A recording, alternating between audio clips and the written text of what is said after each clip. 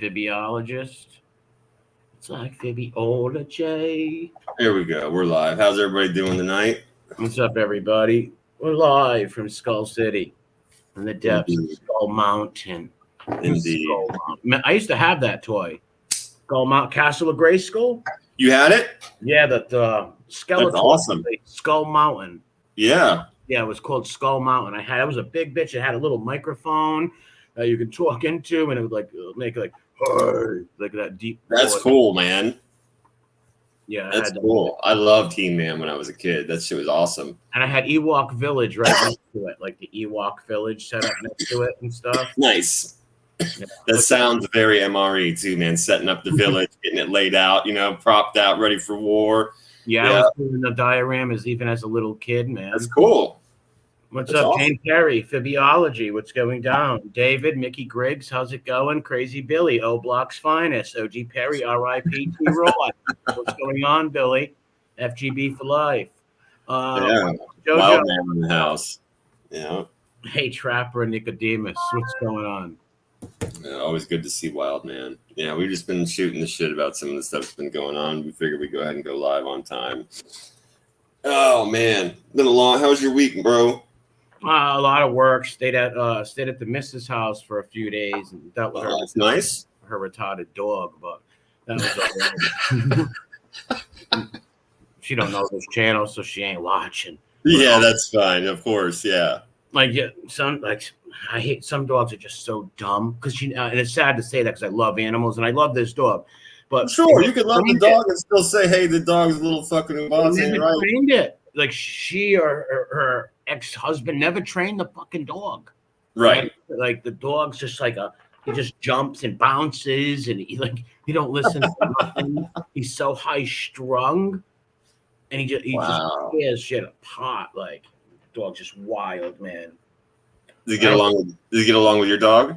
No, he don't. He tries to bite my dog, and he's not a big dog. So my dog would, if he wanted to hurt him, he'd maul him. But my dog's not aggressive towards animals. You know what I mean? Like if a little Yorkie will come up and bite my dog, and my dog will just sit there and be like, "Okay, little Yorkie," he won't hurt the dog. Right. But this dog's a little bigger. He's a mongrel, but he's like half my dog's size, not even. But he's just gone, not trained well at all. He's trained where he don't have accidents in the house or nothing. But that's good. He's still a high-strung dog, not trained very well, and people can take it the way they want. The dog's got a lot of female energy. Yes, exactly. Right, because he's in the house with a woman all the time. That's the dog's job. I get it. Yeah, I've been around dogs like that. Yep. Yeah, and the husband was a beta cuck. Like a total chump clown. Right. He couldn't even I guess he had the dog for a little bit, but dog's just unbelievable. Just jumping and not listening, wreck stuff. She don't even let him in her parlor because he jumps on her couch and she don't like it. I bought this new sofa. Blah, blah, blah. Well, you should have trained him from the jump. You had him for 2-3 years. Right. Train, what the fuck? Yep. My first Akita was super easy to train. I'll tell you why, because I still lived at home, and we had my brother had a pit bull Shar-Pei mix. Wow. And she was, by that time when I got my Akita puppy, she was 3 years old already, 3.5 years old. So she was mom. You know what I mean? Yeah. And that dog basically trained my dog. I didn't even really have to train my Akita. My dog as a puppy was basically raised by my brother's dog and learned all the stuff that she did, So things like the regular commands were very easy. We would say things in front of her.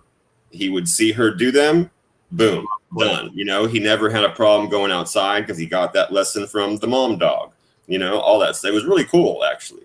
Well, the pack mentality. Yeah, when you've got a dog that's an already trained dog, you got a puppy, that puppy's going to come along wicked fast. He looks up to the other dog and sees what he does, what she does, and he's going to do it.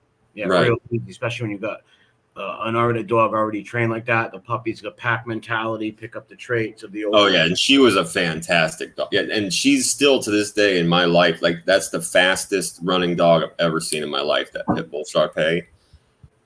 Yeah, that dog was so fast, man. Unbelievably fast. Crazy. Yeah, well, the pits are fast. Right. They move quick for sure. Well, maybe that's where she got it from. I don't know the breeds individually very well, but she wasn't very big. She was like a golden brown.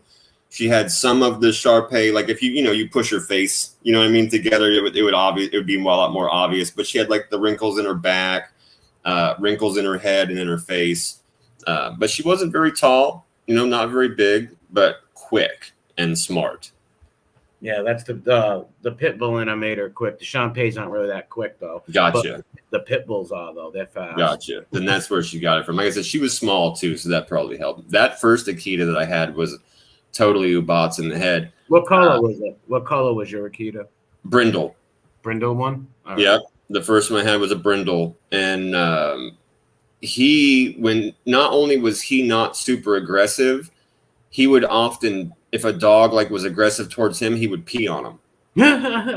R. Kelly. It would just, but it was the funniest thing in the way it was like he marked him or something. It was weird. It was funny. He started doing it when he was small. At first, we were walking through the neighborhood, and a dog rushed to the fence and started barking and shaking the fence. My dog just stopped and pissed on the fence where it was funny, man. He emasculated him. Yeah, and it was an American Akita. I saw a wild man put Akita's Japanese bear dog. Mine was an American Akita though. I fostered a white one time. I fostered a white Akita. I only had him for a month or two though. They're so much fun, man. They're very, very vocal. That was one of my favorite things about that. The Akita I have now isn't as vocal, but the first one I had would literally sit there and look at you and try and talk to you. It seemed like, Yeah. Yeah, they're strong dogs too. Very. Oh yeah, Grant said they are. Yeah, they are. They don't. I had. Only one time I had somebody get really super aggressive with me in my own house. We were still young, and somebody got really aggressive with me, and my dog was on them like stink on shit. Nice. Yeah.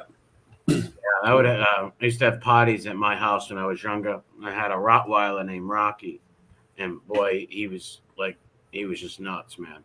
You just walk right out. He wouldn't bother nobody, but if you touched him or if a fight broke out, yeah, he'd be on you.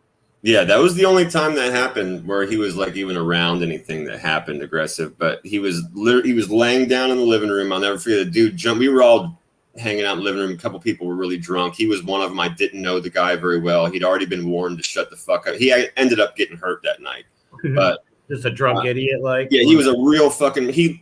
Later, yeah. I mean, I'll skip to when he got hurt because he finally, after my dog, he was like, "Please don't get your dog away from me." My dog was laying on the ground, and he started getting really loud. My dog perked its head up, but when he came towards me and started talking shit, my dog got up and started moving almost like slow motion, walking real low to the ground like a wolf. And then he got right up to the dude and started growling at him and started nipping at him at his thigh, started biting at him and shit. But no, that guy ended up getting hurt. He fucking got up later and he put his middle finger right in my face. And when I stood up, honest to God, I didn't even have a chance to fight the guy. I stood up and my brother and my brother's friend had already both hit him as hard as they fucking could. Dude went down like a sack of potatoes, man. And some drunk people, that's one thing about certain drunks. They'll just act so arrogant and stupid and pick fights with people. And it was dumb. It was dumb. Like I said, we were 19, and he was in our house. It made no sense. That's why I said it was just really weird, man. But as soon as he came toward my brother and my brother's buddy jumped on him, just fucked his ass up, threw him outside in the driveway. Yeah, you go to people's houses, you should act right, especially when you're drinking. For sure. Yeah.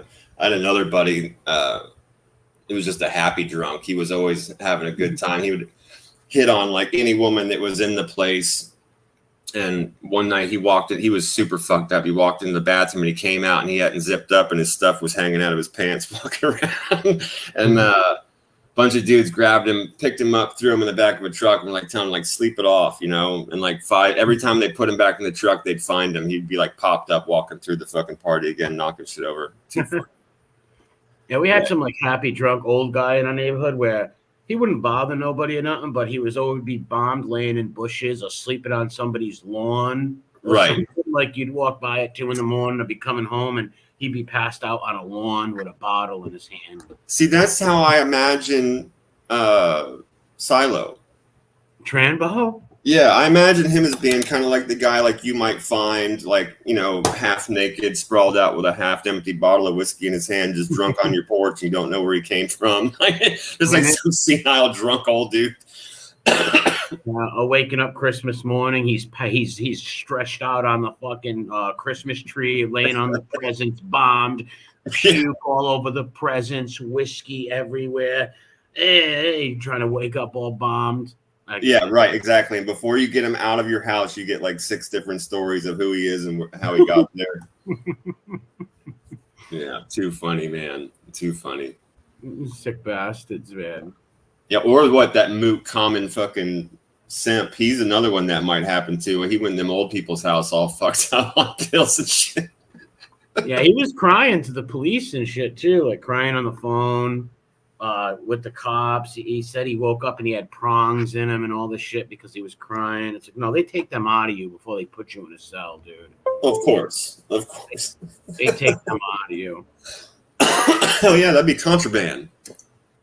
Need you taking those things out and killing yourself or hurting somebody else. Kill yourself, someone else. None of that. They gonna put you in a cell with prongs in you and shit. He woke up. He's like, I got on the phone and I was crying because I was talking to my mom. It's like, dude, you were just crying because you're a baby. Yeah. Oh yeah, some of my buddies that have been doing time since we were teenagers, they've told me about people like that. People that come in there and they just want to get thrown in the fucking bubble, or they want to go to the mental house and shit. They claim suicide and all that shit. Like that movie. Ever see what was that, Shawshank Redemption? The guy's like, I don't belong here, and the gods start beating him and stuff. I remember that movie. Yeah, well, on there was like some banker guy, I don't know, some white collar guy who gets locked up and he's like crying, going, I don't belong here. I'm a good guy. I don't belong here. And the cops beating him with a billy club. Right. He found out it was his day in the barrel. Yeah. Have you heard that federal prison joke about the days in the barrel? No. It's about like work camps, you know, and like these weak little bitches and like people from the government and like millionaires go to. And guy goes in there for like a money crime, banker. And he's scared to death. And he walks in and he sees a couple other guys that he knows. He feels a little bit better. And one of them comes over to him and goes, all right, man, I'm going to show you around. He's like, you know, on Mondays, you know, we all have to go to the shop. We all have to work. He's like, don't worry. You don't really actually do anything. You just kind of sit there. He says, you know, on Tuesdays, we have sports. On Wednesdays, we go to chapel at night. And every single day on a rotation, we have different days in the barrel, right? He goes, but the best thing is you can get your dick sucked anytime you want. You just walk up to that barrel. Yeah. He said, yeah, but the joke, I mean, I'm not telling the whole joke, but, you know, he says, you know, like he gets to the part where he says, you know, you're not going to like Saturdays very much, you know, because that's your day in the barrel. But that's how the joke basically goes, is telling him about you're fucked eventually. Yeah, that movie was good. Yeah. It's like, I don't belong. It's like, what, dude? Like, that's not going to help you. The cops are going to beat you up. What's up, man? What's up, Grant? What's up, dude? Yeah, well, my buddy was telling me that the same one he was telling me about that shit. Like, people come in there, they claim suicide, or you know, they're going to kill themselves, or they instantly say that they're going to try and break out and shit like that, just try and get in the bubble or claim mental problems. He said, but worse to worse, he says, you will actually get put in a fucking mental hospital. He goes, he goes, but it's worse. He goes, because you're in your jail clothes. That most of the time they keep you handcuffed to something and you're under constant supervision. He's like, so the food's not any better, and you're like, unless you're a drug addict, you probably don't want to be doped up the whole time. He's like, so it's 100 times worse. Yeah, they probably give you Thorazine. You're in there with all psychotic mental patients. Right, and they can move, but you're fucking handcuffed to a bar, so that's probably not good for you. No, I wouldn't want to be in. If I was only in jail for like 8 days, 2 weeks, I forget. I was 19, but I was in a regular intake. I would never go in a mental ward, though. Those people like throwing feces at you and stuff. No, I wouldn't want to be with that. Yeah. Luckily, that was my only time in prison, you know, and that was like I was 19 years old. I graduated high school. Like 3 weeks later, I was in the can for only a week or two, though. It was for weed. Yeah, marijuana. Well, I remember. Yeah, you took the shit on the chin. I get it, man. Well, they raided my grandmother's house, and they found 3 ounces of weed, and my cousin was out on parole. They were trying to get me to say it was his. I was like, that's not his. They wanted to get him. Right. We're fucking retards. JPD, always pressing. Like, because the Johnson police don't have no big problems like Providence, so they turn every little thing into a fucking blow it out of proportion, man. Especially back then. Those Johnson cops are fucking assholes, man. Yeah, that's right, John. Yeah, Providence has the real issues they deal with, like those cops deal with real issues out there. The JPD, like, what are they pulling kids over for fucking weed and shit, you know? Like, I remember them putting people in jail for fucking marijuana cigarettes, man. Oh, yeah. That stuff would scare the shit out of you hearing those old school tales of places like Texas and Kansas and shit that were giving people life for joints in the 70s. Yeah, well, California too. I believe the 3-strike law. If you got caught with, I don't know, 20 bag of pot 3 times. Oh yeah, sure. It could be anything. Yeah, you're right. That 3rd strike could be anything. You're right. A shoplift. You could shoplift a 3 Musketeer bar, or let's say I don't know, a shirt that's over so much dollars. Right. Whatever of course. Let's say it's a Yankees jersey worth like $100-$200. You steal some Yankee jersey 3 times, it's life in prison. That's a little too much. Yeah. Get the guy to go to clip, Steelers Anonymous or whatever, Kleptomaniacs or whatever. Right. Yeah, it's like in this room we have the kleptos, in this room we have the firebugs. Yeah, in this room the firebugs, here's the kleptos. They're gonna steal everything. They're gonna burn it down. That's right. All the stolen shit that they accumulate, the firebugs will set it on fire within a fortnight, folks. That's right. They will cleanse everything. Yeah. Ass rapers to the left. So after they light fires and steal, it's ass rape time. Oh, man. Not a good time for the What's up, Steven? Yeah, it's like, well, we were going to light a fire until these freaks showed up. No, what I was did we talk about that last time? I've been watching more of that stuff at work. That creep Dan Schneider. Obsession with feet and these little kids. Last show we were talking about the entertainment industry and like Michael Jackson and P. Diddy.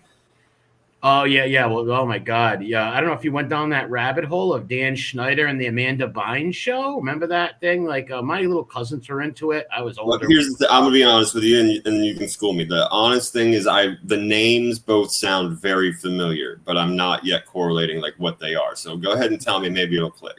Well, Dan Schneider produced these 3 shows on Nickelodeon. One of them was this iCarly show. One of them was It's All That, and the other one was the Amanda Bynes show. And okay, I know the Carly one. I remember the Carly one because I read articles about the blonde like hating her mom and all kinds of shit. Yes, well, when that girl Amanda Bynes was younger, she was full of energy. She was very witty, very sharp on her feet, witty. Now she's like a space shot, dude. She's got this like podcast, and she's a space shot. Like there's nobody home. It's really sad. It's like she's a child star that broke. I think they broke. This girl broke. Like she has like. That's what I'm saying. She's one of the people that was she a child star, and then she was the Amanda. And now she's broken. Well, there's videos of her and like Dan Schneider rubbing her arms. Oh, fucking! He's like a grown up and she's a kid, huh? Yes, and she did this. She made a video one time years ago saying, "My father wanted me to give him a lap dance, so I took him in the room and gave him a dirty lap dance. The dirty pervert." What the fuck? And her best friend on the show was dating Dan Schneider's friend when she was 16, and when she hit 18, he married the dude. He was 38 years old. He married an 18-year-old girl. Holy fuck! The day she turned 18, so it's like, dude, you were with this girl when she was a baby at 15 years old. You sick fuck. Right. Well, right. Okay. So you imagine that, right? It's like you're filling out the license, and people that can do math, right, are looking at the paper, going, "So what? Did you guys meet today?"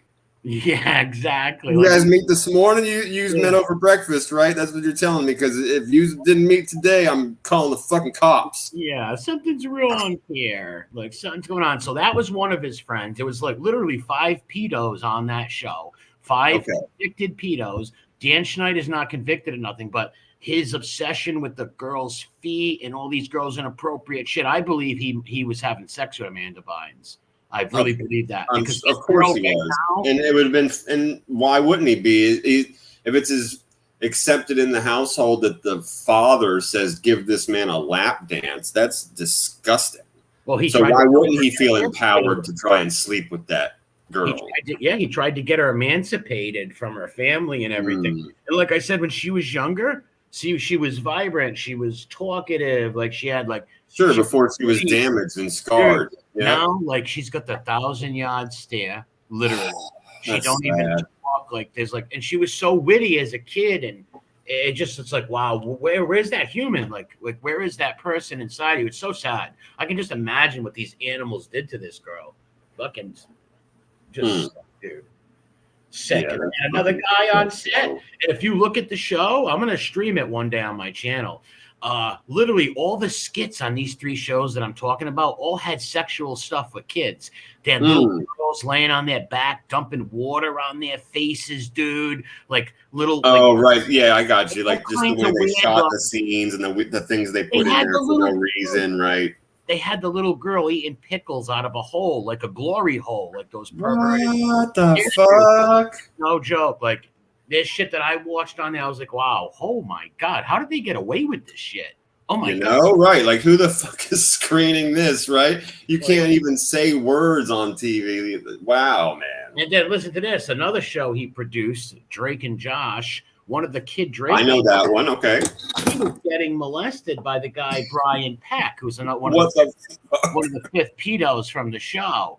And then this kid became a predator when he got older. Most victims of child abuse, most of them become the abusers. Not all of them, but a lot. Yeah, I know. We've talked about that before. That's who are abused become the abusers when they're older. Yeah. Vicious cycle that must be broken. I know. It's somebody needs to eventually get to them and be like, look, man, there's a flip side to this coin. You need to not inflict the pain that was inflicted on you. Don't do that. Yeah. Go after people that hurt. If you need to get this shit out and vent it out, then you need to go the way of Dexter, my friend. Don't be fucking around and hurting people like innocent people. Go after the people that hurt the innocent people. We need a Dexter out there. We need a Dexter. Yeah, of course. I'm all for it. I'm all for that. I wish it was like a warrior priest, like some warrior priest. He kills all the pedo priests out there, and then he starts killing all these pedos and in fantastic ways. Letting them get. I wish they would just set up a fucking a big countertop in town like we used to do when you're going to war. You walk by and be like, "Yep, I'm here to shoot me some pedos," and they just hand you 2 bullets. You know, they're like, "All right, go on down there, do your duty for America. God bless." You know what they should do? I'm here to shoot my 2 today. They should give them lobotomies, honestly. Well, if you get caught molesting kids or raping a woman, you should get a lobotomy where you can't, the brain thing where you can't where you're out of it, you can't hurt nobody, you're in a coma state. Yeah. My buddy a long time ago, he goes, cut their fucking prick off, put it in a bag, say, here, this is for the next time you want to fucking diddle a prick. That's what they do in a lot of 3rd world countries. They'll chop your prick off. In Colombia, you get caught molesting kids in Colombia and shit like that. The neighborhood will come out. Oh, bro, you better, me and you on the same page as That's you. What they need. Listen, you be scared of those mobs, bro. Don't be scared of the cops in places like that. You be scared of the mob that's gonna form and drag you through town and set you on fire outside of the fucking cop shop. Remember in the old days, they would tar and feather people. Sure they would. You need public shaming and shit. A lot of these people, if they knew there was a real hefty punishment, a lot of them wouldn't do it. A lot of them would resort to just, whatever. They wouldn't freaking make those disgusting moves to hurt anybody because they would know. Do I really want my hands and penis chopped off? Yep. Yeah, Orange was a good one. Yeah, that was a crazy movie. It ain't too buku.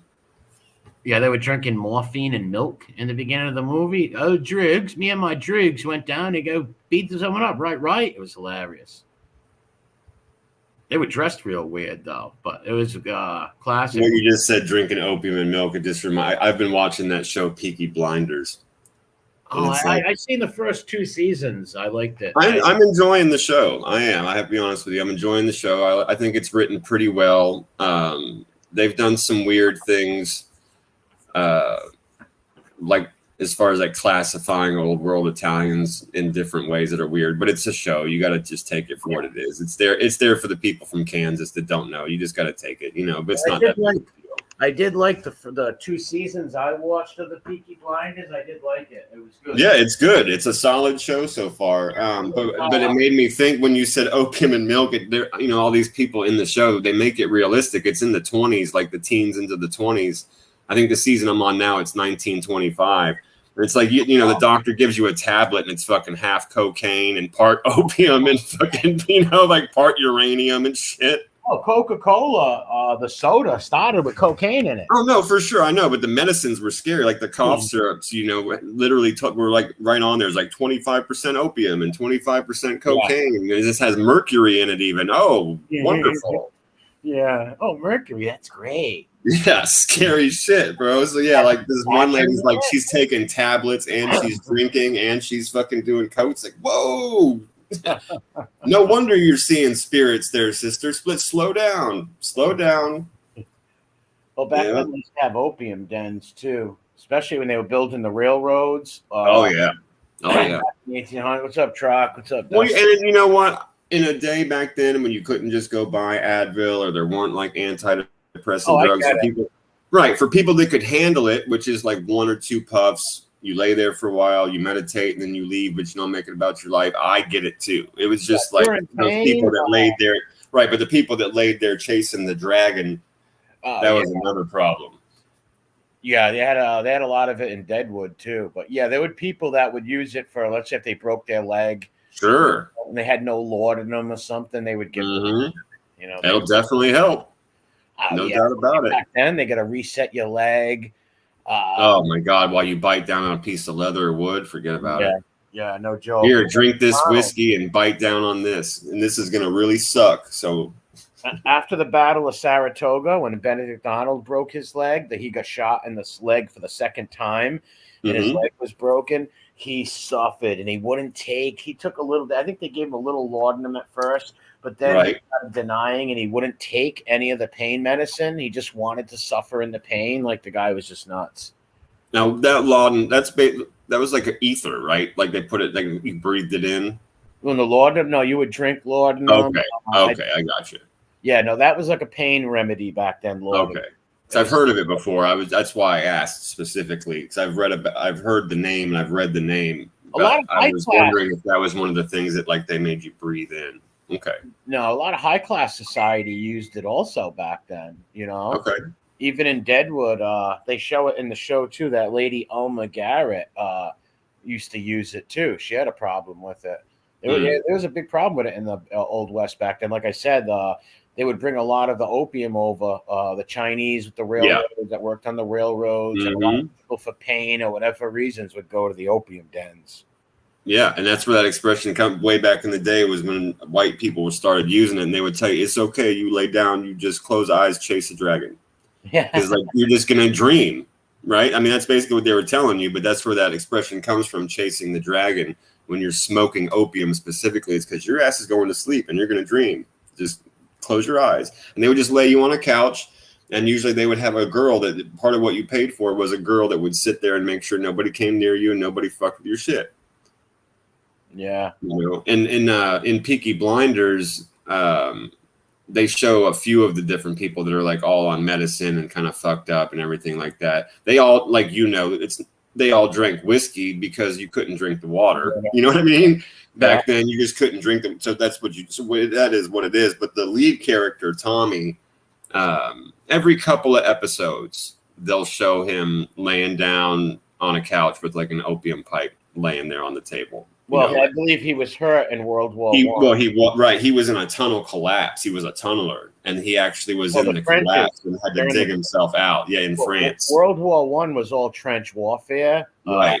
Trench warfare was crazy. It started at the end of the Civil War, and it really picked up during World War I. Going over those trenches, man, crazy shit, bro. Well, yeah, and they talk about it. She's like, everybody was tunneling. He's like, so these people would literally pop up out of the ground like zombies and start stabbing you. Yeah. They were tunnelers, so like they would be tunneling underground, and then somebody else would tunnel into their tunnel. Like, could you? That's just so. Yeah, you're fucked up in the head, bro. That shit's gonna haunt you. You know what I'm saying? Like, oh yeah, people coming through underground, and people come through a fucking wall of dirt and just trying to kill you and shit, and you're fighting underground, no way to get out. Well, it's like the tunnel rats in Vietnam. Ooh, man, with the fucking pistol in front of them and a flashlight. Yeah, a 45, oh my God. A 45 automatic and a flashlight. You go down in those tunnels, and those tunnels were huge. They went underground so deep, an elaborate system of tunnels that were tapped, dude. Why Bob Hope was performing at the USO, under Bob Hope, underground, like a 200 feet, 100 feet underground, they were having little Vietnam friggin' parades and parties too. They were celebrating. Crazy shit. Yeah, right above them, man. Yeah, that's wild, bro. That's wild. But yeah, that's you. But you're right, though. That is why, and that's why I was saying it's like he in the show, he's not like a full blown addict or anything. But you can see every once in a while he goes in there and he takes his medicine, and they show that as part of the show, which I think is pretty cool. Yeah. Yeah, I believe he's gypsy. I believe they're gypsies. Yeah, his mom was a gypsy. Yeah, so they're related to the gypsy families in the area, and then they marry his. He has this is you saw this. See, I think it was the first season or the second season. You said you saw both. In those seasons, the main character Tommy, his younger brother John, comes to him and says, you know, shit's been fucked up since my wife died of whatever it was, you know, consumption, the plague. It was something nasty. He goes, you know, the kids, I can't control them. You know, he's like, I'm young. My kids are all over the fucking place. He goes, they need a mom. So I've decided to marry, and her name was Lizzie. And everybody in the room laughs because she's a prostitute. They're like, no, bro. No. You're not marrying Lizzie. That's a joke. You're not doing that, right? And he gets all pissed off and won't talk to him. Well, one morning they all go and they pick him up, and he's like, what the fuck's going on? He's like, come on, we're going to a party. And they end up on the fairgrounds of the gypsies. And basically the gypsies, they make a pact with this local, they were already knew each other, but they had bad blood. So they made a pact with the gypsy queen that the gypsies would provide one of their unmarried girls, and they were going to marry Tommy's brother off. So when John shows up to the fairgrounds, he's looking around. He's like, what the fuck's going on? They're like, it's a wedding. He was like, okay, cool. Let's get pissed. And they're like, no, it's your wedding. He's like, you motherfuckers. You know what I thought was pretty cool about that? How they put the razor blades in their hat. Like that. Yeah, was cool. They were swinging their hat at people. Mm-hmm. People with the hat. That was pretty cool. Yeah, I thought so too. The drunk brother who's the fighter. I liked him. Yeah. What was Arthur? Yeah. I liked his character. He was like the older drunk brother who would like beat everybody's ass and shit. Yeah. Character. Yeah, good characters, man. Yeah, and he was there too, right at the gypsy wedding. They were telling John, they said, you're getting married. You know, of course you're going to hold your breath. As soon as he saw that the girl was beautiful. You know what I mean? She was absolutely gorgeous. Dark hair, dark eyes. She's a beautiful gypsy girl.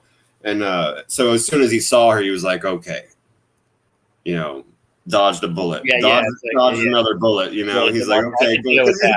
He was right, though. And in that day, you were right. He's like, you know, your kids need a mom. You're out here in the street running around like a gangster. You could die anytime. Yeah, they needed a mother. Yeah, Sons of Italy, great point there, man. The Chinese that settled in Deadwood, it was called Chinese Alley and Noah's Lot. Of the opium in Deadwood, including the underground tunnels underneath Main Street. Yes, that's right, Sons of Italy. Yeah. Cool. I love Deadwood. History is awesome, and Sons of Italy lives near Deadwood. He's been where Wild Bill was killed. He's been to the cemeteries and all that. I watched that show, Deadwood. Yeah, I did. On HBO. I used to love it. Yeah, I did watch it. It was a long time ago, but I did watch it. Yeah, I loved that show. The way they spoke and the Shakespearean, like, I don't know. They used the English language so. Just you enjoyed the way it was written and stuff for the time, and they really nailed it. I got you. That's cool. It was epic, man. An epic series. I wish they would have made season 4, but they never did. It was just really good, man. Yeah, it was a good show. I remember it. Yeah, it was a long time ago, but I did watch that. It was a good one. Yeah, I used to watch that every week, man. I used to love that show. It was badass history. It showed like how the town people, like how they had to like form their government and how they had to like then sell out to Hearst and the big dogs when they come in with the money and all that shit. Yeah. And Hearst brings in the Pinkertons. It's just really great. Great shit. I'm listening. I'm just getting up to go grab a drink. They don't really put good history shows out no more. It's pretty fucking limited, man. And unfortunately, media is fragmented to the point now where Napoleon, people aren't exposed to things unless they look them up. You know, it's like, and how are you going to know about it to look it up if you haven't learned about it yet? It's a problem. It's an issue. Napoleon was terrible. That movie was so. I told you when you were talking about it, you asked me if I was going to see it, and I said, I saw the trailer. They blew up the pyramid. I'm out. Yeah. That made no. Why would they ever make a scene where Napoleon would fire cannons at the Great Pyramid of Giza? Do not ask me. He brought the most sophisticated team of savants that had ever been put together up until that time to go there and study and document absolutely fucking everything. And it's because of his care. Yeah, he's the father of Egyptology. Literally. Yes. Mm-hmm. And it's because of the care that he took with those people that he employed. He did things like he took people that were still in college, but they were the absolute best at what they did. So he brought them with him. And he preserved thousands of items. They dug out the Sphinx. You can start there. The Sphinx was buried when Napoleon showed up. Stone. They took the Rosetta Stone where you can translate. Yeah, they found the Rosetta Stone. Yep. And he would have never. The French gave it their best try to try and translate it. The English ended up doing it for them, but they did their best job. But either way, they still found it. They found a lot of absolutely amazing locations too. But they also found. Go ahead. But if anybody knows history, him shooting at the pyramids would have never happened in a million years. Yeah. But they also found the Alexander sarcophagus. That was the last thing I was going to say. Yeah. Oh, okay. Yeah. But him it's like, why would he do that? And number one, the Battle of the Nile didn't happen near the pyramids. It was like half a mile away. Of course not. And he wouldn't shoot at them anyways. He would never shoot at them. Never. He's going to do that. Nope. They preserved everything. You can, like I said, that you can just start with the fact that he knew where stuff was. He knew where to look for certain things. He knew his shit, man. He went there on purpose. He didn't even have to go there in the first place. Yeah, they butchered it in the movie though. I bet. I took your, like I said, I didn't see it. No personality. He had no personality. He was just some Bader cuck with no personality. It was just terrible. Terrible. That's a damn shame. Then they had him there when he Mary Antoinette, the queen, was getting her head off. They got him watching it. He was in Toulon at that. He wasn't there. He was stationed in Toulon. He wasn't even in fucking France when she got her head chopped off. Just stupid. Yeah. Yeah, and that doesn't even really fit his. And they jumped. They would jump in scenes too fast. It was just terrible. Right. It sucks, man. It's a shame. And I thought it could have been good. It could have been really good. They could have done a fantastic job. They had the money. They had the people. I've been hearing about Gladiator 2. I don't know how true it is, but they're making it. Apparently, they've already built the giant Coliseum or whatever. Will they make Maximus trans? I'm worried about that. If Maximus is going to have long red hair or blue hair, on his nose or something. Yeah. It's, I don't know. It's like, come on, can Hollywood bring in one of the female Avengers to defeat everyone in the Coliseum? Yeah. They'll have a 5'2" hot girl kick everybody's ass after she rips a tiger in half. Yes, after she kills the bear with her bare hands. Girl power. It's like, give me a break. Yeah. And she's like, give me a break, and not give me a break of that Kit Kat bar neither. You know what? As of movies I've seen, I would never say all movies because I don't have that knowledge. That would sound stupid. But of all the movies I've seen, since they've started remaking movies and putting woke bullshit and replacing the casts with women and making the men stupid, the worst one I've seen was the Ghostbusters remake. I know, that was pathetic. That shit from start to finish was the most unbelievable garbage, bro. Okay, here's where I have to focus in on this. This is my huge main thing that set me the fuck. I literally stood up and started ranting while this movie was on in my house. When they pulled out the fucking little tool that's supposed to like locate ghost energy in a room, and it started spinning. It was pink and it looked like a vagina. No way. Oh yeah. Yeah. And I wasn't even the only one that noticed it in the room. Like I was one of 6 people or 7 people in the room that noticed it at the same time. I was just the only one that stood up like a psycho and started fucking ranting about it. It was unbelievable. It was even down to the shit that they wore. Like the one dude that was in it was basically born retarded and couldn't chew gum and walk at the same time. They were constantly being like talking down to him, treating him like a more. It was unreal, bro. Jojo, I couldn't agree with you more, dude. That sucks so bad. All that is pitting the races. They just want blacks and whites to hate each other. That was just pitting races against each other. That was stupid. I don't even know why they had to bring all that riot stuff into that. It made no sense. It was just terrible. Terrible movie. Made no sense. The guy Dickie's got like his gun on his head. He doesn't even shoot the guy, and it just all was stupid. It was terrible movie. Mm-hmm. Terrible movie. Yep. Terrible. I agree with you 100%. I didn't even watch the whole thing. Sense. And even like, all right, number one, the guy Dickie in the movie was good to the black dude. Like, was good to him. Why would the guy turn on him for no? It just none of it made sense. They were all shooting at each other. Oh yeah, and the wife's all into ditsunes and shit on the low. Yeah, yeah, of course. It was all bullshit. They got to put that in. And there's like bullets flying by these guys' heads, and nobody's getting killed. It was just pathetic, man. Yeah. Like, stop fucking making these movies and trying to pit people against each other. Fucking goofs. Yeah, or just intentionally try and make one side look better than the other on purpose. Yeah. More powerful or strong or sexual or whatever. It's fucking ridiculous, man. Yeah, that's what Operation Paperclip and Operation Mockingbird's all about. Controlling your media and what you watch. Let's face it, most people are fucking stupid and most people are followers. Why do you think we have trends and shit like that?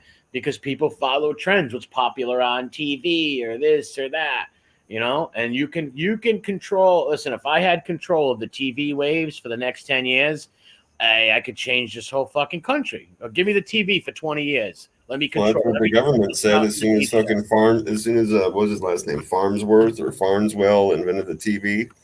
As soon as he did that, the government was already working on ways to form propaganda around classic, what the vision or the brand of classic America was supposed to be. And when they saw the potential of putting a video machine in everybody's house, they knew right then that they could visually show everybody the lie at the same time and get everybody living in a fucking alternate philosophy reality, which is you think, the world's peachy and there really are perfect things out there in the world and everything's all grand. No. That's propaganda. And that's what TV has always been. It is always fucking entertainment in general has always been fucking propaganda. And I love plays, I love theater, and I love music and movies and books and all that stuff, but you still have to be very, very conscious of what it is that you are watching or reading or listening to. It's like it's like the best thing I can say is like you have friends that listen to music and like they'll literally look you in the face and go, I don't really pay attention to lyrics. I don't know what they're saying. It's like, bro, you realize what's being fed into your brain right now. This song's about doing coke and people's faces going numb and banging whores and all kinds of. They're like, what? And I'm like, yeah, bro. He's like, I don't want to listen to this no more. See, that's what I'm talking about, bro. Be conscious. Yeah, designed to program you. You're right, Grant. Amen. That's exactly what it's about. That's why, but if people like if it was legitimate, like if it wasn't all controlled, and like normal people could make wholesome good movies and shit like that, and that was pushed, but only the one side is being pushed, degeneracy and filth. Well, right now, what we're on is a perfect example. Look how much they hate Christians. Like, look how much they hate Christians in Hollywood and all the propaganda. Christians are bashed constantly by comedians, everybody. You can't bash Islam or Judaism, right? But you can shit all over Christianity, every denomination, from Protestant, Catholic, Baptist. You can shit all over Christians and Jesus. But you say anything about Jews or Muslims, and you're fucking right off the air, man. What does that Well, tell right. you? So, well, here, let me say this. It means they're To pushing that point, let me offer 2 points real quick. One, they're not counterpoints. They're just in addition to that. One, Islam will come and blow up your office for drawing a picture of fucking Muhammad. So that has a lot to do with that, I think. No, it does. But here's the point: is then don't do none of it. Don't make fun of any religion. No, okay, hold on. But 2, Judaism, we know that there's a lot of that in entertainment. That's going to be a big no-no that can ruin your career. I get it. Now, the Christianity thing, that's basically what's left when you have to fight through entertainment, the king of cool, right? Because you have to be able to have the cool person smoke the cigarettes and do the drugs and shoot them up and be the spy and be the gangster. Those people can't live by Christian values, therefore they can't be cool. You get where I'm going? Yeah. So it's like that's the one that's left over. So they're not counterpoints to what you're saying. I'm enforcing what you're saying. I'm just giving kind of what I think a reason for that would be. I don't think necessarily. I think that maybe if they knew Christians were going to show up at your office and set fire to your fucking living room for doing that, then maybe they might think twice. Well, not all. Well, you've got a point with the but not all Muslims will set fire to your office and nothing. I think they personally target Christianity. You know, they shouldn't target no religion, but they purposely target Jesus, Christianity, all that stuff, and it blows my mind. I don't know why. Like, why? Did you include Catholicism in that? Yeah, all Christians, anybody. Okay, I'm just asking. Okay, because there's a lot of denominations to that, so that's why I asked. Yes, yeah, a lot of denominations to Christianity, but I'm saying they shit on all Christian denominations, every single. Right, that's what I was asking. Right, gotcha. You know, yeah, and I don't disagree with you. Like the lady Sarah Silverman. Oh, stop! Don't even get me started. She's a fucking disgusting trash pile. And call G or make fun of G and all this stuff. It's like, wait a minute, you won't say that about any other religion. She's just gross too, man. The reason I'm not taking away from what you're saying, I just want to add in there while talking about this person that the reason I didn't like her to begin with is because she's one of these gross vagina fart joke comedians. Like, just says the most disgusting, foul fucking thing that a person could say and then expects you to like laugh out of awkwardness. I don't think that kind of stuff's funny. Yeah, Dustin, yeah, you should be able to criticize all religions. I agree. But if you're going to just put out Christianity and don't touch no one else, I got a problem with that. But yeah, you should be able to criticize anything, you know? Of course. Yeah. That's my rule with stuff like that is like, you can change the station, right? You know, whenever it's anything offends you, I realize you're talking about the swath of the entertainment industry, which is a different issue, right? No, it's a different issue. I'm just saying, but I'm just talking about the free speech element of what you just said. If you don't like something, change the channel. Right? People can say what they want, but don't isolate one particular religion. No, I agree with that. I agree with that. You change the channel into another hating Christian movie. Right. That's the issue that you're dealing with. Right. Yeah, that's what I see everywhere with these comedians, with the media and Hollywood and movies in general. Like all the time. They try to pit people against each other. That's 100%. That's the whole name of the game in this country. Degenerate music, or like you said, Sarah Silverman. What a degenerate lady! Well, she talks about equal matter, and it's absolutely disgusting. It really is. One, Amy Schumer. That lady's not funny. Not funny at all. Like, what the fuck? How is this possible? I agree with you so much on that. It's like, how do people know who you are? You are not funny. You're uglier than fuck. Like, what is happening in this universe? Why are you on the television right now? 100%. And there's another one too that I don't remember her name, but she's always on these like roasts and stuff like that, and she's always talking about taking 100 black cocks and all this kind of crazy shit. She's kind of fat, but she's always on the roasts too. But she's another one that's just the most foul-mouthed, disgust. And I got no problem with fuck. I love it. Like Andrew Dice Clay and other, like you can say fuck every other word. I grew up in the road with fucking people. You know what I mean? Like I grew up in the 80s and 90s. I'm a street kid. I totally get it. But don't be disgusting. Like that shit is foul. Yeah, it's not funny to say my vagina is ugly and smells. Lisa Lampanelli, that's the one. Carmela said, yeah, Lisa Lampanelli. Bro, she is an absolute fucking pig. She is a pig. Yeah, I don't know her. Gross, man. She is gross. It's like Sarah Silverman type, like always talking about fecal. She's worse. No, she's worse than Sarah Silverman. Yeah, Sarah Silverman's like the, vagina jokes, the fart jokes. Yeah, it was funny. Lisa Lampanelli's like, I took 10 fucking. She gets very explicit. Really? Oh, yeah, I don't like that. It's over the top. Bro. Listen, there are funny women. Like Joan Rivers was funny, man. I don't give a fuck what anybody says. Joan Rivers was a funny comedian. So was Betty White. She was funny. So was Betty White. Yeah, but women talking perverted and disgusting is not funny. It's not shocking. It's just gross, Mm-hmm. Like those women, I think they let these dirty comedians who just talk about filth come up purposely, like because they're not funny. Like, what's funny about the leather special with Amy Schumer? Dude, there's nothing funny about Amy Schumer. Every single time I've ever seen her, it's pathetic, bro. It's not. There's nothing funny about it at all. Nothing.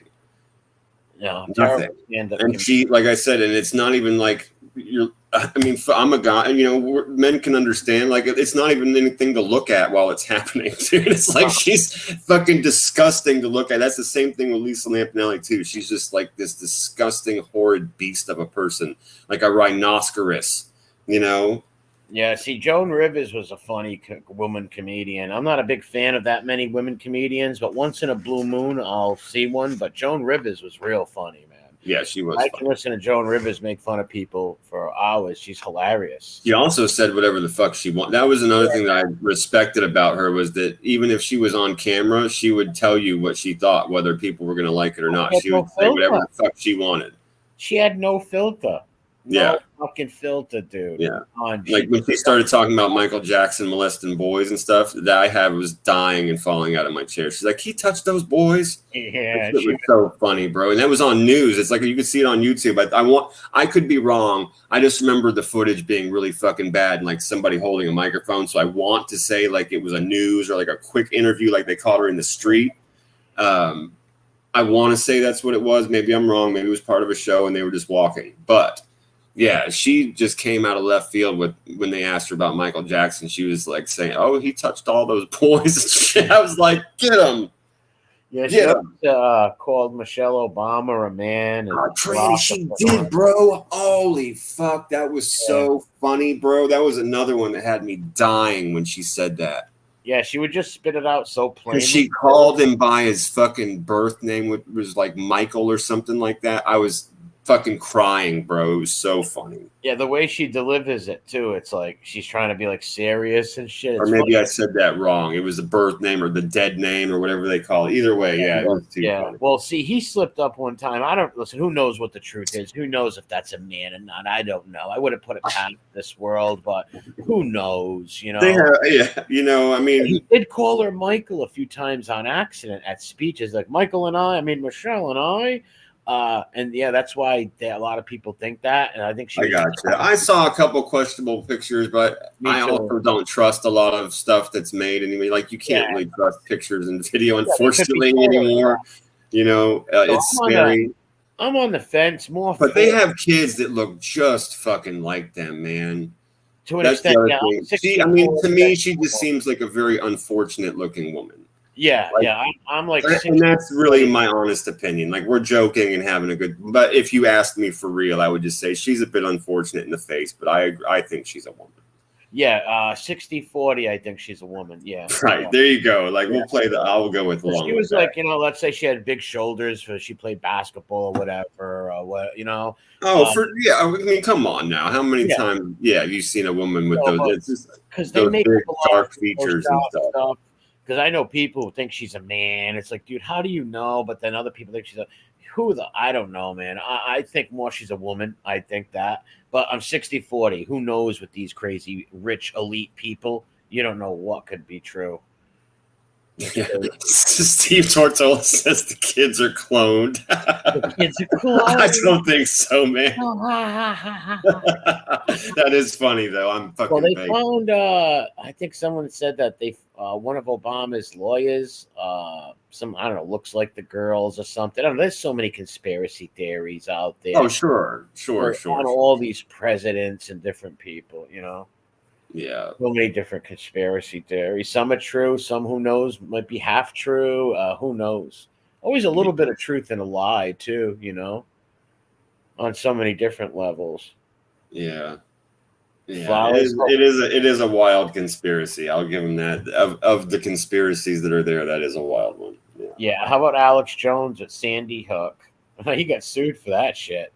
If you're asking me my honest opinion, I think that was super real. Fucked up. I think that was super fucked up of him, bro. And of course, it was real. And it's like it's an unimaginable tragedy. Those poor people when they went through with psychopaths standing on their front lawn. I don't think Jones did it maliciously. I think he's just a conspiracy nut. I honestly think that he has serious mental problems. That guy has like psychological and emotional issues. Yeah, he's nuts. I think he truly believed it was a hoax and said it for so long where they actually sued him. Yeah, it was super fucked up. There was people following those families around and coming to their house and calling them liars and your kid doesn't exist and all that. It's super fucked up. I'm not answering this. Yeah. They were going to their houses and I can't imagine the pain. Yeah, I can't imagine. That's terrible, man. Yeah. But that guy, I guess he made a terrible mistake. Yeah, he's a nut. Some things he says is on point though. Some of the shit he says, but a lot of stuff he's just crazy. Some of it's classic too. Like I'm with you. I've heard you talk about it before, and I always laugh. It's one of the things that just drives me batty that people believe, and that's like the reptilians. Yeah. I'm like, bro, come on, really? like really, bro? Like, no, no, 1,000 times, fucking no. Bots, fucking no. I'll watch David Icke until he starts saying the Queen and Philip or reptile people. Then I'm like, wait a minute.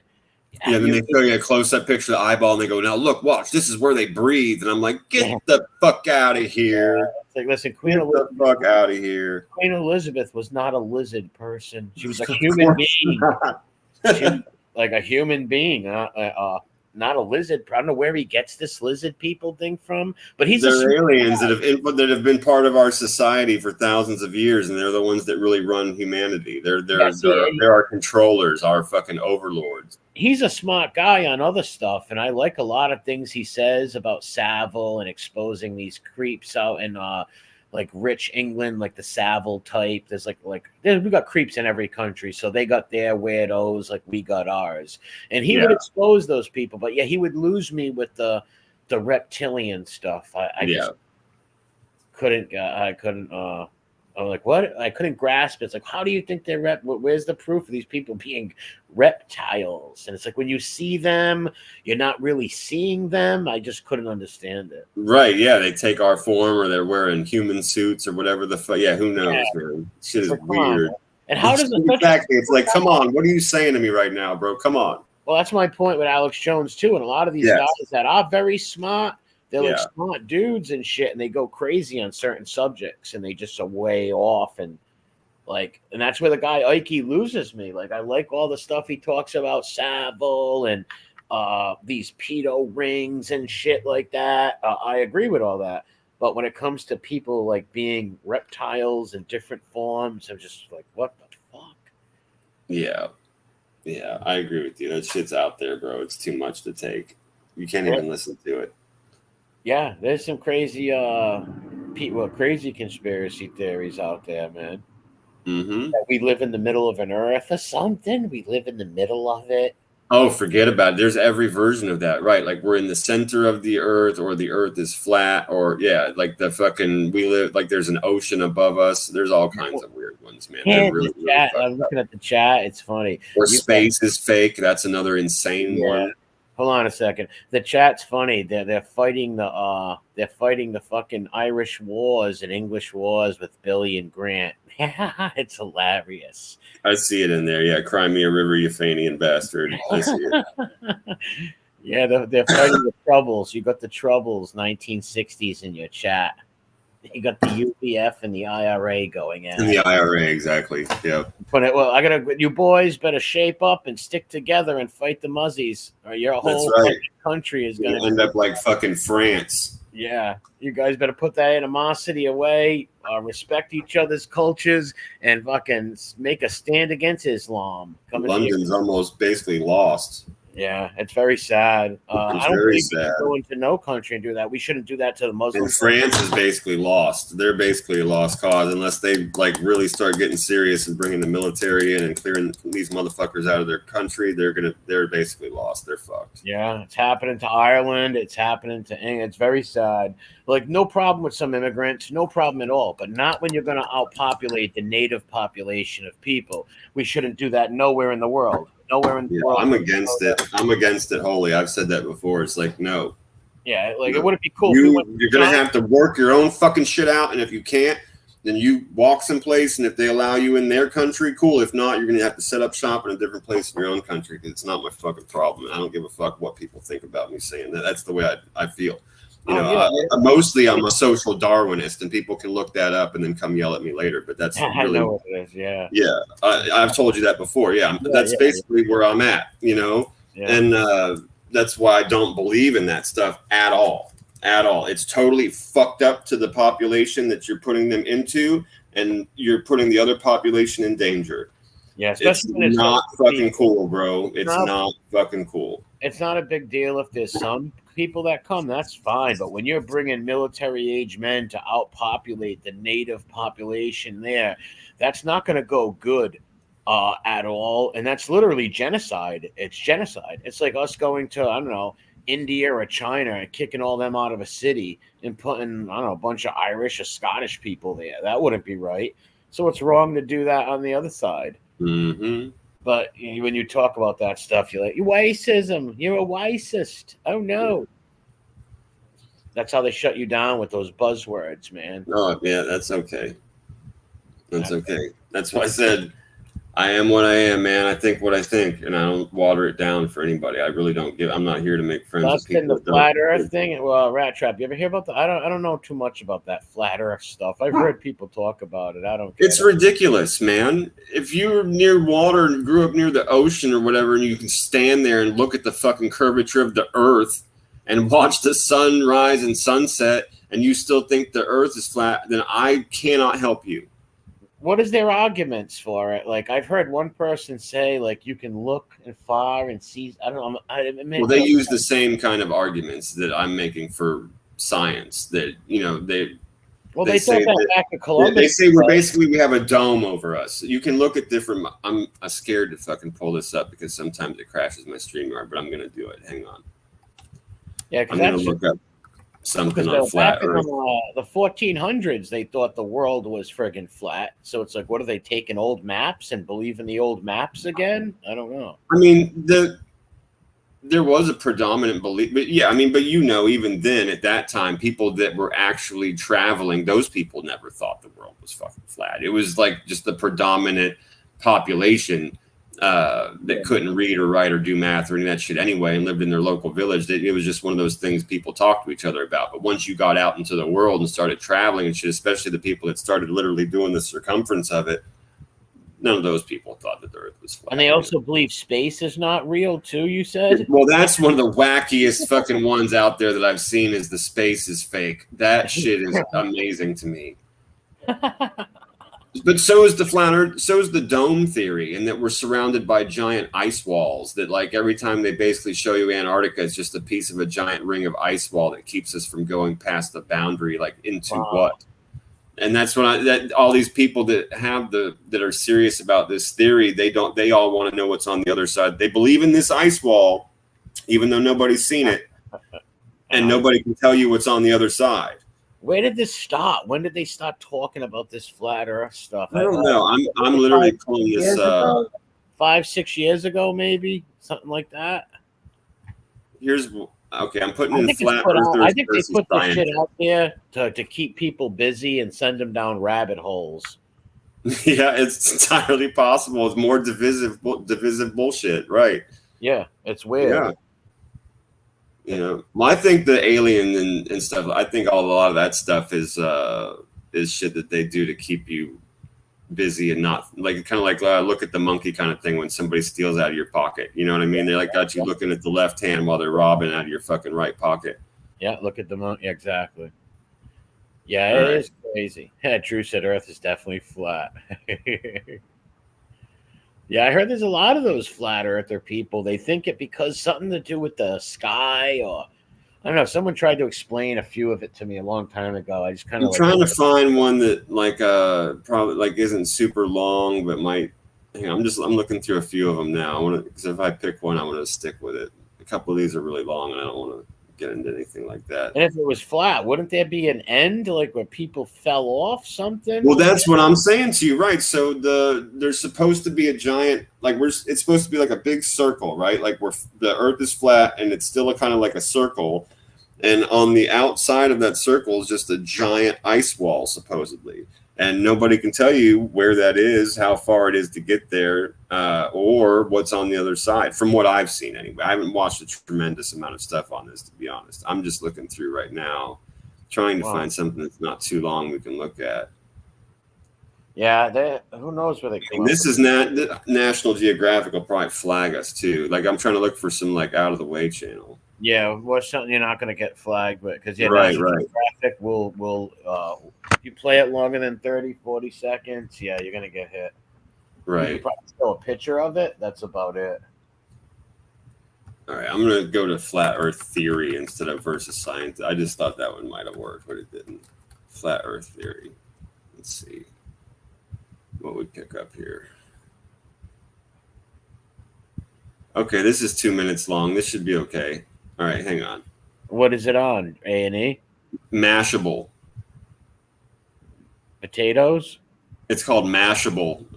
No, it's like one of these info channels. No, you'll be good. Yeah, and plus I figured we can stop it or whatever and talk for a second. Yeah, no, that fair use too. It's fair use, and we'll shout the channel out too. Right. Okay. I'm gonna let this commercial play first, real quick, and then. And give them a like too. Hit like on it. Variety of networks with YouTube TV. Try it free. Terms apply. Bullshit. Nobody cares.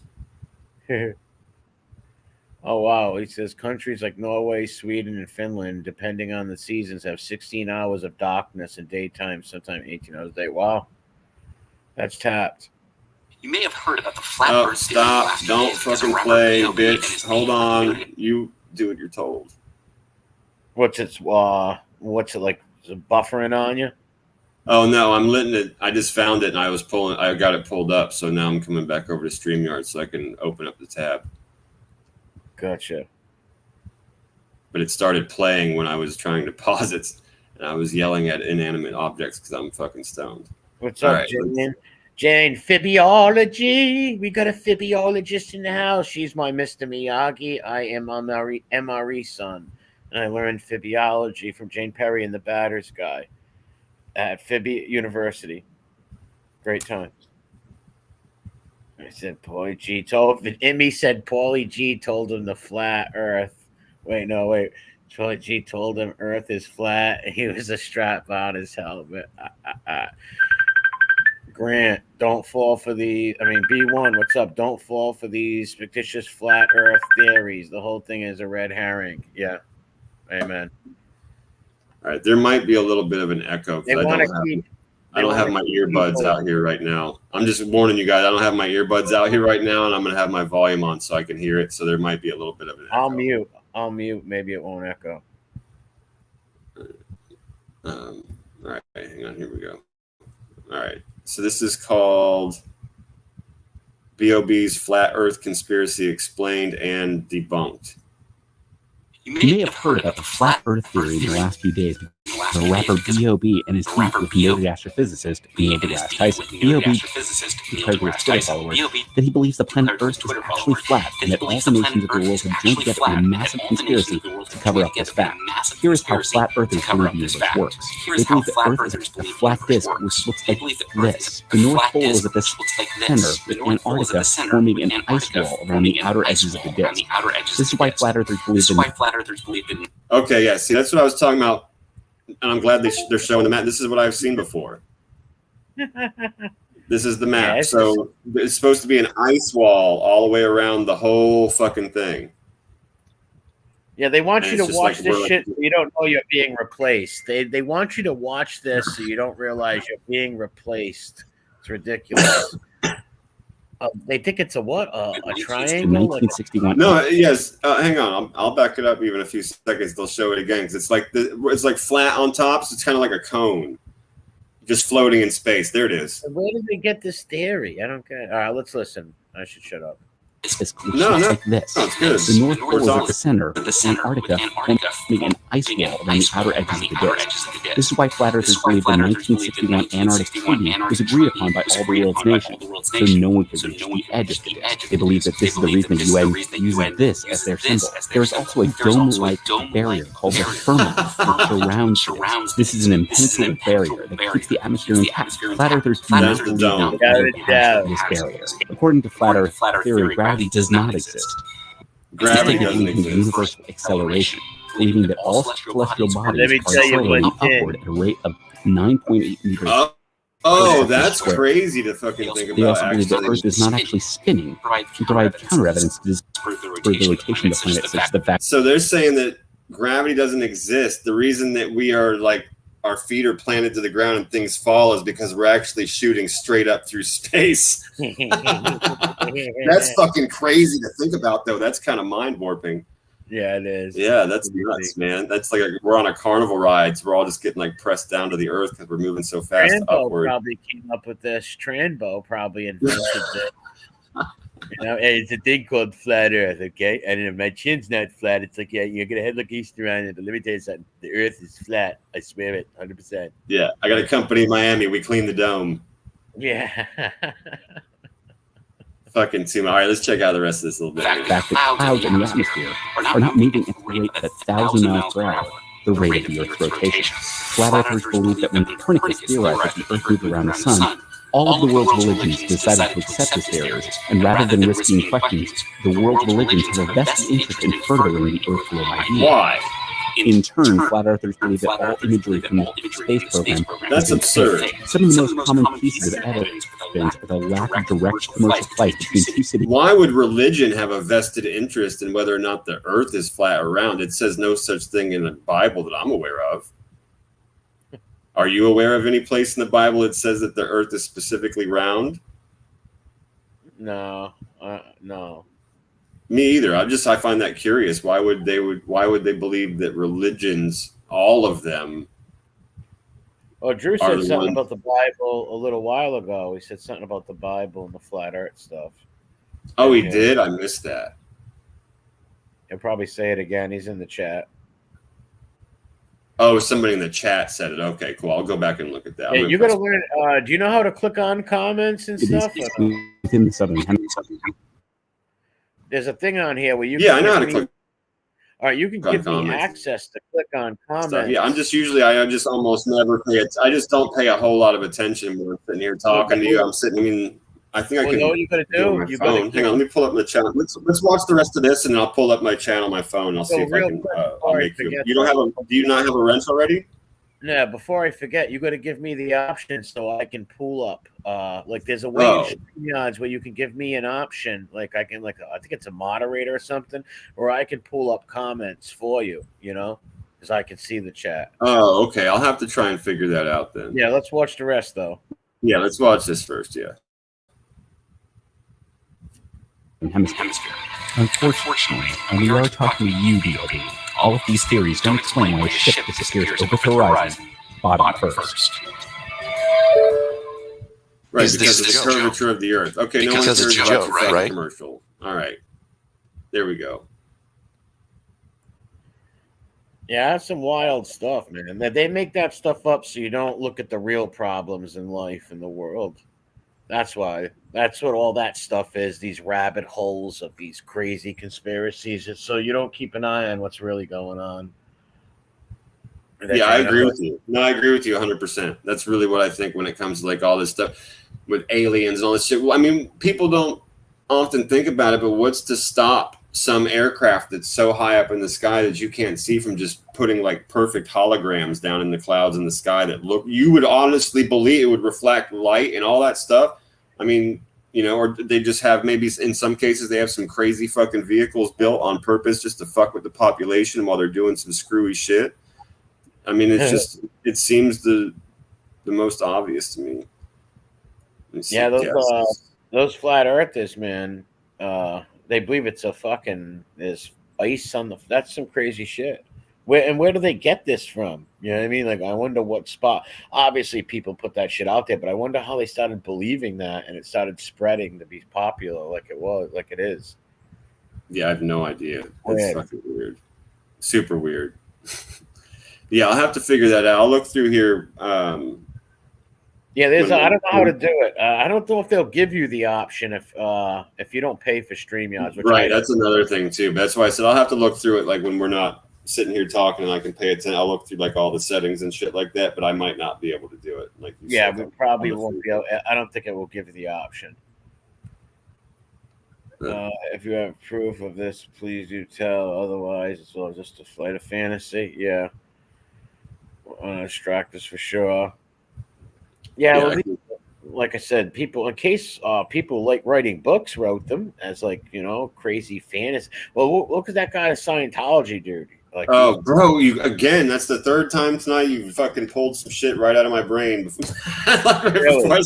Yeah, I swear I was getting ready to say the same fucking thing as soon as you started talking about fantasy writing and shit, bro. And yeah, so many people he got to believe his stuff. His science. And he told him he was going to do it. It was like Larry Bird. He literally told him, like, I'm going to dribble twice on the left and then shoot it in the fucking basket over your face. Have you ever seen? He literally told. He said, if you want to start a religion, you really want to start a religion. He's like, you got to write a really, really, really good story and keep it fucking tight and get people that believe in it. Will spread the word, and you will have a religion. And he did it. Who's crazy? Have you ever seen David Miscavige, like who took over the church after he died? That's why that name sounds familiar. His wife is like fucking disappeared in a tower somewhere. They say, right? Listen, Miscavige is one of the creepiest dudes I've ever seen. I watched an interview, the only interview first and only interview he ever gave. He gave it to Ted Koppel, I believe, one of those old dudes.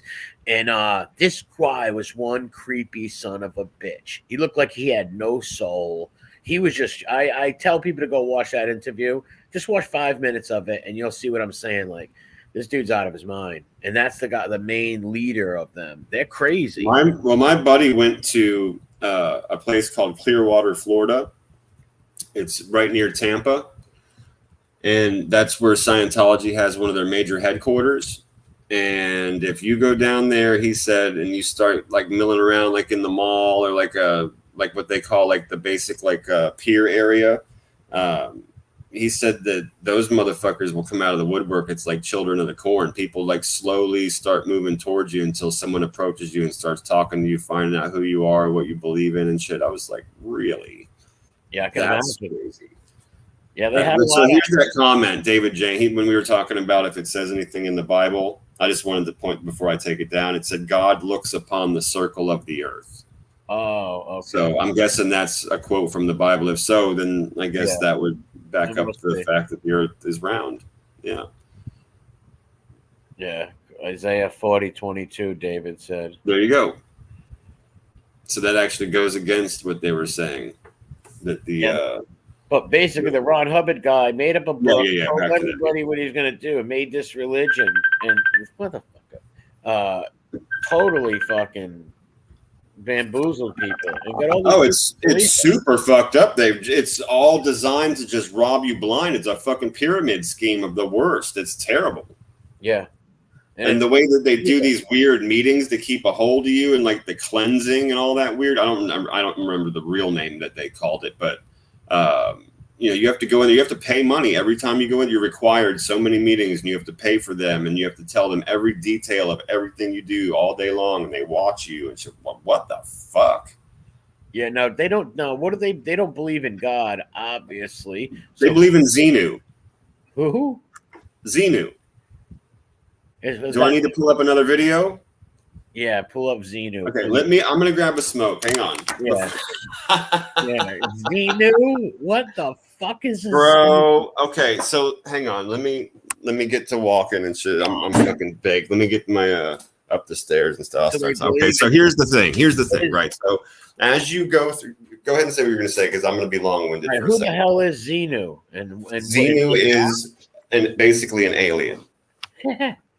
And the earth is full of souls that are cycling over and over again. Like, I'm gonna have to show you the video. It's gonna be hard for me to explain, but basically, like, all the souls that are here on Earth have been here forever and are from a different planet.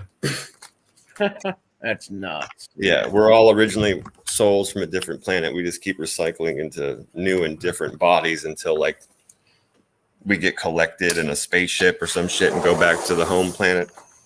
And that guy wrote that, and these people believe that shit. Wow. Forget about it. That's crazy. Yeah, galactic overlord. That's a better way. See, Wildman says. That's a better way to say it. Yeah, he's a galactic overlord. There's like big wars and everything. It's a big long story.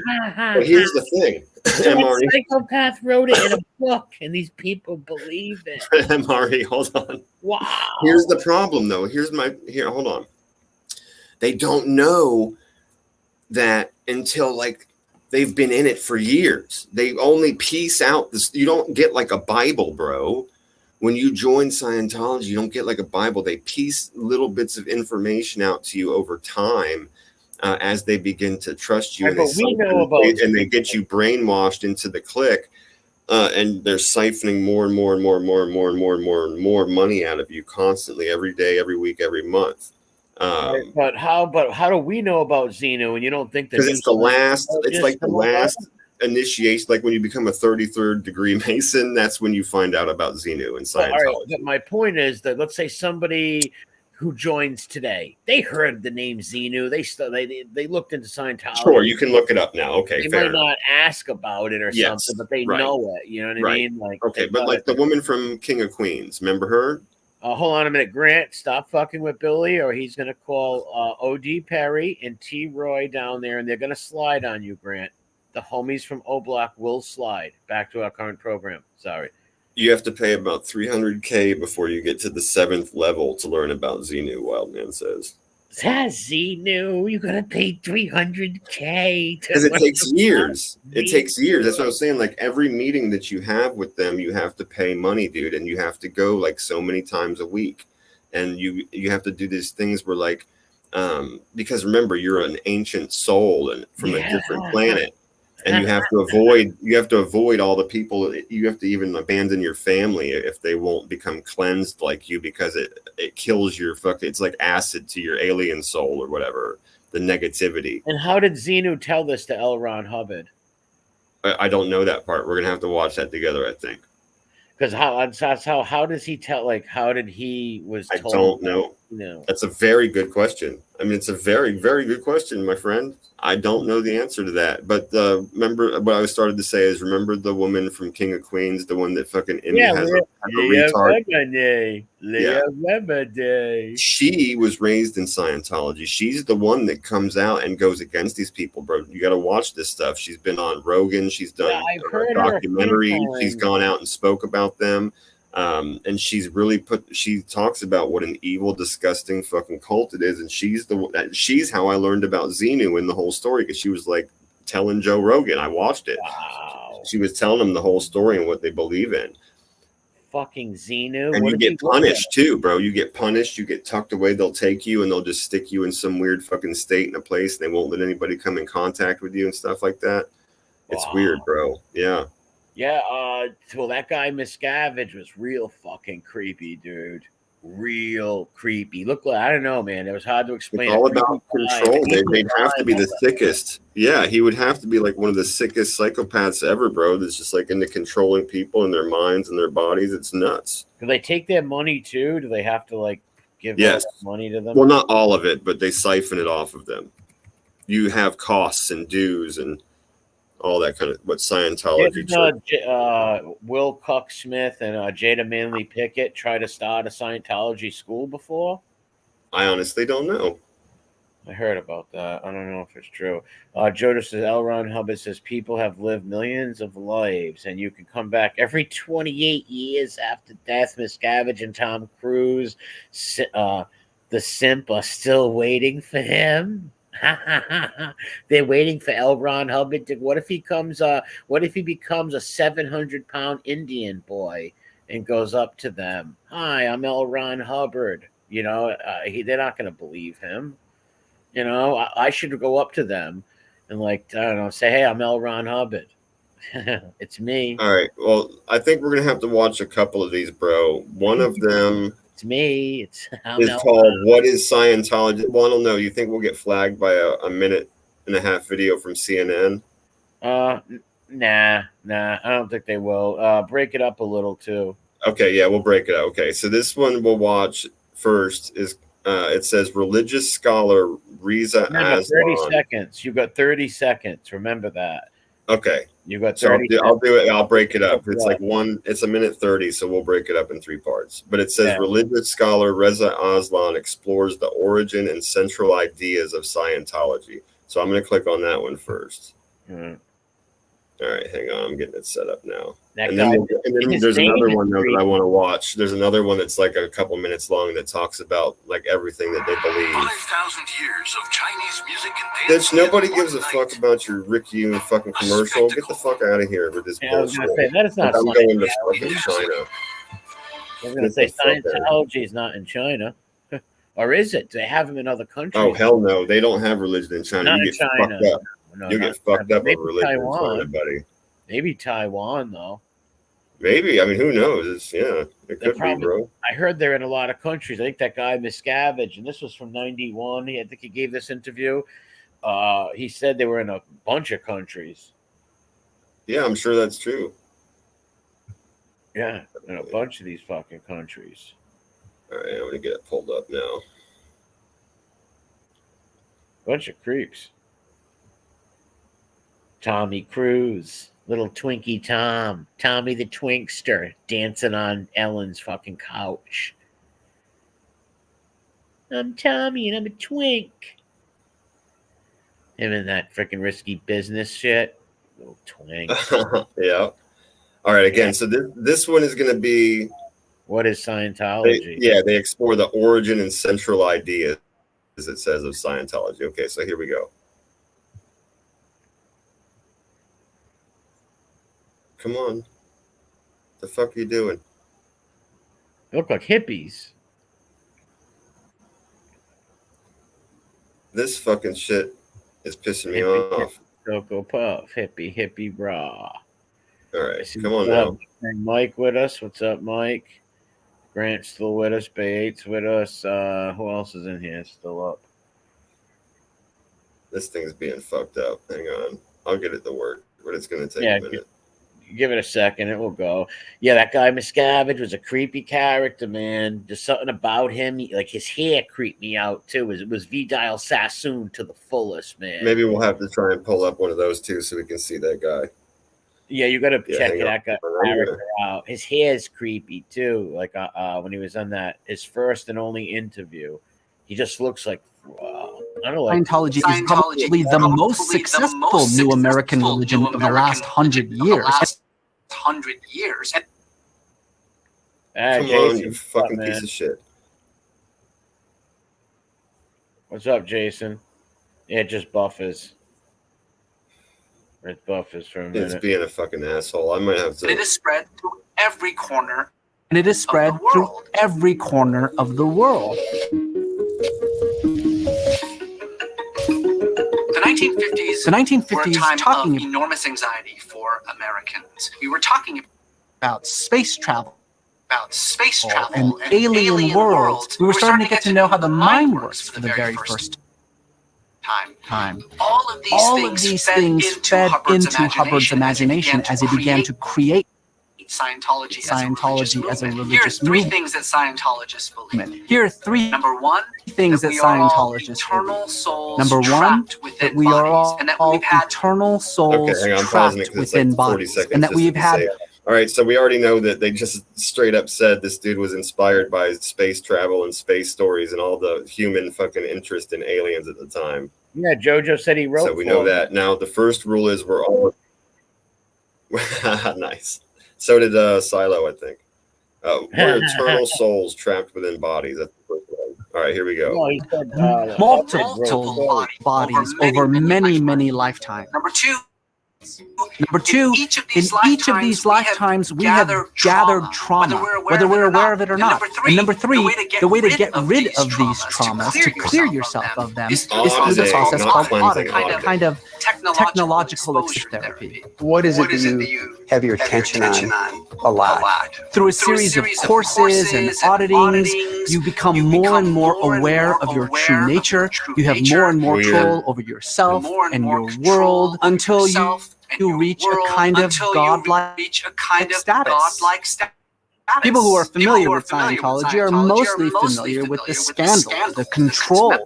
That's the guy right there. No, that's not Miscavige. No, this is David. That's not him. That's him right there. That's Miscavige right there. Right, this guy right here. Yeah. Okay. Yeah, that's him. Did you see those stupid fucking metal time machine poles from Napoleon Dynamite that they were holding on to? Yeah, they also hold these little electric things in front of them. It's like, I don't know, a little wand they hold that gives electric that goes through them and heals their pain, even though they don't know it's pain. It's some weird. Yeah, it's cleansing. You're holding onto these metal rods, and it's cleansing trauma from your past lives. I can just see Napoleon Dynamite holding it, going, "It doesn't work. It doesn't work. Turn it off. Turn it off." or you're the poor bastard from Ghostbusters, like sitting there next to a chick, and the guy's got a crush on her, so he keeps fucking zapping you. That's too funny, dude. Yeah, and you're paying $10,000 to be there. I can see Paul Smoke sticking it up his ass. Absolutely. That's why there's flies on all the doorknobs in Gunsmoke's house. Yeah, he's rotating. All right, hang on. This one only has a few more, so we'll play it out, and then I'll pull up the next one. Hang on, here we go. Members, Scientology is at a crossroads in its history. If the church can learn to give up some of that control, in 100 years from now, it might be one of the great religions of the world. Yeah, right. I don't know. They're not going to give up that control. You got to be fucking out of your mind. Ever see that movie, Less Than Zero, Mike? Yeah, that's good. That's a Doberman's in that movie at the end, I believe. I'm not sure, but that was a good movie. Yeah, this Scientology shit's nuts. Miscavige is a sicko. How many celebrities are members? So many, because that's part of the problem with it's become a fucking Hollywood centralized cult. They know that's where the money is, and that's where the people that are like emotionally damaged and shit are, and they make it a thing like, if you're not part of the group, you don't get only the most dedicated are told the secrets of level 3, in which Scientology's history of mankind is finally revealed. 75 million years ago, a tyrant named Xenu ruled the Galactic Confederation, a coalition of 76 planets. One of these planets was Tigak, which we now call Earth. Tigak. The Confederation was suffering from an overpopulation problem, so Xenu had billions of people drugged and sent to Earth. He placed their paralyzed bodies around volcanoes, into which... Say what? It looked like Trambo's chin, Xenu, that green thing. It looked like Trambo's chin. The galactic. This is crazy. He had 76 planets. Yeah, 76 planets he was king of. And Tigak was the ancient name of Earth. This is crazy, dude. Yeah, I'm going to back it up. Hang on. I got to hear all that shit again. Hold on. Here we go. Yeah, only the most dedicated are told the secrets of level 3, in which Scientology's history of mankind is finally revealed. 75 million years ago, a tyrant named Xenu ruled the Galactic Confederation, a coalition of 76 planets. One of these planets was Tigak, which we now call Earth.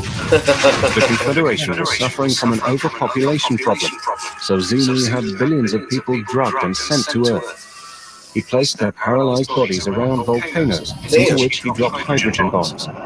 With the bodies now blown up, only the souls, or as Hubbard calls them, thetans, were left. What? So they wouldn't try to return. Xenu captured these thetans and implanted them with ideas like religion.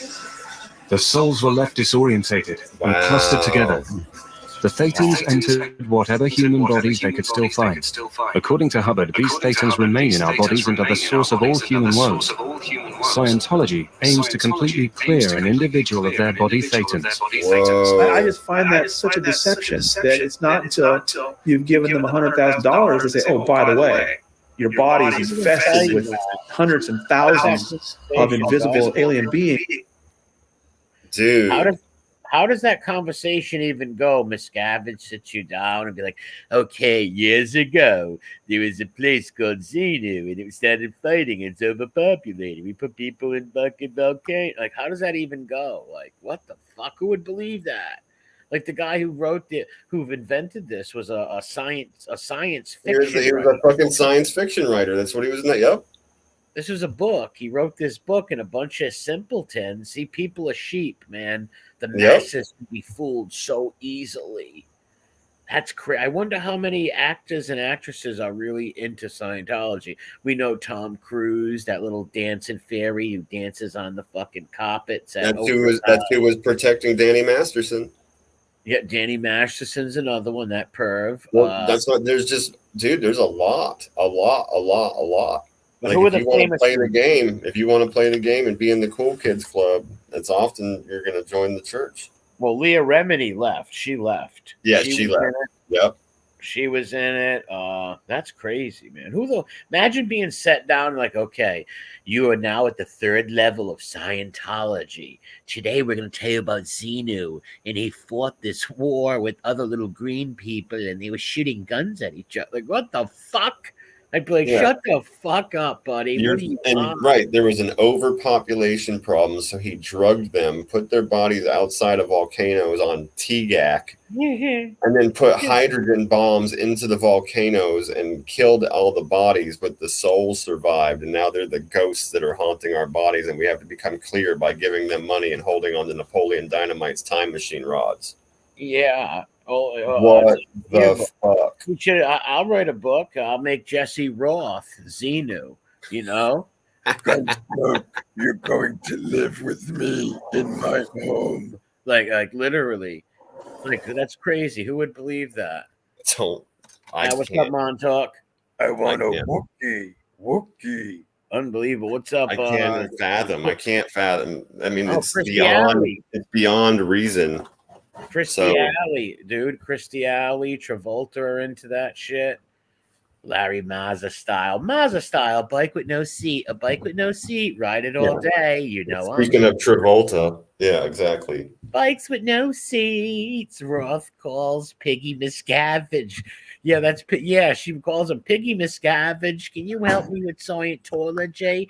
Well, I'm an atheist, though. Yeah, Piggy Miscavige. That's a great name. I'm going to start calling Piggy Miscavige. Piggy Miscavige is 14 people fooled that he's an honest guy with integrity. Honor thy wife. Piggy Miscavige. What's going down? Oh, my God. Give me enough money, you'll reach the next level. Yes, give me enough money, you'll reach the next wrench. Yeah, exactly. There you go. You will become members only. What's up, Teresa, Sharon? What's going down? Little Piggy Miscavige. Piggy Miscavige bled one day. Piggy Miscavige, we think, is A. Piggy Miscavige took a ride in the ambulance. He did hoid. Piggy Miscavige loves his coke. Maybe he smokes crack or dope. Not sure. But what's going on? Tinfoil time. Jeffrey Petriarca the Fifth. What are you doing, Jeffrey? Fibby. Fibberino. Fiberace. Fibberelli. Happy days. These are Fibby days. Our Fibby days. Picture of coming out. 1, 2, 3, 4. 3 o'clock rock. Telling stories around the clock. I took Chris Trock's family members too. Can you imagine the sad state of affairs for somebody like Fibby, like when they walk into a party? They instantly realize that, like, there's no fucking way that they'll ever be able to, like, hold a conversation or get a girl interested in them. So I wonder here's a good question. I wonder how many lies instantaneously go through Phoebe's head when he walks in the door and sees her. It's like a wheel of image, like who I am, right? Wheel of identities and wheels of stories Should I be a CIA? Should I be a CIA spy tonight? Right. Should I be a rich oil tycoon's child? Exactly, dude. Exactly. That's what I'm saying. Am I? You can't relate to anyone. You know that who you are. You at least feel like that, all small and little on the inside. So you just instantly start lying. Exactly. Could it be an astronaut's child? Could be. But all the pictures burnt up in the horrible house fire that killed his abusive mother. Yeah, great. It would get deep quick. That's the problem with people like him. It would get real deep quick. Do you think L. Ron Hubbard? Do you think L. Ron Hubbard was a fibiosto? Was like fibisms, told lies? Evidently. Oh my God! Could you imagine? Many people he told this lie to about Xenu. I think a fibby or a silo is just like the appetizer to get you warmed up to have to deal with somebody like Hubbard. The conversations and like the long con that guy had to be playing 24/7 to be around those weird wide-eyed cult members that were just siphoning him money, and he's like talking to him about Xenu and shit all day. Could you imagine? Wow. Well, I wonder what Tom Cruise was like sitting next to those guys when they told him about Xenu. Oh wow, really? Like, what a goofball. What an idiot. Or here you go. Say you're a fan of L. Ron Hubbard's sci-fi writing, and then the next book he comes out with is a Bible that's supposed to be taken seriously, and you're sitting there just confused as fuck. Like, what the fuck? Right. Like, am I supposed to believe in the other ones too? Did that stuff happen? What the fuck is happening? Man. Yeah, that's fucking weird. Yeah. Fucking weird, man. Wake up like in Back to the Future, and he's standing over your bed in a fucking spacesuit playing Van Halen through headphones. Brainwash time, motherfucker. It's Brainwash Wednesday. Yeah, it is a brutal cult. Yes, it is. And happy Mother's Day to all the moms in here. Happy Mother's Day to anybody who lost their mother. Make sure you go bring flowers to your mom's grave and stuff. But yeah. Anybody that believe that shit is creepy, man. You're gonna be crazy, or I don't know. Like if someone that's just wild, right? That's what I was telling you. I couldn't do it justice, man. I'd only seen a little bit, and I'd heard Leah Remini describe it on Joe Rogan, but I wasn't doing it justice. I'm glad we watched those. I would laugh in their face if they told me about Xenu and of course, bro. It's like I'm taking you. Could you imagine the documents you have to sign so you can't sue them when you find out? Like the weird shit you have to sign is like NDA. You probably have to sign an NDA every time you go there. I would imagine, like when you go there to get fucking audited so you can eventually be clear. I bet they make you sign an NDA every time. Yeah, but listen, they did find out about the Xenu shit. So how are people still joining that, knowing there's a guy named fucking Xenu? That's great, right? I think that's right. So we were talking about that. You asked that the first time, which was a great point before we even watched the video, right? And we found that in 2 seconds. So if you were gonna get approached, right, by someone from that church, and you were literally, maybe you didn't know anything about it, and you were seriously considering going, if you watched that shit, what the fuck? Yeah, you're going to be suspected at as hell. Like, well, come on, give me a break. How could you possibly, with any kind of reason or thought or intelligence, go, well, I guess maybe. Yeah. I think more often than not, you're dealing with reason. You are dealing with people that can think, regardless if they're on drugs or have emotional problems. These people are just like, well, at the end of the day, all the directors I want to work for only hire people from this fucking church, right? Yeah. The major agencies, 85% of their roster belongs to this church. So I guess I'm going to go on a church picnic today. Yeah, most of them probably don't even believe that shit. Right. They just know it's the way to succeed, and maybe sleep over Tom Cruise's house and watch him run around with a tinfoil hat, Well, and I have to say, man, between the two choices of fame, like if you could either, pay some money to read bedtime stories or get cornholed by Diddy. Oh, sign me up for Technon. What's the planet? I'm wearing a Xenu t-shirt. Yeah, for the Xenu. Sci-Fi conference day, bro. Yeah, I'm naming my dog Xenu. I'll put it that way. It's Xenu time all the way. Right. But if those are your two choices, fucking Those are my choices. Camp Molestation or fucking Camp Xenu, bro, I'm going to Camp Xenu. Yeah, my listen, I believe that little green men walk the earth. God bless Xenu. Yeah, no doubt about it, bro.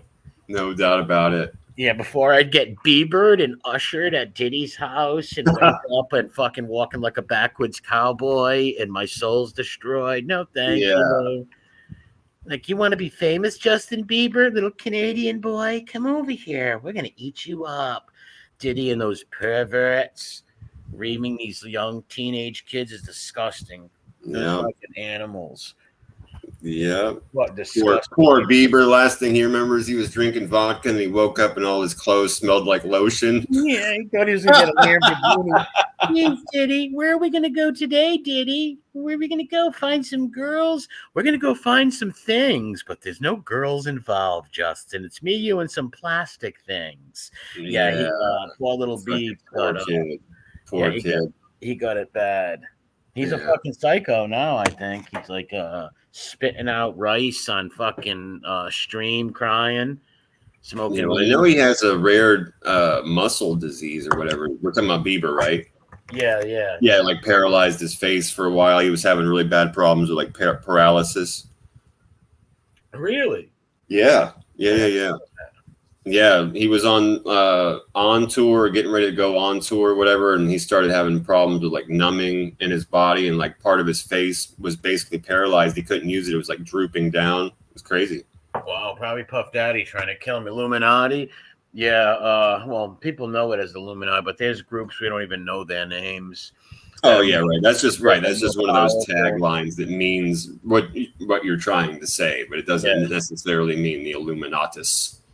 Yeah, there's the Illuminatus societies. There's Skull and Bones. There's so many different secret societies out there, from Freemasons and all these. I don't like secret societies personally.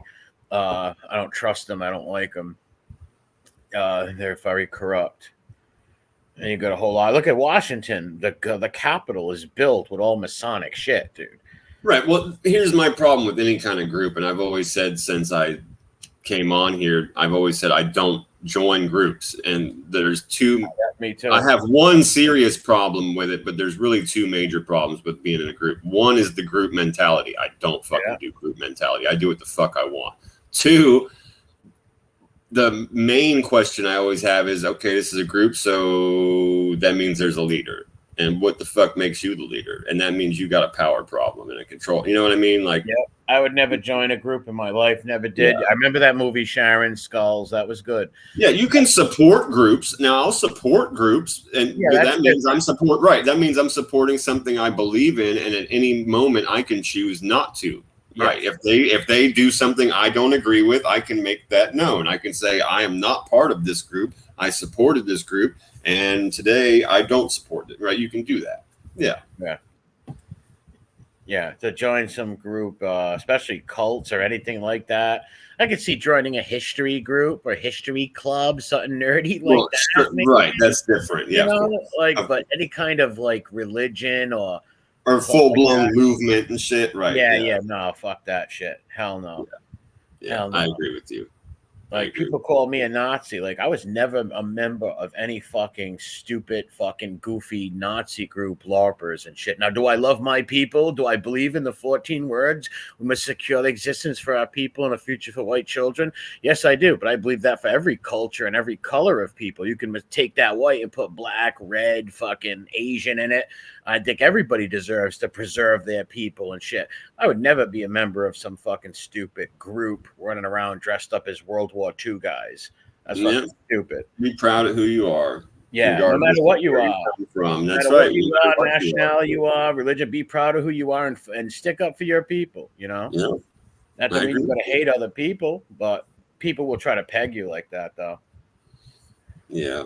But joining any kind of group is stupid because you're right. Group mentality, thinking, the whole nine. Yeah, it's not good. It's just not good, man. You get in. Look at Jim Jones. In the group mentality, you get a lot of the NPCs that are instantaneous. They're only there to jump on a side, and as soon as anyone that they view as having any kind of like look at Jim Jones, or like even being like a step above them, it becomes a gang mentality where they're listening to them now, and anything that they say, they're instantaneously willing to take a side, and they're ready to take a side, and that's dangerous.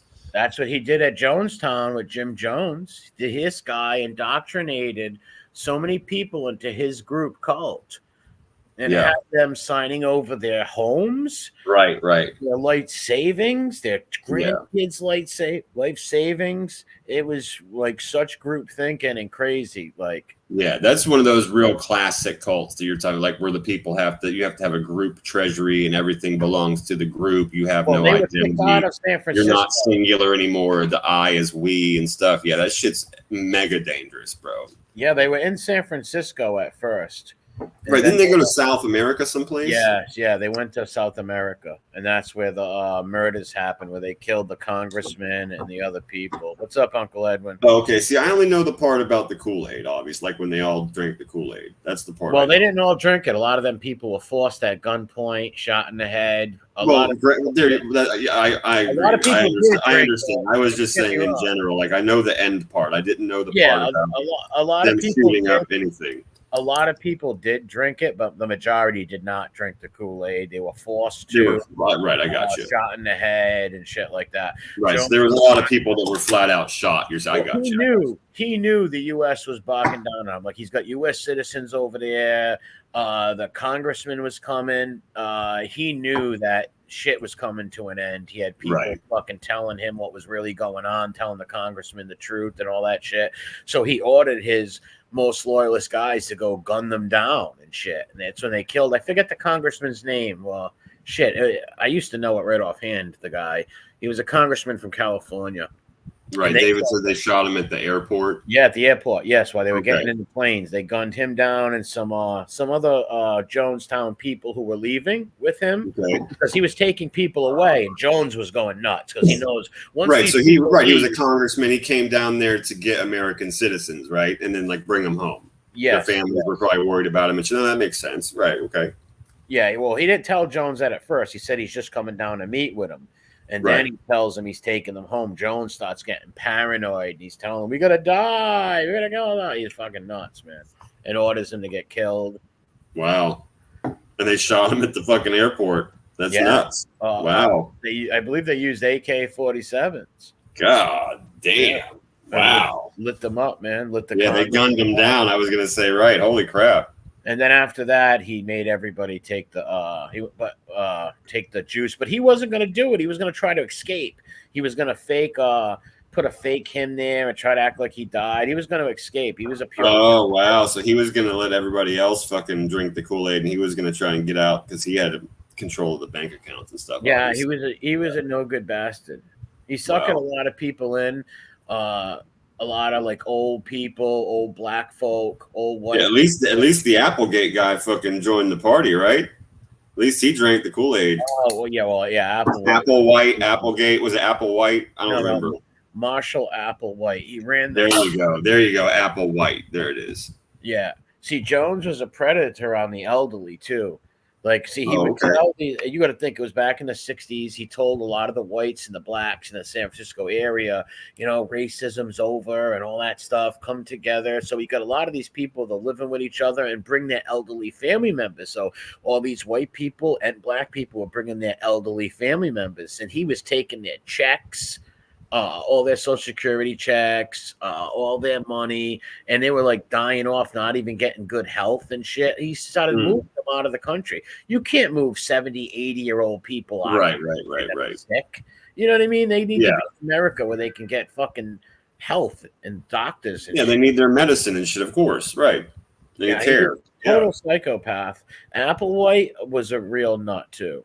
Yeah, it's a different kind. That's what I was saying. That one joined the party. He drank the. He really believed his bullshit. Apple. Yeah, there was a spaceship coming by Earth to pick them up, right? But they had to be their souls. This shit's whacked out, bro. Jones was a charlatan. He was a charlatan and an egomaniac. So was Applewhite, but Applewhite was going to die with his people. Yeah. He was a real pervert, man. He was he? I didn't know that. I knew that he was one of the. I heard, or at least in the one that I saw, that that's one of the, also another classic cult where the people signed everything over, like they all owned everything as a group. And there was like no I, it was only we. It was all about them. And then like I say, the one part I remember is that there was a spaceship that was supposed to be coming by Earth at a very specific time, like traveling somewhere else, and their souls would get picked up if they died at the right time. Yeah, it's not a new thing. You can go back to the 1800s. You know how many people thought the world was going to end in like the year 1900, 1889 was the end. Oh yeah, over and over again. It's happened several times. It happened so many times where so many people would sell all their shit. There's been cults going on like that, crazy cults going down since the beginning of time, man.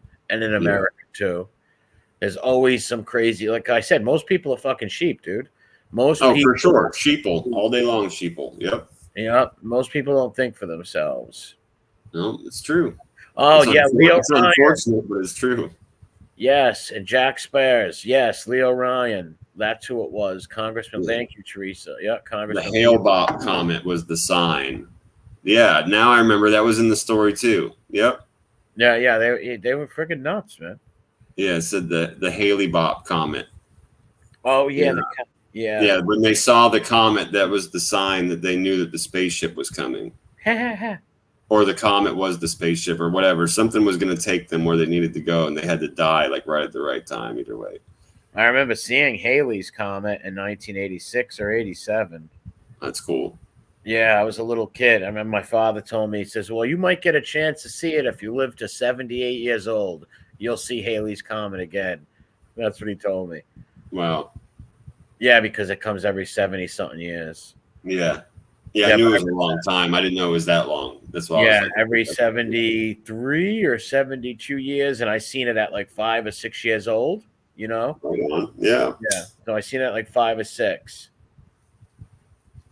Haley's Comet. I remember we had to draw pictures of it, and George J. West, like, you know, like after it came, draw pictures of it and put in. And if your picture was good enough, it got on the wall, but mine never did because I couldn't. I was a terrible drawer.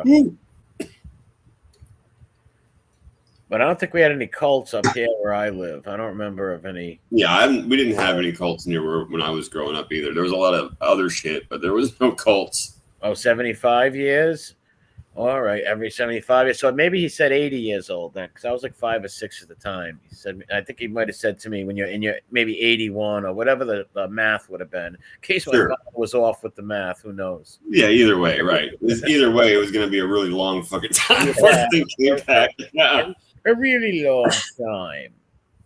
Yeah, it's funny. Oh, man. Excuse me. That one fucked me up. Yeah, but if I ever had, I don't know. Have we ever had cults in Rhode Island? I can't think. There's any Providence people or Rhode Island folks in there? I don't know. I don't think so. Cults up here. No, I don't think so. Yeah, I've never even come in contact with anybody that was in a cult. Yeah, I've met some people in some pretty whacked out fucking religions and beliefs, but I've never met any. I mean, and that is kind of a form of a cult, but not like we're talking about. Yeah. Like where they own like property and have people live shit. Right. I mean, I ended up on a hippie commune that bordered it. It got close to that, but they were still sane, reasonable people of their own thinking, even though they all basically believed the same thing, you know? Yeah. And they shared everything and all that kind of stuff, but it bordered on that. It was a really weird vibe. I've never seen a hippie commune on TV. Yeah. Well, what's funny is we used to have a sign that said all hippies use the side door. And then that's how we felt about that. But we ended up on at a hippie commune one time, and it was super fucking weird. It just had that culty vibe to it the whole time we were there. But like I said, I mean, the people were cooler than that, but it still had a really weird vibe.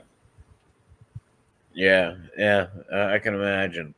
Like, well, what about the hippies that settled up in Northern California, and it became like Murder Mountain and shit, and like the hippies ended up getting like pushed out, and like rough elements came in, but it was started in the '60s with all the hippies going up there buying land and smoking weed and shit.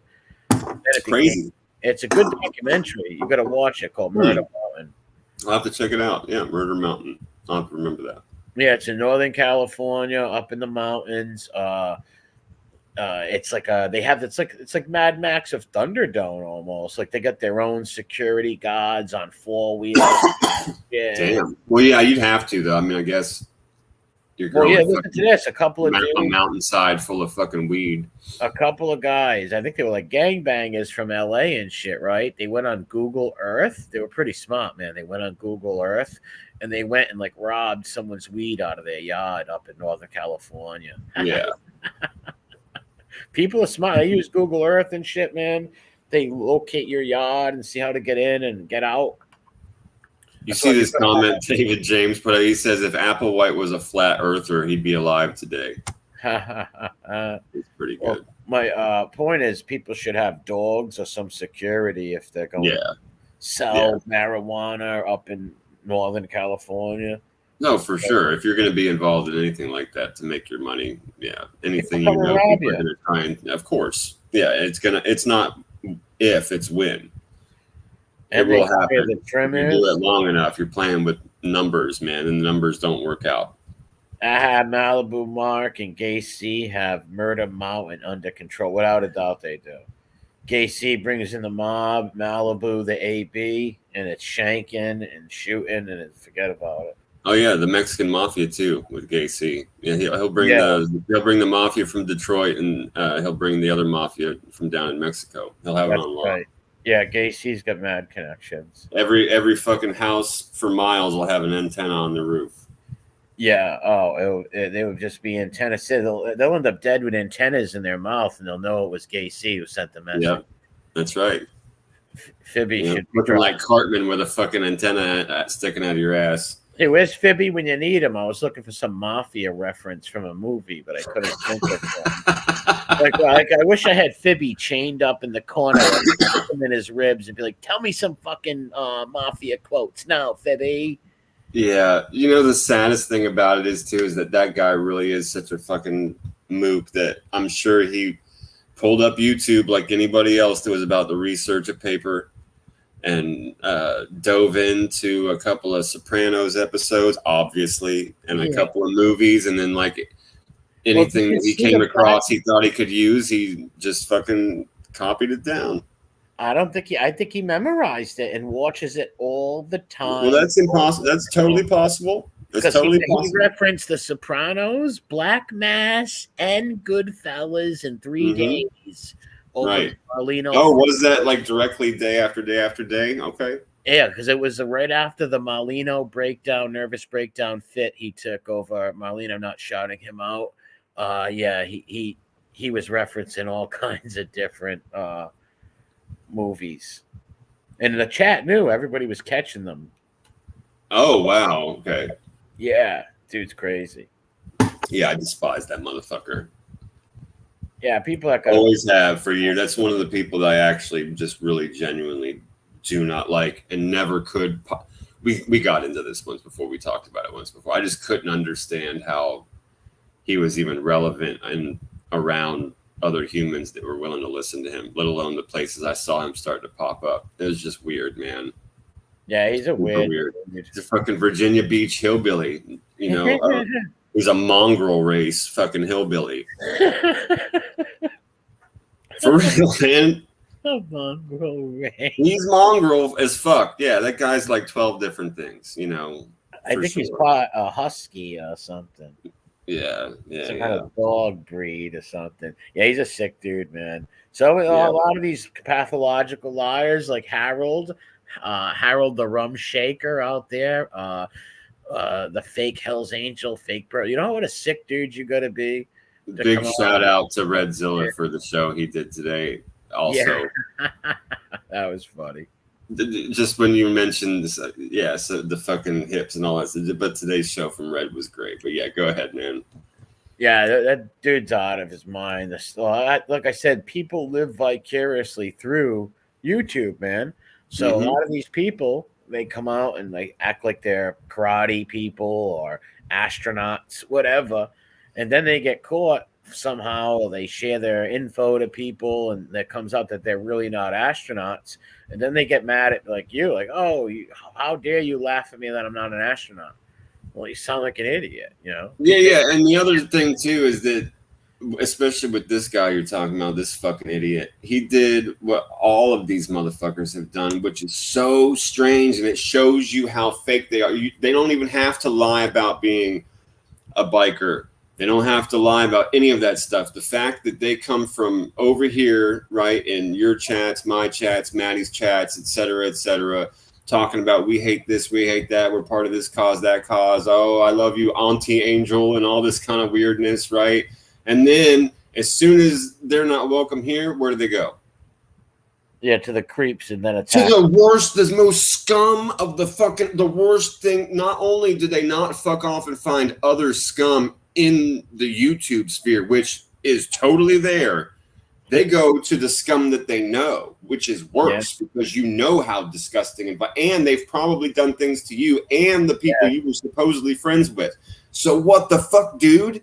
Yeah, that alone, you never had to lie about nothing. That's one of those things where it's like, okay, well, you just showed me who you are. You were over here, and then instantaneously you went to that.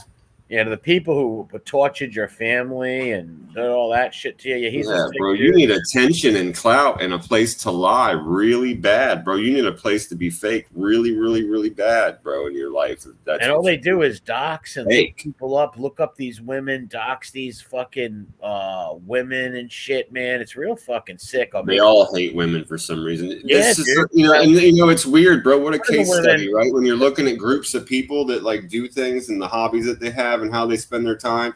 We're on YouTube, and somehow all these people that literally hate fucking women all end up together. Like that shit is a weird psychological mess right there. Well, one of them were I'm not going to say the lady's name. The woman lost her child, right? Lost her kid, and they were like hating on this. That's terrible. And ripping this lady, like saying all foul shit, like she wasn't a good mom. Listen, you can be a great mother, and your kid can get involved with some bad shit. That doesn't mean just because like everybody in jail, their mothers weren't bad mothers. You know, not everybody. You know, like shit happens. You can't control an adult kid. You can be the best mother and father. When your kid hits 19, 20, if he wants to go out and get in trouble or whatever, you can't stop that. But these people will literally sit there and try to shame these people who lost their children. It's fucking disgusting. It's like, dude, you may not like the people, but do you believe in God at least, or bad karma or anything like that? Look at that. Look at that insane rant, to your point, and from what I said before about Red having an awesome show. Look at that insane fucking rant we witnessed today over one comment. Dude had a period. He had his period. Yeah. Over a comment. He literally sat there and went off the fucking deep end with lies and manufactured stories. He tried to sound smart on a couple of times, then he kept stuttering through it. Listen, what the fuck is wrong with you? How small inside are you? How little is your prick? How much do you love men and are closeted, bro? You need to let something go. Something's bothering you and hurting you. I know it's bothering. Listen, Piggy Miscavige has lost a lot of his chat to Pulse Smoke. Soy Boy and him don't like each other right now. They're in this little beta silver, like little Soy Boy Cold War. Yeah. I see. You see Red Villas like 2 videos ago. Pulse Smoke was like, we don't say that word mob tube in here. Like Piggy's bad or something stupid like that. And they don't like each other because Pulse Smoke stole the rat's nest away and stole a lot of Piggy's people. Oh, and Piggy ran them off by shaming them and gaslighting them for donating. Yo, when you sit there and say, well, nobody's donating in my chat, you're gaslighting and trying to shame every one of them people and trying to manipulate them out of their money. Like if Of someone course, wants to let donate alone to you, telling them what he did get is not enough, and naming the people that gave it to him, and then threatening to sign off, and then signing off. Yeah, it shows no listen, I don't care if someone sent you $10, whatever. You should appreciate that. Shut the fuck up. Stop. Well, of course. And just because you've got 50 people in your chat and only 10 of them donated, well, say you did make 30 or 40 bucks. Okay, fine. Well, you're still going to log the fuck off. And what, you're going to deny the people that actually do give you money any more show? You're going to fuck them too? Yeah, that's crazy. It's shaming and gaslighting in your chat, and those people are really stupid people to fall for that shit. Any of the people with brains left, because you're literally insulting everybody. Oh, for sure. Anybody with any kind of values or honor or self-respect or any of that shit is left. Like me and you sitting here right now, be like, donate to our channel, man. If not, we're shutting it down. We're such a good channel. You would never get this entertainment anywhere. Like, this kid's arrogant, stupid, hubris. He's got a big head on his shoulders. He's fucking stupid, man. Yeah, that shit was crazy. What a fucking goofy guy. What a goofball. And that's why a lot of his people went to Soy Boys, and he hates Soy Boy for that. Trust that. He hates him for that. Oh, I'm sure. Without a doubt. I'm sure. And the Soy Boy would have never left if it wasn't for the stool pigeons. The stool pigeons gave him the courage to, like, kind of stand up to Piggy or stand up behind them. Like, they'll stand up for him. Because if those rats weren't around, Piggy'd be ripping into him right now. For sure. But he's scared of the stool pigeons. That's some shit right there. What a horrible existence. What a what a place to be at in your life, man. Let me tell you. These dudes go live like 3 times a day, trying to milk their fucking subs and shit. Like, it's so pathetic doing that to people. And you look bad doing it. And I warned him a long time ago. You keep gaslighting your chat and shaming them for money, you're gonna lose them. And sure enough, he don't make the money. And when exactly do you have the time to be a gangster, by the way? Yeah. You've been on here for fucking 9 hours a day. When did you hang out with your homies and sell rocks and shoot guns and drink liquor? That kid's told stories where he shot at trucks. He shot at crowds of people. These fictitious stories of maybe he's high as a kite, or who knows. Who knows? It's like flyers. People they have to lie. Some people can't stop, man, or can't help themselves. They have to put in little bullshit stories, try to make themselves look cool or tough. I don't know. It's fucking insecurities. They just can't be themselves, you know? They all want to, especially in this faggy genre. Well, that's definitely the case for Fibby. That's definitely the case for Fatty. Gunsmoke's just codependent, and he's a beta. He needs somebody to act like his daddy. Yeah, he needs to hold somebody's pocket. He needs. Yes, he's a belt loop bitch. That's right. Yeah. He's a belt loop holder. That's right. And he's available for cigarettes, or if you've got $40 for weed. And whoever's pocket he holds, he emulates the people that pockets he's holding. If he's holding someone's pocket, he's going to take their lead. So if they're doing fucked up shit, he will.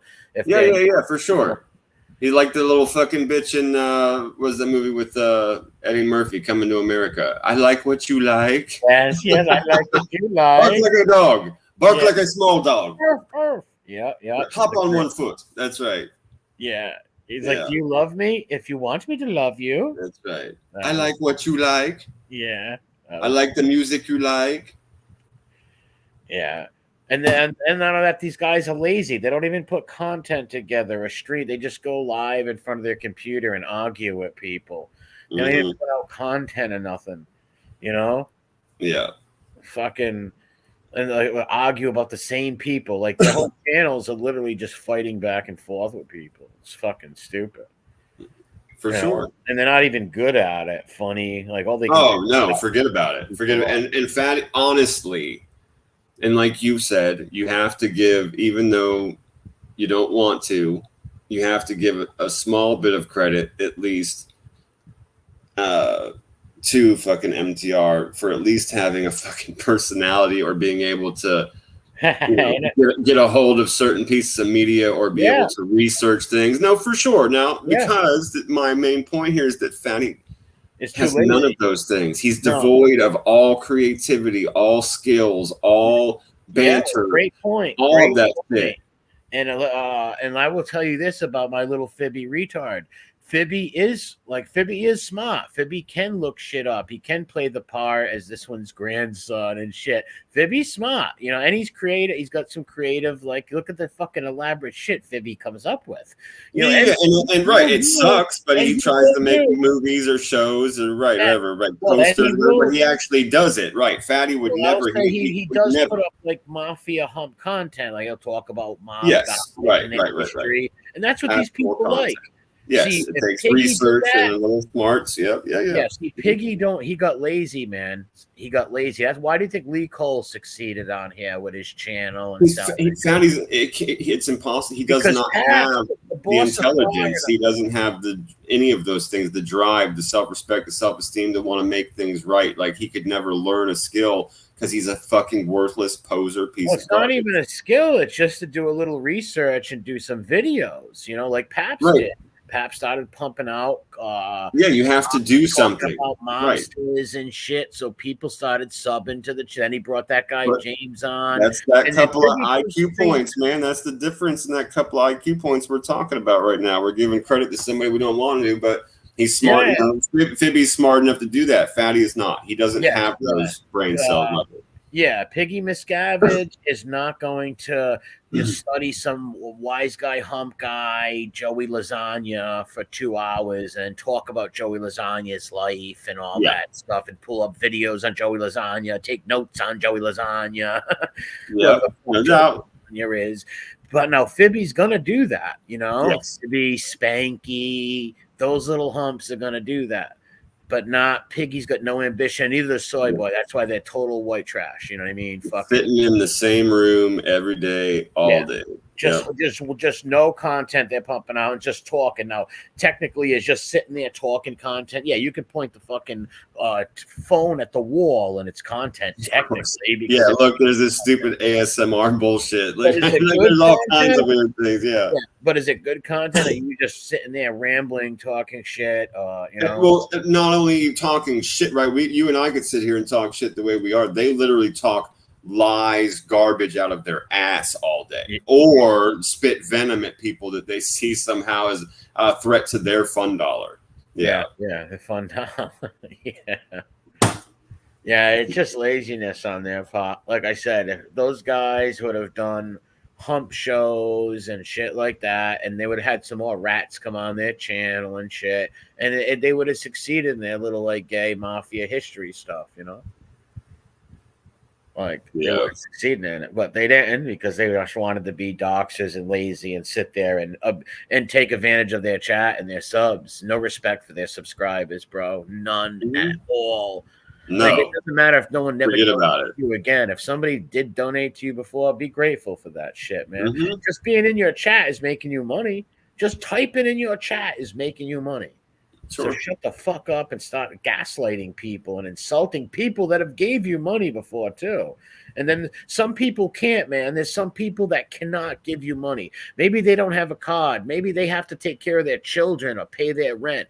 So them just being there making you money. So when you gaslight people who don't donate and try to shame them people, you're just a shitty fucking content creator and you don't deserve that. Oh yeah, for sure. And you don't even have a cursory understanding of how it works either. Just because you might have whatever, we'll just pull a number, a square number. Just because you have 100 people watching you does not mean there's 100 people with YouTube accounts that are signed in watching you. They can even fucking do that shit, through your little payment systems that are in YouTube or whatever. Well, not only that, that's true too. But let's say they can't though. Let's say it's a single mom or. Of course, you don't have a job, right? You just got kids, whatever, right? Whatever. Some dude taking care of his kids, he can't afford to even give you $20 a month. Maybe you're not a born mook that wants to fucking give some fat piece of shit money today. Yeah. Or maybe you're just somebody who doesn't like donating to people. Like I said, you're making people money just being in their chat. Yeah, like if your channel's monetized, I'm saying your view. Yes, right, ads and stuff. Sure. So to gaslight people like that is such a white trash shit bum. It's disgusting. No, it's disgusting. It really is. It just shows wow, he looks. And it makes you look really, really, really fucking bad. Yeah. And I think that's one of the things everybody's so shocked at all the time. Whether it is $2 or $5. It must just be some masochist weirdo that likes to get fucking spanked or some shit, you know? Yeah, I have a wrench. I have a wrench in here, I think. Yeah, I do. No, Grant asked me. Yeah, it's weird. Maybe it is. Maybe they're all fucking idiots. Maybe some of them don't realize it. A lot of them did leave, though, and they went to the sideways. Yeah, no, I know. I've heard a lot about the numbers going down, and even he's been bitching about the numbers going down, the money and stuff.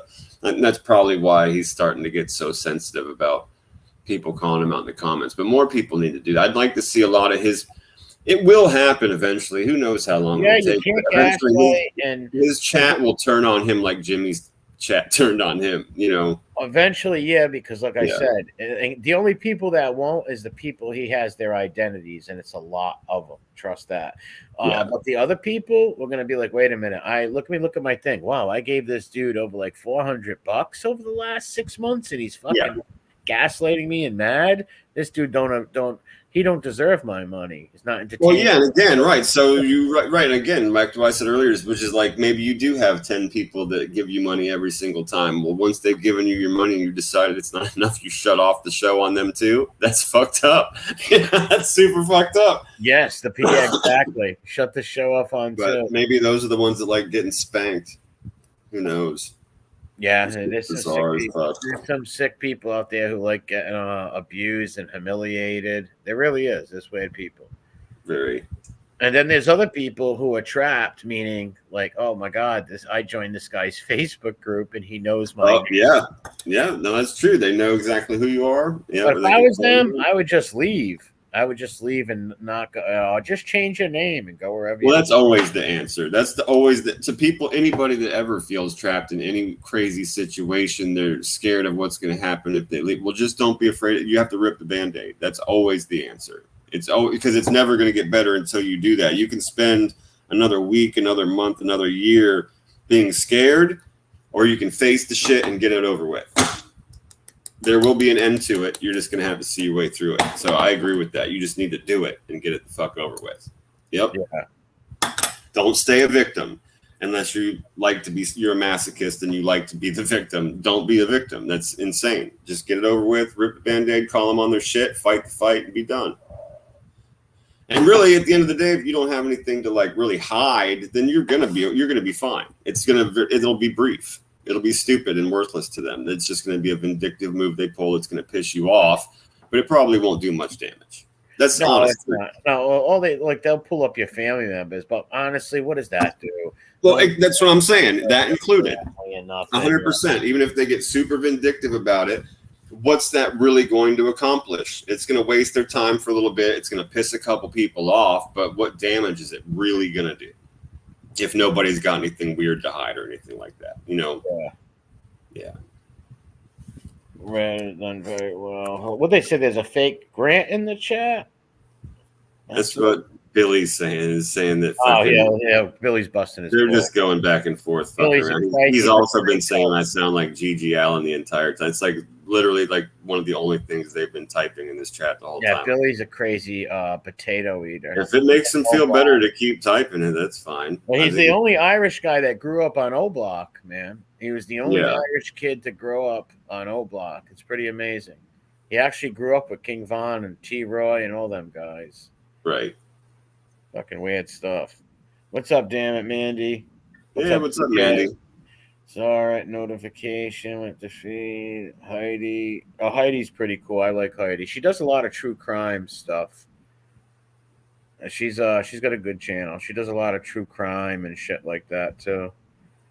Only gay in this village. He is Alan? What do you mean he's Alan? G.G. Allen. Oh, who the fuck says I sound like G.G. Allen for some reason. Who's G.G. Allen? Just some fucking weirdo old punk rock hero that was basically a fucking degenerate freak. I sound like Arnold Horseshack and David Spade. For some reason they think it's funny to keep saying I sound like that. So that's fine, whatever. Yeah, we all sound like funny. Some people have funny voices, like myself. I have a distinctive, like, funny voice. You know, You have a very distinct voice. I've always said you could do like voiceovers or like character work or something. I think you really could do it. I don't think I could do that, but I'm saying people could pull me out of a crowd. Like, you know what I mean? Well, Like, for sure. You're somebody, right? I have another friend like that. True story. The last time I saw the fucker, I was like 22 or 23. Flash forward to when I was in my late 30s. The fucker called me on the phone out of nowhere, and he's like, "Hey, bro, you know who this is?" And I was like, "Of course I know who this is." You know what I mean? Yeah, Their voice was. Yeah. I'd known this fucker since I was 6 or 7 years old. As soon as I heard his voice, I was like, "Yeah, bro, what's up?" Because his voice is very, very specific. Yeah. I got some friends like that too. Then I got other friends where their voices aren't. They sound like other friends of mine. It could be 2 or 3 different friends, but Right. then some that are just like, yeah, I know what the fuck this is right off the bat. Like, even if I don't talk to you for years, like, boom, I'm gonna know it's you Yeah. right off the bat. And I got one of those voices. Yeah, but no, you could totally do character work, man. I'm telling you. I don't know, maybe for like a little troll, some little peasant or something. Well, no, the things you could do with your voice would be different. You have a different register. You know what I mean? You'd be able to do different. And you've done voices. You're actually good at it, bro. You do like good deep voices. If you had to do like monsters or whatever, you do really funny high voice. You always make up voices for all these different motherfuckers. They're always hilarious. That's all I'm saying. You could totally do some character work, I think. Yeah. Yeah, I made up I didn't make it up. I just thought of Jabba the Hutt with the Roth voice. Yeah. It's like a deep monster, like a mean evil monster voice. Mm-hmm. Yeah, that's just good. I used to know a kid actually who was really good at voices. Like, I'm not good at it. Like, this kid was fucking genius. He could sound like a gremlin, all kinds of shit. You know, I went to school with him. He was one of the best crank callers in middle school. Nice. Anyone's ever seen. Like, he was a legend at crank calling. Yeah. And him and this kid had a crank off one time. They're like a bunch of us slept over each other's house, like 15 kids, and like the 2 best crank callers were like crank calling people all night, having like a crank off. It was hilarious. But yeah, this kid was so good where he would call up people's mothers and he would sound like a mother. And he would tell them, your son's been kicking trash cans and stealing Hershey bars, all dumb shit like that. You know what I mean? But the people's mothers would believe that he was somebody's mother, you know? He'd get people punished, all kinds of funny shit, man. That is funny. Yeah, it kid sounded just like somebody's mother. He had to be 15, but man, he sounded like a 40-something-year-old lady. Funny shit. That's good. That's good stuff. That's a good one. Yeah, we used to get you out of school and shit like that. You know, get you a sick day. Well, he never did that with me, but I think he's pulled that with others. Yeah, pull some Ferris Bueller shit on the quick. Yeah, he was 2 grades ahead of me. Like, we hung out, but we weren't like in the same class or grade. But we were in the same middle school, though. Yeah, I could be picked out of a lineup quick with my voice. Crank calls. Well, they were ruined by caller ID to an extent. You just 6-7 that bitch, or you get a burner phone. I like one of those free second. Get one of those free second number apps. I love calling convenience stores, dude. Yeah, I've heard you call some of them before. Yeah. Yeah, I love calling convenience stores and hearing them ask them just crazy things like, did I leave my wallet in the bathroom? You know, stupid shit like that. My brother's on meth. He's naked outside of your fucking establishment, running around. Yeah, there's a man with one time I told him I told him I left a cat one time in their bathroom at Wawa's. And it was an expensive $3,000 cat. And my mother was going crazy. My brother's on his way down there now to get the cat. But he's also on drugs and he's drunk. Man, you remind me of another buddy of mine. He would, whenever he would see a sign, you're not going to like this, but it's true.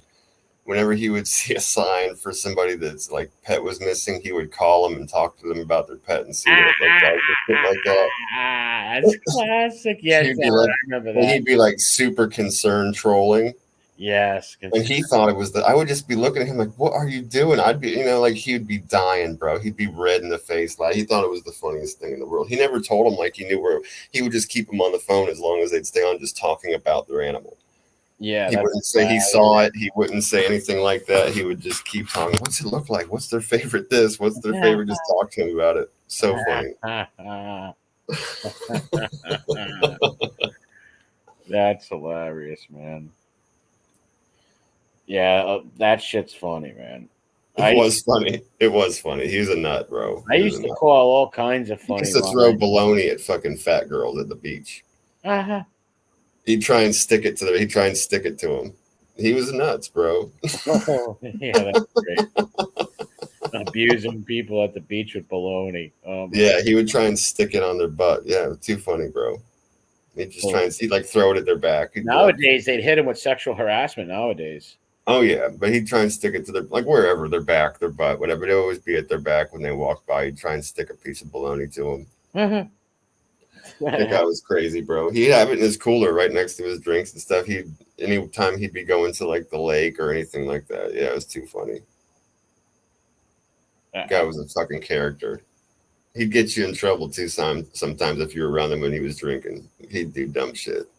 Yeah, I knew people like that. Get drunk and do stupid stuff. Right, just dumb shit that you'd never expect. It was not good. Out of the, just what they call it, Charlie and the Sunny for the wild card and Sunny in Philadelphia. Yeah, this dude was the wild card. He's who I thought of when I saw that in that show too. I was like, oh my god. Billy, I wouldn't talk because I know what you did last summer, Billy. I know what you did last summer. No, it wasn't O'Block. It had to do with Jennifer Love Hewitt and you abusing her verbally in Hollywood, Billy. You sick fuck. Time to go. Something light person. A light person. When you're A-light drank wine coolers. Yeah, I remember that, Grant. That was funny. Yeah, I got those on my channel still. Those videos of the phone calls, calling the Wawas and stuff. I got to get another burner phone. We had a lot of fun with A-Light for a while. That was too funny. Oh, yeah. That guy was a character, boy. Total weirdo. Yeah, for sure. It's all for the kids. That's the lamest thing to come out with. It's the biggest grift. Especially when you don't show you're doing anything for any kids. Like, oh, but the stories, too, like... Yeah, they didn't make sense. They were like, yeah, bro, he should write a Scientology book. Yeah, he should write something. He's another one with those giant whopper lies, man. Giant. Yeah. What he was in on the Castellano hit or something. Oh, and he was one of the ones that they called as soon as it was done. That was it. That's insane. Insane. It's like, dude, come on. They knew it was going to happen before it happened. And everything. They have to embellish, though. They just can't tell the truth and shit. Even his true story is enough to write a book. You know? Oh, yeah. Exactly. Why do they have to embellish, man, and lie? They all do that, though. Every one of them.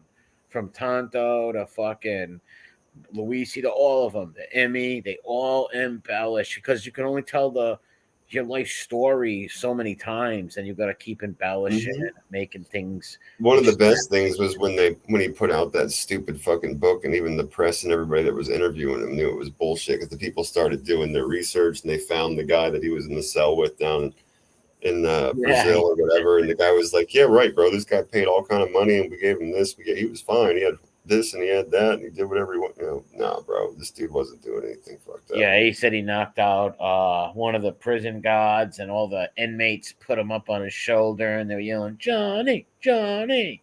It's like, and again, just like Sammy with the weird, they're Rick Yoon just by the weird shit that comes out of their mouth for no reason. Like, yeah, then I put a 13-inch knife up my butthole.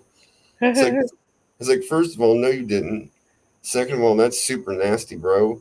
Yeah. And third of all, 13 inches, you say. Who are you? Who's this Craigslist ad for you're putting out on TV? What have you been on, the Larry Mazza? Who are you trying to attract? No, Grant says the same thing. No, Grant, the whole thing is, A-Light's title was Locked Up Abroad. What I say is it's abroad locked up. And then because Grant always says bummed in Brazil, which I think is fucking hilarious. But I always say abroad locked up. Yeah. And then how about, I think, Grant, we'll just give him the whole title together. We'll call it Abroad Locked Up, Bummed in Brazil. Yeah, Bummed in Brazil, Part 2, Abroad Locked Up. Starring Johnny Twinkle Toes. Yeah, exactly. Co-starring Klaus the Daddy. The house mom, Yvette. You know, these trannies. Mazza on deck. Larry Mazza bicycles being sold. Yeah, and then Borello on sloppy. Yeah. Yeah, Tonto. Amelia, Samantha. He'll be the one over there, like, getting the drinks off the table where they keep the dildos, like in that weird video they had up. Oh, O'Gene Simpson. O'Gene Simpson is going to strike. You're fucking When O'Gene strikes again, I tell you, it's going to be bad, man. O'Gene Simpson is a tyrant with these women. He loves to beat them, man. Yeah, back in he said chicken tendies, tendies and tuggies for tendies. Oh yeah, the chicken tendies. Yeah, tuggies for tendies. Yeah, I don't know. I unprivated a lot of the old videos. That's awesome. Those were classic, bro. That was good stuff. There's a lot of really, really good shows and a lot of really good chats back then. You know? Yeah, some of the old ones. Yep. I got that Tonto video still. It's got like 20,000 views on it. That Tonto one. Nice. Yeah, I don't know. I did that when I first started the channel. Yeah, there's a lot of really good classic ones, man. 3 years ago, maybe. Yeah, coming at you from Little Italy, South Dakota. Yeah. I don't do as much streams anymore because, like, I accomplished my mission. And then when Dominic made the We Push Back, that, you know, and he hooked up with the skinny guy and shit, like, they're combating stool pigeons on a high level. They reach way more people than I do. I still do the little videos here and there, but, like, they got that. And I will. I've said to you before, and I'll repeat to back up what you're saying, but I'll repeat. Like, you say, like, the work was done. It's like, yeah, bro. A lot of these motherfuckers, they got the message and shut the fuck up, or moved on to try to do different things. I mean, granted, Emmy's different. He's an actual retarded person, so. He actually, like you say, spurgs the fuck out. So we're going to keep hearing from him every once in a while, but he's in a hole. He's going to go back in his hole. He's never going to actually come out. It's going to be like Groundhog Day with Emmy. Yeah. You know? He's going to come out of his hole. Everybody's going to laugh at him. We're going to point and laugh. And if he stays around long enough, maybe we'll actually acknowledge that he's standing there with his pants off like Donald Duck. Well, I've been waiting. He'll go back in his hole. I've been waiting for him to come out with this podcast. I've been waiting and waiting. Oh, I hope for sure. He's gonna get that shit's gonna get murdered, bro. I don't think he can even in his worst nightmare. He's building up in his head like this is gonna work, bro. It's not gonna work. The moment you put that shit out, you're gonna get attacked again. He won't do it. He can't even get a co-host. No one's gonna do it with him. Yeah, well, right. All his original people, his own, like you said before, it was 100% true. It wasn't even at the end there. Everybody else that was actually going back and forth with him and fucking with him and trolling him or whatever, everybody just kind of had to stand back because his own people in his chat that believed him before were the ones that were calling his bullshit and attacking him. Yeah. Yeah, he really screwed up with the Tommy Karate lies, and Rob nailed him. Convict Inc., man, nailed him. Yeah, and you remember that like he had people that were just regular everyday mayonnaise people from Middle America coming on camera. Hey, why did you lie? Yeah. Why did you lie to me? I gave you money and listened to your show. Why did you lie about this? And why did you lie about that? Yep. And he'd be like deleting comments and fucking muting people. Yep. Breaking down. Well, because you would think people sub to those channels, they hear stories, right? And when when you tell us like a lie, they're not going to believe your stories no more. And that's what those people that are watching like that. That's what they really want. They want the inside scoop from the mafia. Yeah, they want to watch. Or they just want to hear a story and think it's true. You know, and know it's true, right? They want that inside scoop story from the person that it happened to. That's right. Yes. And the people that they're not hearing talk, they want to know that you knew them for real. Like when you tell them you knew Tommy Karate, and they're like, oh, wow, I've read his books. What's he like? And then you tell them. And again, I'll use the same analogy I used with you before. It's like meeting somebody new, going to their house, seeing all the pictures of them traveling around the world and fucking doing this and doing that and hearing their stories and really liking them. And then you leave and you find out it was all bullshit. Yeah. You know, that all the pictures were faked, all the stories were made up. It's like you feel like a real fucking asshole now, right? That's what you're saying. Like you want to know those stories are true. And then when you're lied to, you feel like a fucking prick. Yeah.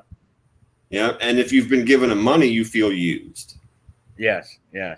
And that's what happens if you go to channel telling stories, you don't make up lies because you're going to fuck your whole channel up. Once you get caught in that lie, it's like if you got a story channel, you know what I mean? For sure. Well, yeah, and people were already looking past a whole lot with Helmet. Oh, let's be honest. There was fucking you're putting all his bullshit on Front Street, showing his own words, showing his own actions, letting everybody see what a piece of garbage he really, really is. You got it to the point where he fucking showed his ass, and he showed everybody who he really is. Yeah, that was my whole point. To get him in the sandbox, to get any one of these guys in the sandbox and make them start threatening me and shit. To show people these aren't changed people. Oh, yeah, for sure. These are bums and miscreant dirtbags. Mm-hmm. Yeah, it's like a lot of these people say, like, you know, and you've said before, you didn't change anything but your story when the handcuffs went on, and that's when it changed. Yes. Yep. You know, they don't want to go to jail. Yeah, 100%. They want to go to jail because so we'll hear from Emmy every once in a while, but A-Light, I mean, he'll keep trying. I think Emmy or A-Light just wants to keep his little boy Borello close to him. Like he likes building sets and sitting next to his boy. I think making sure that his eyebrows are waxed and his head. Well, shining. he knows Gene brings people to the show because he talks like an erratic moron and always screaming and acting stupid. Yeah, so, he might kill a dog. Yeah, you know, maim a woman. Yeah, take some girl's ear off. Like going to the zoo, right? Yeah. Yeah. He's like a hyena. He looks like a jackal. Like a hyena jackal. He's definitely any guy that can grab some girl and put her in a fucking tub in a shower and make her take her fucking robe off and rob her is a fucking scumbag, man. Dude. Like, home invade women that live in your neighborhood. Home invade women anywhere. I don't give a fuck if she. Well, yeah, right. But yeah, he was robbing old people in his own neighborhood, right? Yeah, and women. You know, like if you can rob some woman, I don't care if she lives in Bangladesh. Like, go take someone off to some woman with a gunpoint and scare her and make her take. You're a sick fuck, man. I'm sorry, you're a sick fuck. Mm-hmm. That doesn't make you look cool. That doesn't make you look like you're a street guy or a gang. It makes you look like a fucking sicko. Yep. Sicko. And you find out all the gangster shit's bullshit, and he was just a babysitter. You know? Yeah, he would watch that guy's kid. You know, the guy's probably telling him, "Hey, look out for my kids," you know, at the parks or where we hang. Look out for these kids. Mm-hmm. Yeah, he wasn't gonna be in the mob. He tells people they had him on record to be made or on list to be. He's so full. Yeah, well, he's another one, right? That's why him and A-Light get along because they back up each. Like you said before, it's fucking Camp Mafia. It's My Blue Heaven. They get together, they make up stories, and they can stick to each other, and they can back each other up on the bullshit. You know, and they both play that game. They both make up unbelievable amounts of bullshit on the spot, just fucking lies, man. So they back up each other's lies, you know. And plus, they give each other hand jobs. That's just what they do. The My Blue Heaven routine. Fucking like, come here, Borello, give me an old fashioned. Get all 4 or 5 of these stool pigeons together, corroborate all their stories. So when they tell their stories on shows, they all match and shit. Attack the families that you put the guys away, the defendants you put away. Attack their families and them. You know, get all these stories about them and lies. Like Emmy fucking going to court, testifying against the guy, and then going and asking his daughter if he can work at their family car wash. Amazing, ain't it? Unfucking believable. Yeah, it wasn't a car wash; it was a car lot. He tried. Sorry, the family for a job. Crazy, ain't it? Absolutely unfucking believable. Like you can't make it up. Like no, that would never happen. That would never happen. I'll put 20 on fucking red. I'll bet that would never happen. Honestly, in a normal world, In a normal world, Jimmy wouldn't even have been on the stand because he's telling a dead man's tale. Oh yeah, no, it shouldn't have been legally acceptable. No, it was all hearsay. Should Yeah. not have been legally acceptable at all. It was 100% fucking hearsay and totally unverifiable because the person he heard it from was dead. Yeah, it was dead. Exactly. He's that goober Koth hubcap thief should have never even been on that stand. He didn't know Spiro. You know, he's telling dead man tales that was probably told him by the feds. Who the fuck knows? Bunch of bullshitters, man. Oh, I love when he tells his little bank robbery stories and you find out that he was just the dumb piece of shit that they had lift the chain out of the trunk and fucking hook it to the back of the car. Yeah, you're a pretty fancy, dangerous bank robber there. And you guys were pulling money boxes off of walls, and you were just the ignorant. You didn't pick the place, you didn't plan it, you didn't even drive. Well, you pulled the chain out. Yeah, it was the chain pull. Another reason he's been quiet is because a lot of those guys just got out of jail. You know, a lot of that's interesting. A lot of the guys that lived in Jimmy's neighborhood, I forget their names, but they had just recently got out of jail. It's not that he's scared of them to come hurt him, but he's scared that they're going to tell the truth about it. Right. It's the same kind of fear, though, because they're going to ruin it. Yeah, maybe tell like one of their friends to go online and tell the truth about Emmy. You know, he's really nervous about that. Does he help put these guys in jail? And they don't like him. Yeah, Mike, that's the name. Fabrizio. That's what I was thinking of. That guy. Yes, he's out of jail. He's got a number on his ankle too, right? I'm not sure if is he one of the numbered crew? He could be. I'm not sure though. One of the sunflower girls. Yeah, he could be. I'm not sure. It's possible. Right. I'm not too sure. But that guy didn't tell on nobody. He just whatever. I don't know what he did or what his crime was, but he went to jail. Mike says, yeah, he is. He was one of the number kids with Jimmy and them. Okay, there you go. His crime and nothing, but he didn't tell. That's somebody that can bury him. Yeah, well, he knows that Jimmy wasn't this big gangster. But like you said, like who knows what the guy was accused of and what he ended up doing time for, and he didn't speak. But I mean, you know, countering someone else's lies is different. So yeah, because I believe he lied about him in many stories. And right. So you don't have to be like telling anything sensitive to just be able to back up and defend your own honor and say, hey, look, all I'm going to say is this. Yeah, I was this never right with here this is guy bullshit. on a heist, or I never beat that guy with a crowbar with him. Right. Yeah. Or this guy's full of shit. Yeah. 100% full of shit. Yeah. Lying about that. Yeah.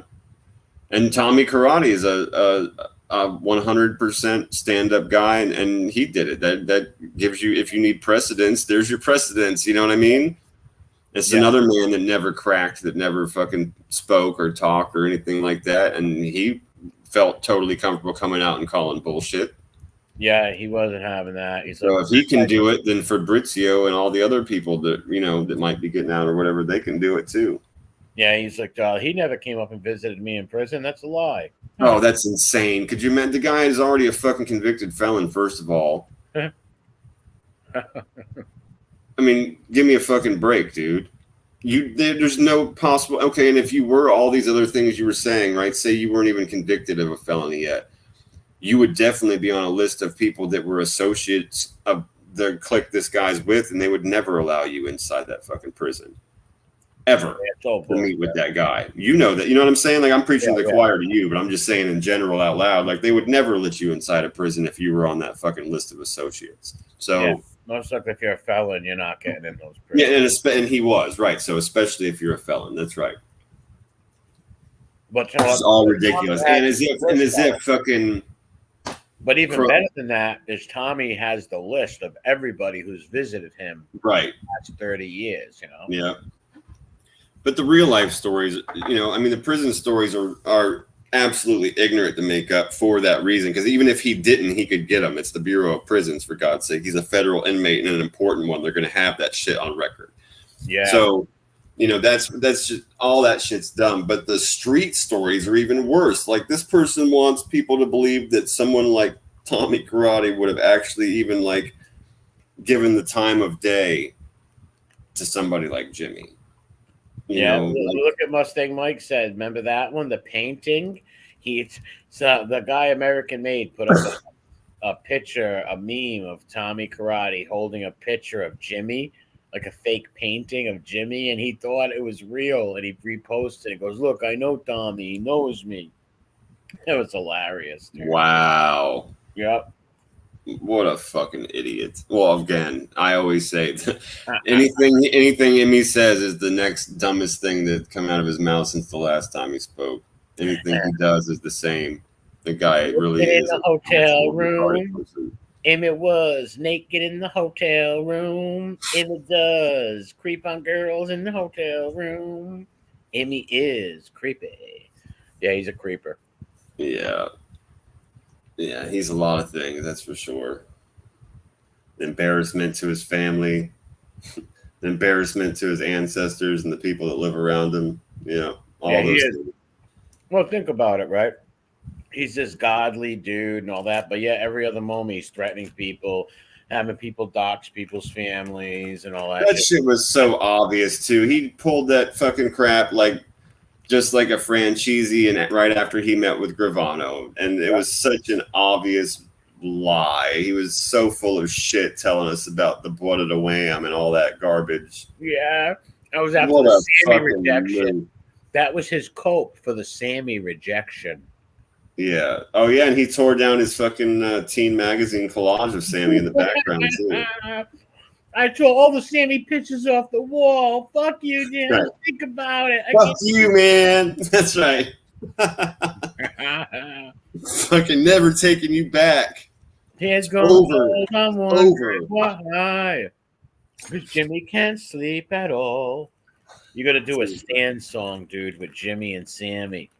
Like a Stan, you know, the Stan with Eminem.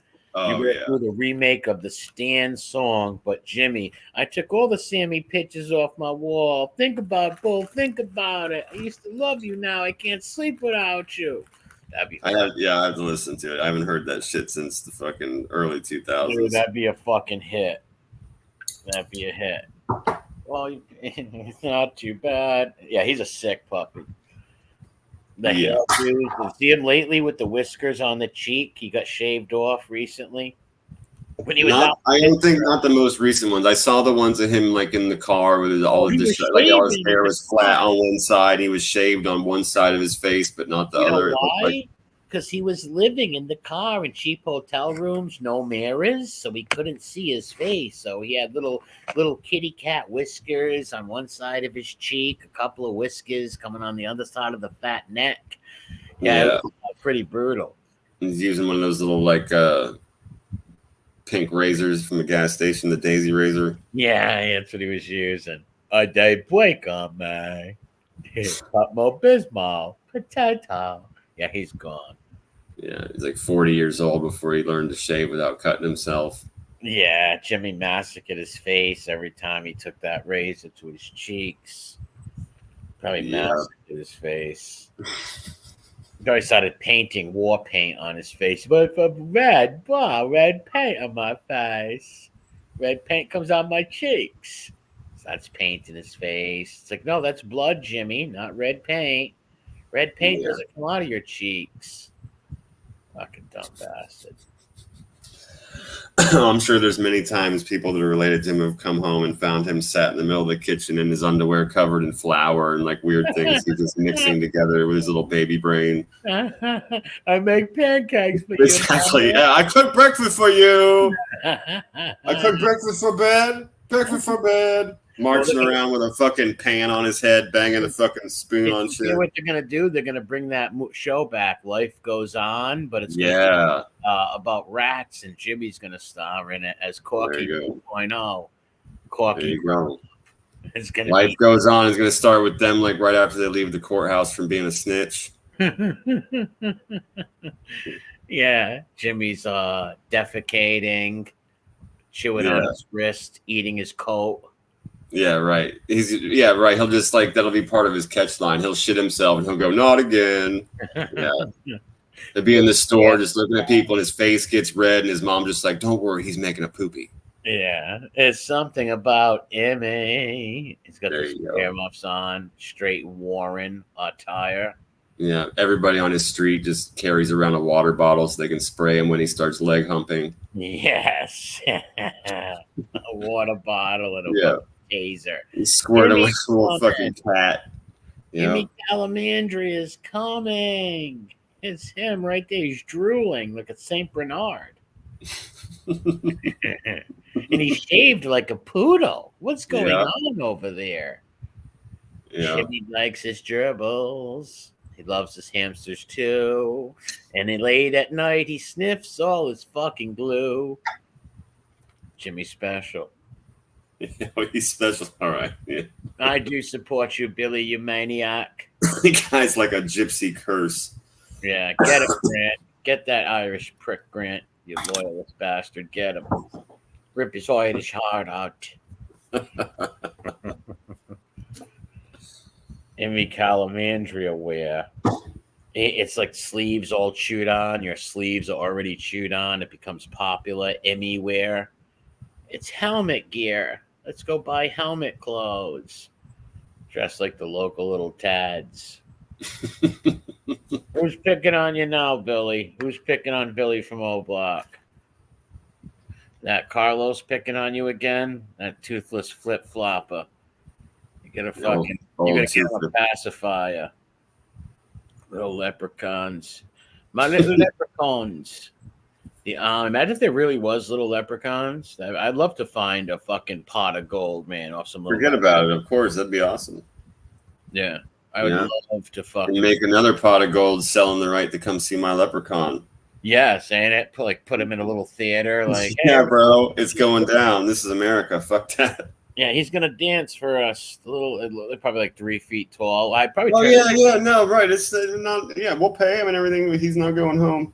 I'd go on talk shows with him and shit, and make him become a millionaire on TikTok and everything. I got a leprechaun who sings and dances, man. Shit. Catch it up. I mean, I like to adopt maybe a midget, like a little midget kid, and make a TikTok channel and make that little kid work like Chinese slave labor and produce like content and massive content for daddy and family, for the family. Dance, little Ho-Chi man. Little kids start dancing, screaming, attacking people. Probably pull a knife and stab me. Yeah, right. Exactly. As he grew older, he became unstable. Well, look at that lady. What was that? Ever hear of the YouTube mom, that sick broad who like didn't feed her kids? No, Jesus Christ. What's her name? Ruby something. What the fuck's her name? Someone in the chat help me out. Ruby Goody or Gordy. She like she wouldn't feed her kids. What the made fuck? them sleep on concrete. Fucking weird shit. What the fuck? Yeah, nobody took her kids away. She's arrested. Yeah, they took her kids. Oh, okay, good. Jeez. She would beat them. She would tell them God doesn't love you if you fucking don't clean the house. Like crazy shit, man. What a sick bitch. Yeah, the kids were emaciated, dude. They were starving. They knocked on the neighbor's door. The guy, grown man, starts crying just because the way this kid looked, the 7-year-old kid. The grown man starts breaking down. Of course, man. I can understand. That's fucked up. Yeah. It's unfathomable how you could treat other humans like that, especially people that are your children, your own offspring. Like, what the fuck, man? Yeah. Fucking nuts, man. That's just crazy. We talk about all these Hollywood parents and industry people selling their kids to these fucking elites. Yeah, I'll never understand that shit. I'll never understand it. I can't make reason out of it. Well, it's all for money, but sadly, I don't know how they do it. There's no way I'm selling I won't sell my dog. I wouldn't sell I remember when I was about a year old, some guy pulled up to me. He's like, I'll give you $2,000 for him. I'm like, what are you, crazy? Like, there's no amount of money I'm going to hand my dog over to you. Well, yeah, right. Can you imagine a world where you're just like, oh, yeah, sure, it sounds great. Here you go. What the fuck are the people thinking? Yeah, there's no way. Like, you can offer me $100,000. I'm not handing my dog. And again, right, to your points, like, I hear the reasons these people are giving, but to me, that is not reasonable. That's what I'm saying. Like, I can't find reason in it how you could possibly do that. Like, emotionally, psychologically, I don't understand how you could survive doing things like that to your children. Like, what the fuck, man? That's got to be. The thing is, too, is like you get a hold of somebody like that and you're looking at the kids and you're looking at them and you want to kill them. But at the same time, it's like, I don't want to kill you. I want you to be a parent. Yeah. You know, it's like, what do I have to do to you to keep you alive, but make you do the right thing? Like, what am I going to have to do with you? You know, like, fuck, bro. Yeah. The last thing anybody ever wants to do is like separate parents from it, because it's not the kids are the ones that are punished. You know, It's like you have to do certain things. Sometimes people are evil and you got to do what you got to do, but the kids continue to suffer. They continue to suffer. They end up with some fucking people that don't give a shit about them, or they can't get adopted, or they do and they get raped. It's like, the foster systems suck, dude. The foster care systems suck. Yeah, and they run away and then they go to jail. You know, it's like it's just a never-ending process, bro. They continue to suffer. That's why it's like nobody ever wants to do that. But fuck, what are you supposed to do with somebody like that? Some bitch that's making poor angels sleep on concrete and won't give them food and probably, you know, keeps them obviously contained within the house. If they went to school, it would be noticed. She wouldn't give them water. Right. What the dumbest shit. It's weird. It's a huge case too. It's all over the internet. Unbelievable. Yeah. This is why I avoid the news though. Things like this. Why I purposely don't read news. Yeah, like certain things obviously come up in my feed and I'll see them, and sometimes I'll read the synopsis or whatever, but rarely will I ever like actually watch news. It's so fucked up and depressing, bro. Yeah. These people, they were on YouTube, man, for a long time. She made a lot of money on YouTube, and the people started reporting her for her videos. She's fucking crazy. Yeah, I'm glad people reported her, and I don't know what this person's just insane. To do those things is insane, but to post them publicly for people to see what you're doing is no shit. Like, where's your level? You don't think that's abuse? You don't think someone's gonna call up and like you haven't fed your kid in 3 days because you didn't take the trash out? Like, what kind of punishment is that? That's cruelness, man. That's cruel. You're a fucking demon, bro. Like a heartless demon. Like something's wrong with you psychologically. Yeah. Like, who the fuck raised you? You know, like where did you come from? I'm kind of curious now. I don't normally get into weird profiling of people and shit, but sometimes I did. It's like, what happened to you? What's wrong with you? Why would you do this? What made you think this was okay? Usually they try to use like God and stuff for their excuses, but it's not that. It's something happened in their childhood, maybe, or it just no, you're gonna have to go a long way towards showing me you're genuinely that kind of crazy. You know, that hears like the weird voices and you think it's God, or you're fucking Jonah Ark over here. Like, you're gonna have to convince me you're John Panisi, you know, and you talk to fucking ghosts for real and stuff like that. Otherwise, I'm just gonna assume that you're fucking whacked out and full of shit. Yeah, I see dead people. Well, I would probably believe it if some meth head who's hallucinating on meth, maybe they believe weird shit like that, you know, but they're on again, that's psychosis. Sure, totally. Any kind of psychosis or something, right? But that happened where some meth mother has killed her kids before. That's happened a lot, man. I'm sure it has. It's fucked up. Yeah. It's fucking real sick. Like, real fucking sick.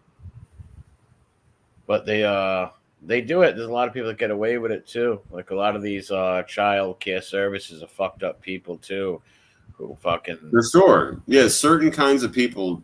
You know, not all. It's hard to make blanket statements because it's not all of them. But certain positions will always attract certain kinds of people because of the power it holds over certain kinds of people. And that's just a fact of life. Certain people that are predatory map it out. They're like, how do I get access to the thing that I want? Just like anybody that's addicted to any kind of drug. That's the way their twisted, fucked up ass mind works, which is why you got to put them down when you find them. There's no rehabilitation. That's who they are. They're not going to change their personality. It's literally impossible. Yeah, no, they're not. What's up? Someone that's predatory like that goes after the weak, the children, the women, people that have no families, no one to defend them. You know, like Michael Jackson going after cancer kids and people that were retarded and shit like that. Like predatory, for real predatory. You know, you got to put people like this the fuck down. But they take And they'll go and they'll be a fucking camp counselor on purpose. They'll be a social worker on purpose so that they'll work in an adoption agency on purpose, or they'll get the fucking, what's it called, into the be a foster parent on purpose. It's sick. Exactly. They look for them jobs for a reason. Yep. It's sick, man. They look for them for a reason because they know they can prey on people. Mm-hmm. You know? They can prey on them and abuse them. What's up, King Dom? We had the thing called the Lad School up here in Rhode Island. It was like a kind of like a mental hospital and shit, and a sane asylum sort of. And man, so many people got abused in there. They ripped it down in 1991, but well, that's good. They didn't rip it down. They shut it down, and then they tore it down in the mid 2000s because we used to go there. Like all the kids around Halloween and shit. Makes sense. Yeah. What other place would be haunted?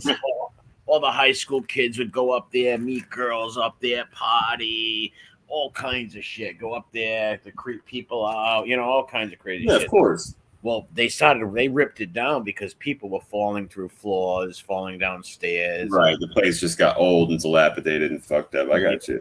I went down in the morgue. A few of my buddies were getting scared. We went down pretty far. They wouldn't go in the morgue. I went into the morgue and walked around the morgue. I walked around rooms and seen like little toys and teddy bears, or picked up paperwork that still like had like shit on it, like so that you could, like their names and shit on it. It was like stuck in time, man. It was tapped, man. Wow. Stuck in time, like yeah, it's a horror movie set. Yeah, man. Real. Yeah, because that place had a lot of bad. Whatever you believe in, regardless, there's some bad vibes going on in there. Oh, well, during the Vietnam War, there was a shortage, right? And good people to work there. So they hired a lot of shit bums. And the shit bums would make the retarded people fight and bet on them. Oh, yeah, okay. They would make them fight each other and gamble and shit. They got the girls pregnant, dude, and gave them abortions with beatings. Real sad shit. Real human rights violations. Like big time, man. And my mother, like after they shut down the lad school, like all the handicapped retarded guys got put in little homes around the cities, like these little houses, maybe 3 or 4 of them lived with a caretaker. And my mother's job was to drive them around, take them to the parks, take them out to eat. She had a bus with like 5 of them on there. And she would by our house a lot, and I would see them. And there was one guy who had a big keys, like he had about 300 keys, and it was like 60 pounds. It was fucking heavy, man. Wow. And I asked my mother, like, why does he got all them keys? And he asked me for a key. He asked everybody for a key. My mother said he feels powerful with them keys because when he was in the lad school, the guys carried keys like that, big things of keys, and they would beat him with it, torture him, abuse him. So when he got the keys, he feels that nobody can hurt him, and then people are gone. Yeah, it was real weird and deep. My mother explained it to me. I felt really bad for the guy. I went and I gave him my Yankee key. Yeah. I had like a Yankee key made and a Celtics key. I gave him a Yankee key. Nice. He loved it, man. He loved it. Yeah. Miss America. What's up, Miss America? Ron Gross, what's going on? What's up? Shout out to Miss America out there. But yeah, your guy felt powerful with the keys. What's up, King Dom? Yeah, he felt powerful with them, man. There used to be another guy used to collect ties. His name was Ray. He was my mother's favorite. He had Down syndrome, and I liked him a lot too. I would always give him ties and shit. He would love it. But he used to get violent at times and like try to fight the other guys in the van and shit. My mother would yell at them. It was pretty funny, man. Pretty funny. They were characters, pure characters. Like they always want juice boxes. Like, you have to go in the house, get them a juice box and shit. They're like little kids. They were cool though. Sure. Yeah. But they all lived at that lad school for years because they were older. These guys are in their 40s and 50s and shit. They were like older, and they don't live long, Down syndrome people and shit, sadly. So they were older and shit. So that's why they were at the lad schools. I got you. And this is going back fucking shit. I don't know.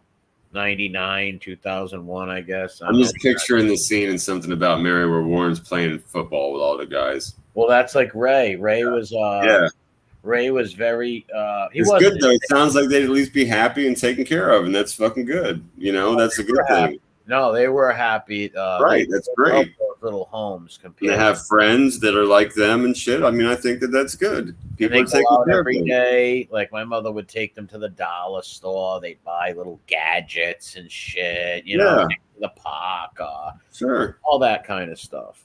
Yeah, they had a life. They got out and they did things. They spent time with each other. It's good. Yeah, but the guy Ray was built like he was a big dude. Like he was a Down syndrome dude, but he was strong, man. Like he was a big dude. But he was harmless. Like he would fight with the other guys, but not physically fight. Like yell, you know. He might like jump on them for a second. That's about it. But he's not gonna like maul them. But if he wanted to, he could. Like he was powerful. Got that retard strength. Yes, pure charge strength. But he was a sweetheart though of a guy. Like he was really good. Like he loved kittens and shit and little kids. Like it's good. Good for him, dude. But he was out of his mind. Like he thought he believed in like little elves and stuff. So, yeah, he was always telling me about elves. I don't know what he really meant, but I think he believed in elves or something. Like little elves lived in trees and bushes. Right? Like make pretend, oh yeah, like yeah, that's a nice elf that lives in that bush. You're like, yeah, he's a good elf. He's my friend. I'm like, okay. Yeah, all right. I'd go along with it. I'd go along with it, you know. Well, like, why not? There's no reason to counter that and cause issues or problems. I would go along. I should have told, hey Ray, that guy's got a lot of ties in his house. You should go break into that fucking bush right now and home invade them right now, Ray. Go do it. Jen. Turn it into a corky weapon. Turn Ray into a fucking a vital attack machine. There you go. Pedos, sick them on pedos. Imagine turning a bunch of Down syndrome dudes into warriors, like putting armor on them, helmets, armor, spiked fucking knuckles, and have them attack like rapists and pedophiles. Chase them to the woods at night. You give them like 10 minutes to run, and then you sick all the corkies on them to chase them through the woods and shit. That'd be fucking epic, dude. Hunt them like a fucking hunt, dude. Like you release 3 pedos, you got 10 corkies and a dog. The dog's got to sniff them out and help them get there. And when they find them, they obliterate them, give them weapons, crossbows, teach them how to use a crossbow. That'd be something. And they can live in a little village like in the safety dance video. Yes, and film that shit. Put cameras all through the woods like a live fucking 24-hour live stream of the rapists and the pedos getting hunted down by Corky Waffen. That'd be awesome. If anyone don't know what Waffen is, it means weapon in German. Yeah. Emmy can be up there again dressed like Donald Duck with a pot on his head and a wooden spoon. Yes. Leading the whole operation. Yeah, the lollipop kid. Because he'll be the dumbest kid. He'll be the dumbest one there.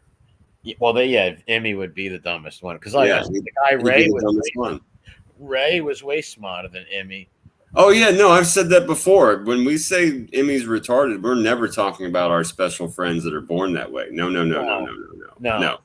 Emmy is a totally different kind of fucking stupid and slow. He would be the absolute dumbest person at that camp. Yeah, 100%. Like I said, all the people that my mother dealt with, all those people are way smarter than Jimmy Calandra, dude. Yeah, 100%. And better people, too. Good human beings. For sure there are going to be better people. Without a doubt. Yeah, there's no questioning that.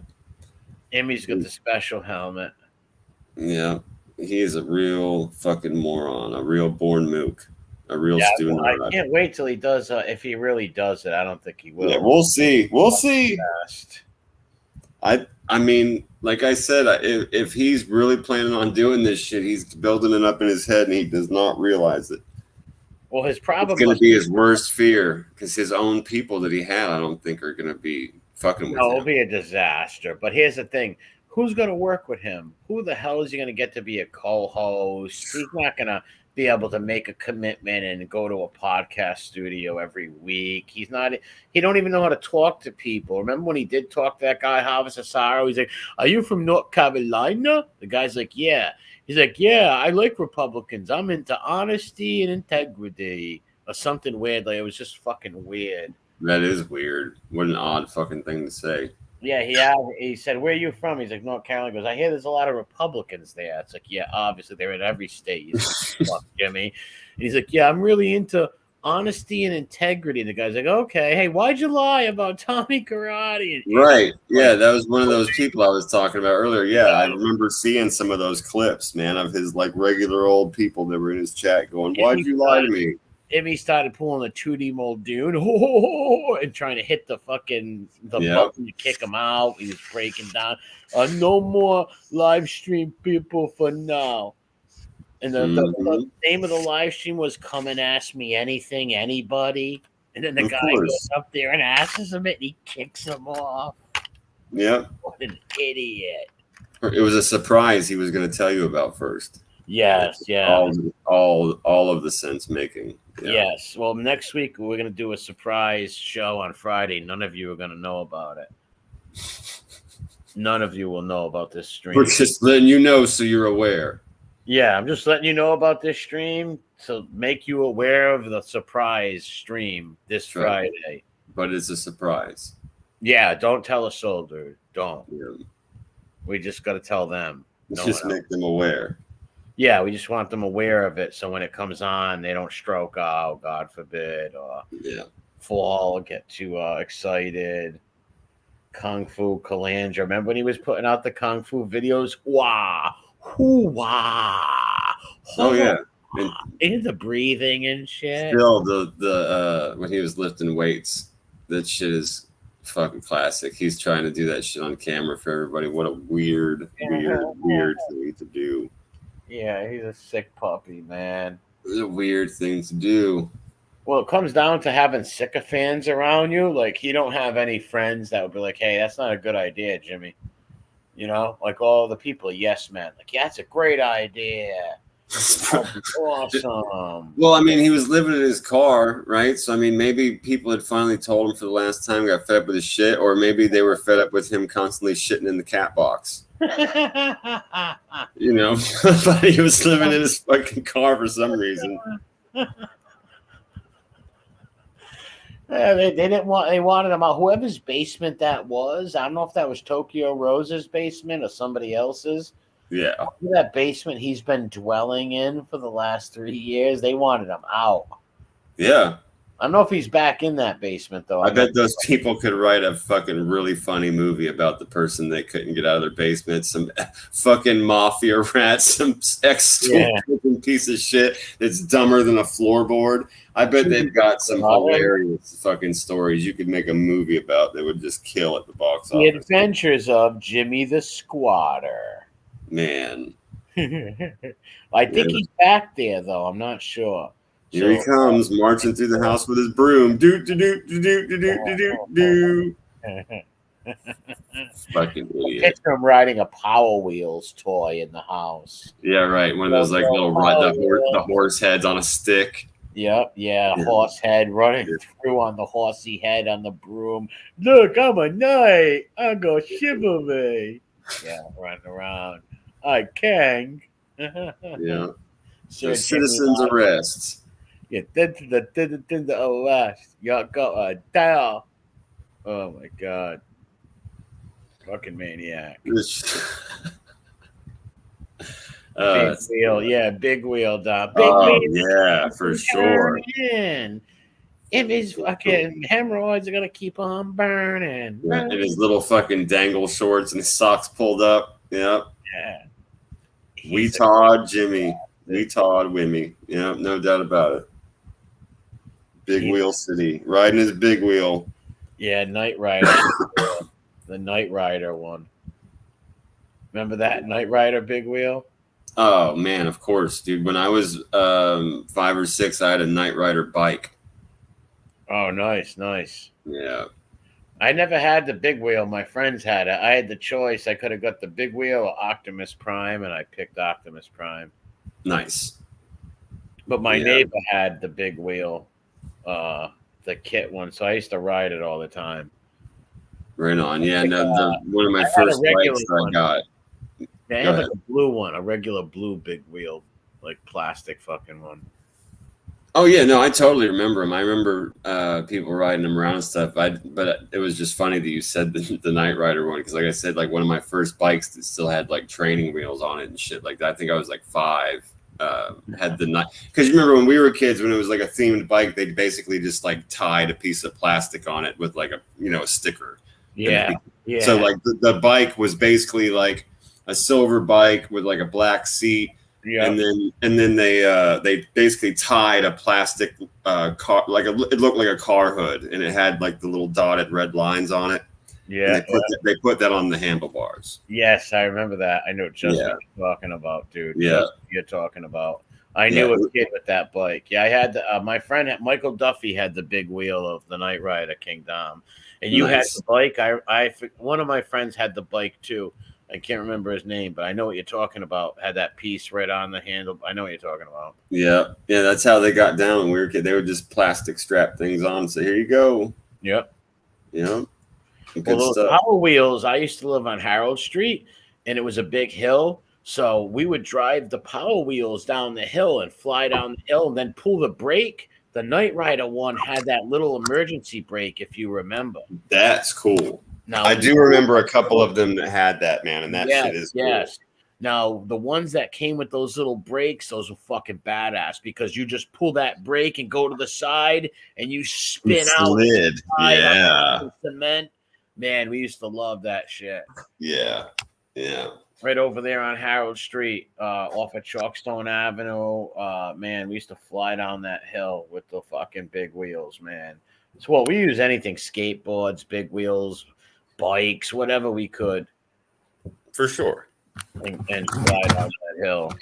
And it was a big hill too, so like it was big. And as a little kid, you're fucking flying. You're gonna hit like when you're a kid, everything seems 10 times bigger than it. Yeah, for sure. True. But even if you go down that hill on a bike, you're gonna hit like 30 miles per hour. That's how maybe 40, because that's how big the hill is, and you're gonna pick up speed. Wow. Yeah, maybe not 30 on a big wheel, but a regular bike, yeah, you're gonna be flying. A big wheel might hit like 20, 15 miles per hour going down there. Like you're gonna be flying. That plastic wheel starts heating up. Yeah, I remember when it would give away, and it would like when they would break and like. Oh yeah, for sure. It would like start to peel, and you'd end up with like these little like burn holes in the fucking tire. It would feel like a bump when you went over it. Yep. Yeah. Yeah, and then they would open up and shit and break apart. I remember the big wheels in the front splitting in half at times. I remember them getting worn out from skidding on them, and like the plastic wears down to all of a sudden holes stop coming in and shit. Yeah, that used to happen to those very first early skateboards too. The Nash ones that came with the plastic bubbles on the tail, the plastic rails. Remember those skinny ones, those skinny motherfuckers. You'd have like the little rails on the side underneath it, and you'd have a bubble on the tail, and that thing would always end up getting like holes what you're talking about. Yep. Do you remember the skateboards that were so fucking thin and skinny, man? Like they were fucking so small and like. Oh yeah, I remember a few of the different. Yeah, I remember you basically could like only fit 1 foot on the damn. Yeah, they were tiny, man. Like they were tiny. Like little kick up. Yeah. Yeah, I found them very difficult to control. They would always wobble. Yeah, I wasn't good on skateboards. I would just sit on them and fly down the hill, sitting on them and shit. Like 4 of our friends would jump on a skateboard and all fly down the hill. Some standing up, some sitting down, and we'd crash into fucking snowbanks or fucking garbage cans.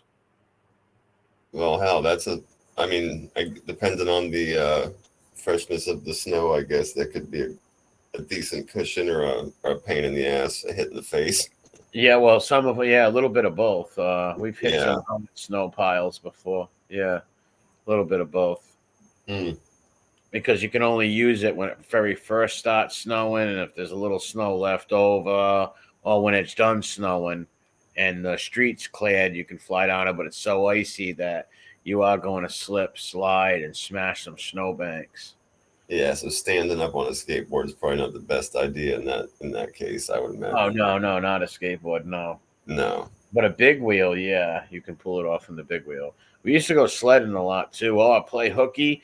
What we called hooky was when the cars turned the corner, we would grab the back of their bumper and let them drag us down the street on the snow. Yeah, we used to love that. Then the people would stop, get out, chase us and shit. They'd hate it. I had some fucking crazy Indian friends that would get, remember the old school plastic Burger King trays? Yep. When you'd go in there, like McDonald's, they had them to get the actual plastic trays. They were big and heavy. Yeah, my friends in high school would get those trays, and they would open up the back door of the car and put the tray on the ground and fucking stand on that and have the car start driving. They would surf. Wow. They were nuts, man. Those things would like go back and forth, back and forth. They would always make me nervous. I'm like, you're going to end up under the wheel. Yeah, that's a big fan right But there. they never did. They had a good time. It was fun. It was funny too. It was hilarious when they did that, because they'd run in there and grab like 10 or 12 of the things real quick and come running back out to the car. They must have burnt up like crazy. Oh, yeah. I mean, eventually, for sure. Yeah. After a few I said they'd run in there and they'd grab a whole bunch of them and they'd come back out to the car. Yeah, you would need them. You'd see a fucking stack of them in the back, because my one buddy had one of those old, it was his parents, obviously, but it was like an old, really long maroon fucking station wagon. And you'd always see those trays in the very back. It was funny. I remember that shit like it was yesterday. Yeah, too funny.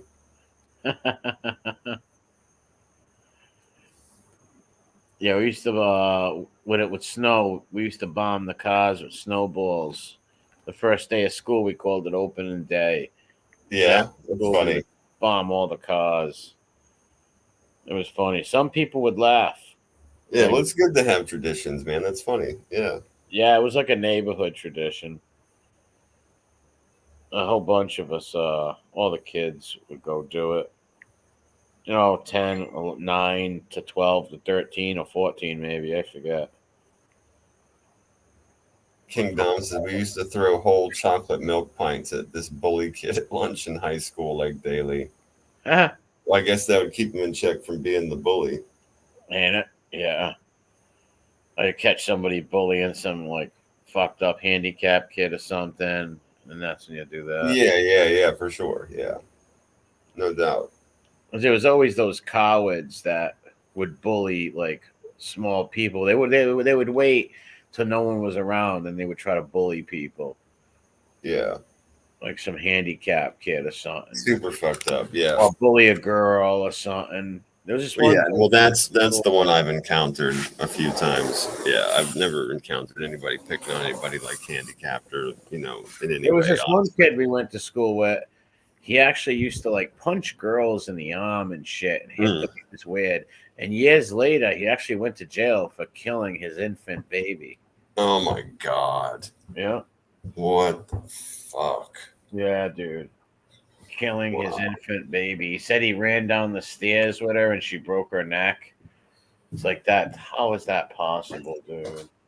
Yeah. Come on. Like, did you drop her down, several of them? No, what the fuck, dude? He was just holding her, and he. Yeah, right. No way. You want to hear the crazy part? The mother forgave him, and they got back together when he was out on bail or something. Yeah, well, that's that. He didn't mean it. He's gonna change. You'll see. I'll make him better stuff. Yeah, that sucks. Yeah, she lost the kid, didn't want to lose him. I can see it, all that stuff, which is very unfortunate too in itself. It she sucks. was against him at first. Right. And then I don't know, who knows, man. Some sick shit. Yeah, he said he would just bully nerdy kids. Ron Gross said break down a refrigerator box and grab a SEPTA bus's bumper in the snow. That sounds nuts. That sounds like it'd be a crazy ride. Yeah, that would be fucking top, man. Mine deep down inside, I shouldn't really want the kid to begin. Yeah, that's possible, Dustin. Who knows, man? They were weird. Yeah. They were a weird couple. Who knows, indeed. I won't say their names on here, but yeah, of course. Yeah. But definitely, that sucks. That whole thing sucks. Yeah. Yeah, I knew the mother. I went to school with the mother and the father. We never liked the dad. Like I said, he was always a weird dude who would hit women and spurg out on them, but he would never fight dudes like in middle school and stuff. He was just a quiet nobody in high school. And then that happened. I was like, what the fuck?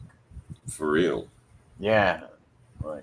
And he was out in bail, and I think we were at the donut shop one day. It was like our little hangout over on Kinley Street.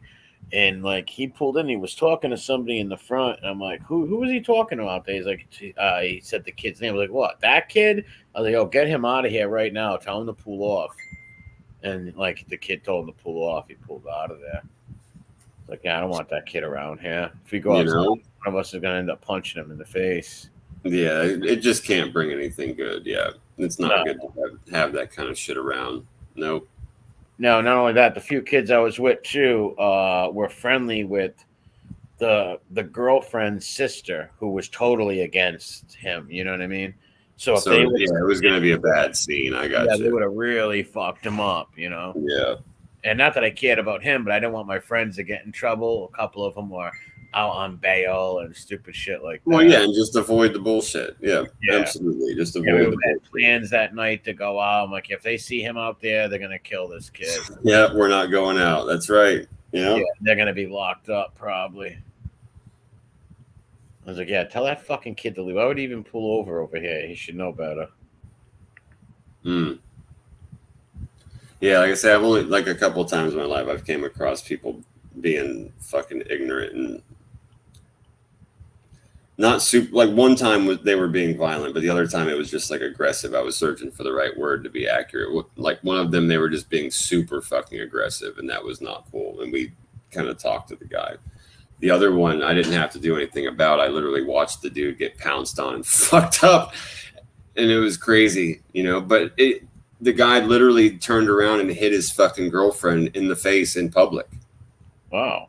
And we were like, holy shit. And before we could do anything, several people just hopped on the dude, man. Like, you can't blast or punch some chick in public and think anybody's going to. I honestly, dude, the angle we were at, I don't know if he slapped her or punched. You know what I mean? It happened so fast. I got to be honest with you. You know, the guy wasn't with us. It's not like we were like hanging out and paying attention to him. We just heard some people getting loud. And by the time we turned around, we saw her take one to the face. You know what I mean? Wow. And, but instantaneous, like maybe 30 seconds went by, like people were kind of talking to each other, and then all of a sudden a few people just walked up and dusted his ass, and they beat the fucking shit out of that dude. Yeah, there's always going to be a guy there, but like, you know what? I got a sister, man. If that was my sister, I wouldn't let that happen. Yeah, there was a few of them in the town. Like, I'm sure everybody knew each other. It was one of those kind of towns. Like, I'm sure everybody that was involved in that fight knew each other. I'm positive of it. But the other one wasn't that way. We were someplace we weren't from, in another club, and some dude was like had his finger in this girl's face and shit. And it wasn't like the kind like where, you know, maybe she was screaming at him too. You've seen stuff like that where like she might be, you know what I mean? She's just involved in the argument, screaming back at him, or maybe she's hit him a couple times. She looked scared to death. Yeah, and he towered over her. He was towering over her like this, and it was really loud. We couldn't hear anything he was saying. We saw it happen, and he kept putting his finger in her face, and then he started fucking poking her. And that was when my brother, and our friend walked over, and we were just like, "Hey, bro, what the fuck?" You know, we didn't end up fighting. We ended up talking. He was an arrogant asshole the whole time. Don't get me wrong. It wasn't like some weird great story where I saved the day like Phoebe. You know what I mean? And I went outside and took a bullet in the thigh for a woman. But we just kind of diffused it, at least for then. I don't know what happened later, but just for the moment, we were like, "Hey, bro, like, what the fuck, man?" And she's like, we literally were telling him, "She's tiny, bro. You're fucking. What are you doing?" Yeah, diffuse the situation. So, yeah, Phoebe would have said the guy pulled out a switchblade. He kicked it out of his hand. Fucking. Right. He punched him in the chest and ripped his heart out and made his friend eat it. Yeah. Then Secret Mafia Grandpa helped bury him upstate. Yeah, right. Made sure they killed his brother in a vendetta. Yeah. Yeah. They used one of the fucking gold coins that fell out of the roof to pay for it all. Isn't that crazy? Well, the best thing too is like they're never just gold coins; they're doubloons. Yeah. What in the fuck are you talking about, dude? No, doubloons, you say. So where did you get that from? Did you rob a museum or did you find a pirate ship? What the fuck are you talking about, doubloons, man? Well, what Get the fuck out of here. What he means is there was some like big heist, like I don't know if it was in Boston or Rhode Island, where things like that were stolen. So he obviously was telling people that Raymond was his grandpa back then. So he was telling the stories about doubloons, like he had his family had stolen shit from those robbers. Yeah, I got you. That's fucking retarded. Like, it still makes me laugh when I hear that shit. It's like think about this. Why would all right, let's say they did steal these doubloons. Why would they hide them in some truck that people are going to be driving around in? Why they would have all been sold, or that truck would have been off its fucking wheels and been of course, bro. And yeah, people would be around it hanging out. No one would be driving in that truck with the gold, fucking thousands and thousands of dollars of gold, Spanish gold in the top. Of course. And then it all comes out and they all start laughing and giggling. Yeah, right. And then cut him in on it. Like who is he to he's gonna cut him in on it and just give him some? Like just because he saw it. Yeah, that's the instant. That's usually everybody's instant idea. It's like, oh, you found out my secret. I better cut you in. Yeah, none of it makes sense because, like I said, they wouldn't be. Who would be driving a truck where you got thousands and thousands of dollars of stolen gold in it? Like that shit wouldn't be fucking. Driven. It's fucking stupid, man. You know, and of course that shit is heavy. We can just keep going through it, bro. That shit is so fucking heavy. You've got it in the headliner. Like, come on, bro. It's just all fucking stupid. It's just every part of it is stupid. It defies fucking common sense and reason and physics. And people make you laugh because, like, here's a guy who will say he's born in, let's say, Milwaukee. And you really find out, like, years later, he said he was born in Cincinnati, and then he said he wasn't. And then you can pull the video up, and no, you're lying. It's like, no, it's your own words, dude. Like, what the fuck? Yeah.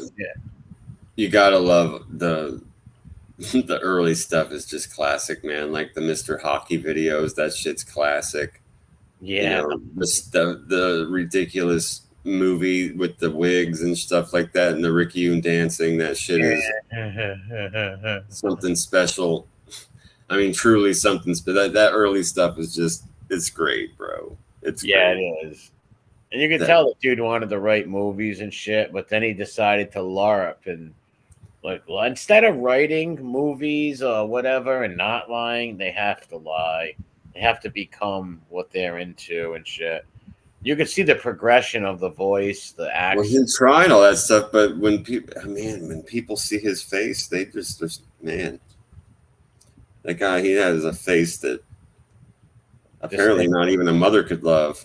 Apparently not. If that's even true, though, if Evil Mommy's even true, yeah, you don't know what when it comes to someone like that, man. You don't know what the fuck to believe.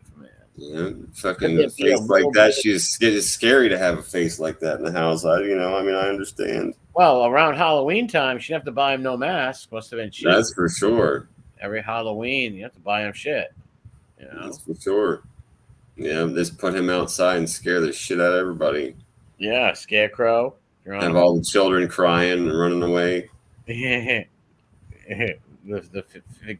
Put on a fibby face. Hell yeah.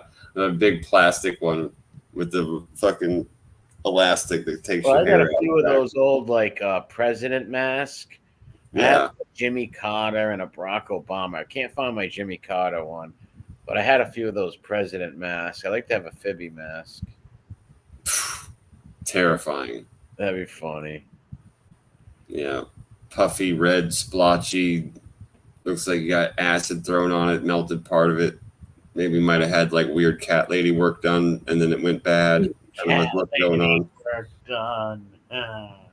Yeah, those eyes were always puffy and like squinted shut or something, like he just got stung by a bee and he's allergic. That's what his face looks like a lot of times, like he's had an allergic reaction to something. It's all red and splotchy and like puffy in weird places and just looks generally that fucked up. He's a mongrel. Jeffrey's allergic to peanuts.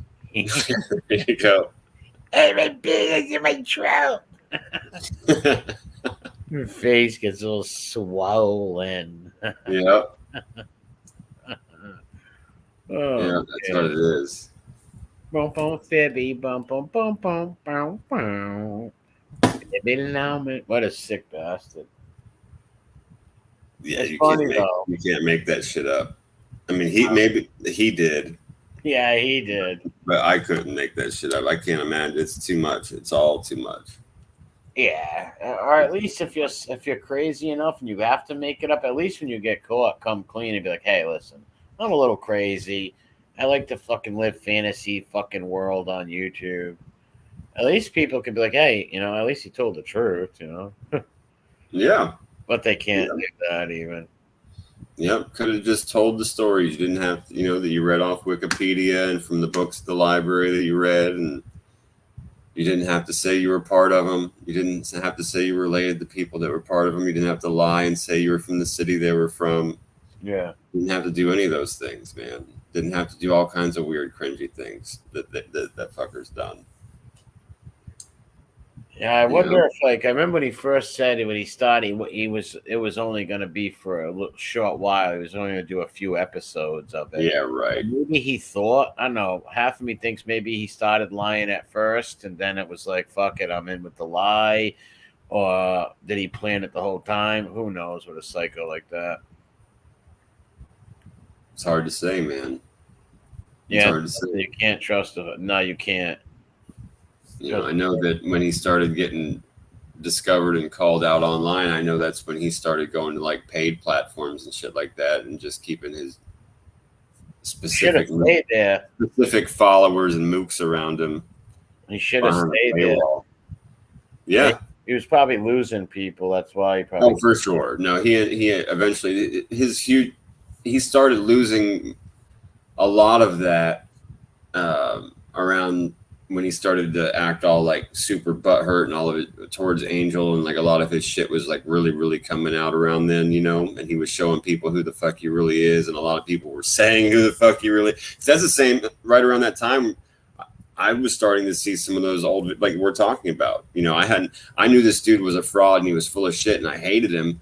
And I was totally perplexed by why he was even around or anyone was talking to him, but I hadn't seen I knew he was from Virginia Beach, but I hadn't seen the videos of him from like when he wanted to be a hockey guy.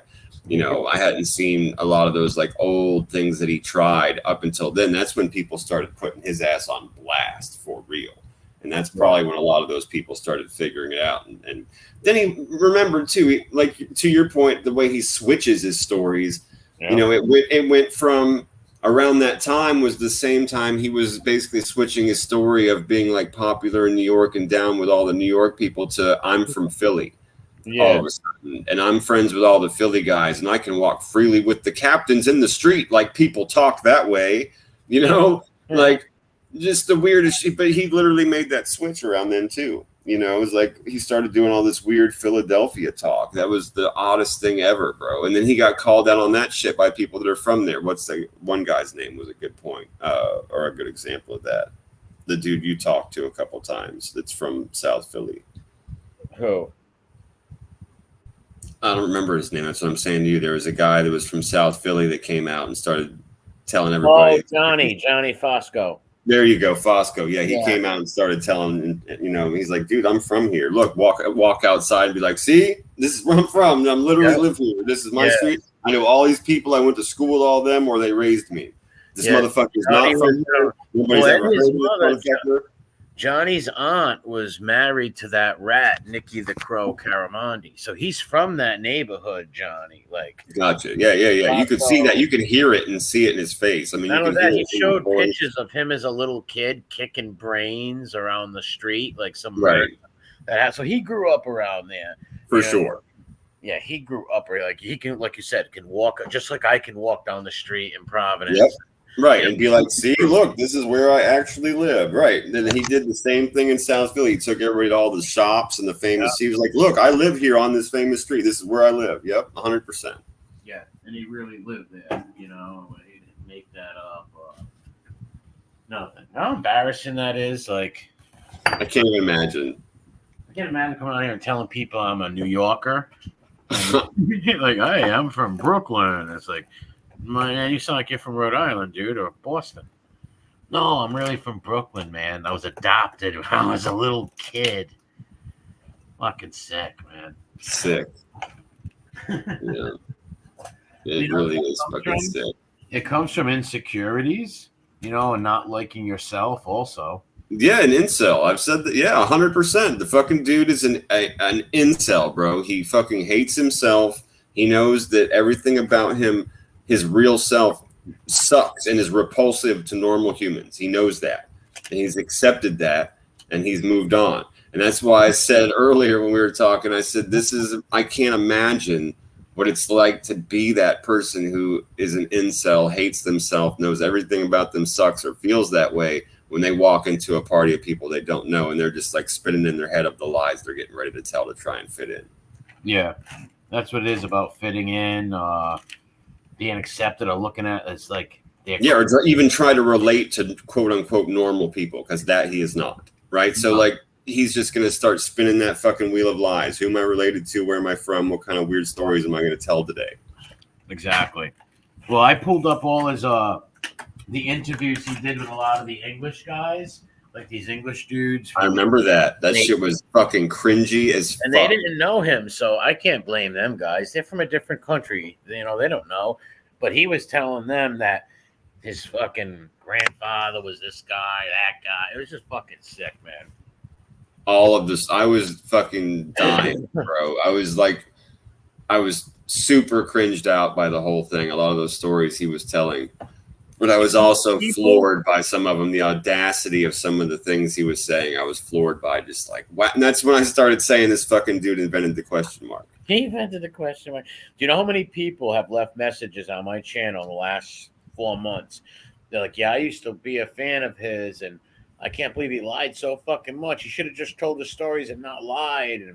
And I've seen a small handful of comments like that myself in chats. I had a couple of them in my own chat like months ago, you know? Yeah.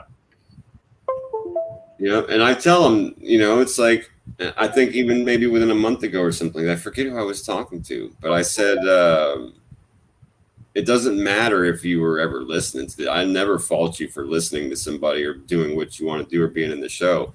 My thing is, once you find out that they're a liar and that they're a doxing fucking scumbag that goes after people, if you choose to stay, then that's when I won't fuck with you. Yeah, he's a doxer. He helped those bastards dox me. He funds those people. They dox other people. Yeah, of course. No, he's been involved in all that shit, just like Kitten. Right behind the scenes, all that shit, of course, dude, 100%. That's why I say, like, if you didn't know that and you were listening to him and you found entertainment in it, that's your business. I got nothing to say to you about that shit. But if you do know they're a fucking scumbag piece of garbage and the things they do, and you stay, that's when I won't fuck with you. You know, and that's got nothing to do with his stupid Wikipedia Mafia show. Yeah. He could, like I said, he could have done all that without making lies up, man. Right. That's all that stuff. And they're crazy lies. They're not even believable. Like, they're insane. My head. I put a 45 to my head. Pulled the trigger. Put it out the window. It went off. Put it back to my head. It did. Put it out the window again. It went off. Like, come on. Who the hell's going to believe that? It's like all of a sudden, if I started telling people, you know, I just found that I'm related to Lucky Luciano. It's absolutely absurd. I know. Absolutely fucking absurd. You know what I mean? And the problem with that lie is to put it in perspective for anybody who hasn't gotten it yet.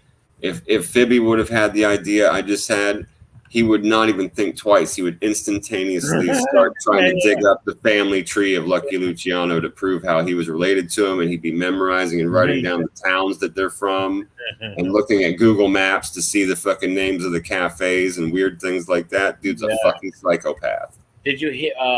He actually said, and he forgot he said this. He said he was shot and he had 3rd-degree burns. He was shot. Yeah, I remember hearing that. Yeah. Like they don't. Okay, well that's for life, bro. So fucking show the picture. Picture it didn't happen, like they used to say. Remember that? That was a dumbass expression. But yeah, if he was shot, he would have showed that picture. We all know this guy would have showed those pictures. Yeah, you'd have melted skin. You'd have skin grafts. If you had 3rd-degree burns on your skin, you would have either a skin graft or melted skin burn. Period. The fucking end. One or the other, or and both. If you were shot, you'd have 2 fucking bullet scars. Yeah, and you'd have the scars from the shots. Absolutely. Yep. Absolutely. And those are very, very distinctive kinds of scars. So just show them. And don't put them on with ketchup and fucking Halloween paint. That's why I don't get like the guy, Peter Griffin. It's like, how can you believe him, Peter? You just heard him say he was shot twice. You know that's not the case. Like he's a liar. Yeah. Yeah. Just be like, all right, he's my friend. I don't care if he's a liar. I like him anyways. I can at least respect that. Like, okay, like you're not believing his stuff, but you like him anyways. Okay, whatever. That fucker was sad. That was a sad human being. Yeah, it was. Peter Griffin. That was a very sad human being. He was trying so hard to bail Phoebe out. It was bad. Yeah, it was really bad. Like, he was just in a skirt for that dude, man. That was bad news. He looked really bad that whole time. And the things that he was saying were not good. Yeah, it was bad news. And they brought that on himself, too. Like that guy, the skinny guy, wasn't talking shit about him or nothing. Right. He just didn't give him a shout out. Who cares? Like, what the fuck? Oh, yeah. Well, that was definitely. He even said, yeah. Emotional. That was bitch made emotional shit. How dare you? He kept saying, how dare you? Yeah, he even said, yeah, I know him. He's a nice guy. He helped me out with some paperwork before. But that wasn't good enough for Phoebe. Nope. Wasn't good enough for Fatty when he wasn't fucking told he was the best friend by Jimmy on the Crossdresser show either. Yeah, I know. These people are. They're fucking weird. Yeah, stalkerish. Well, they look at the celebrities. Piggy looked at Jimmy as a celebrity, man. Yeah, I remember Hillbilly Christmas when he had Jimmy on one line and Angel on the other. It was Hillbilly Christmas. Oh, yeah. The best thing that ever happened to him in his whole life. It was like his brand new puppy he always wanted. Yeah, he was like, I can't believe I have this one on one line and this one on the other. Like, we made it. We made it. Yeah, he was so happy to talk to people who were related to gangsters and a fake rat guy. Yeah, like Hillbilly Christmas. They won the lottery day. Fucking pathetic. Yeah, he is pathetic. That Red Zilla one was good. I like when he played the part where he's like, how can someone forgive somebody who talked about their family? And there he is bending it over for the Ripper. It's like, honor thy wife. Like, this dude said some nasty shit about his daughter. He actually made Piggy cry. He's got video recordings of Piggy crying. Wow. The whole nine. It's like, how do you forgive this guy? How do you look at your wife in the face and be like, yeah, I'm on the stream with that guy. You know, the guy who was you, all kinds of names in my like, no fucking integrity, man. Yeah, well, that's right. That's a given. No integrity, no nothing, no self-respect, no self-esteem, nothing. They're nada. No respect for his wife.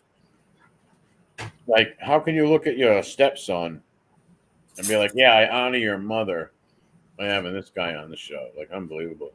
Right.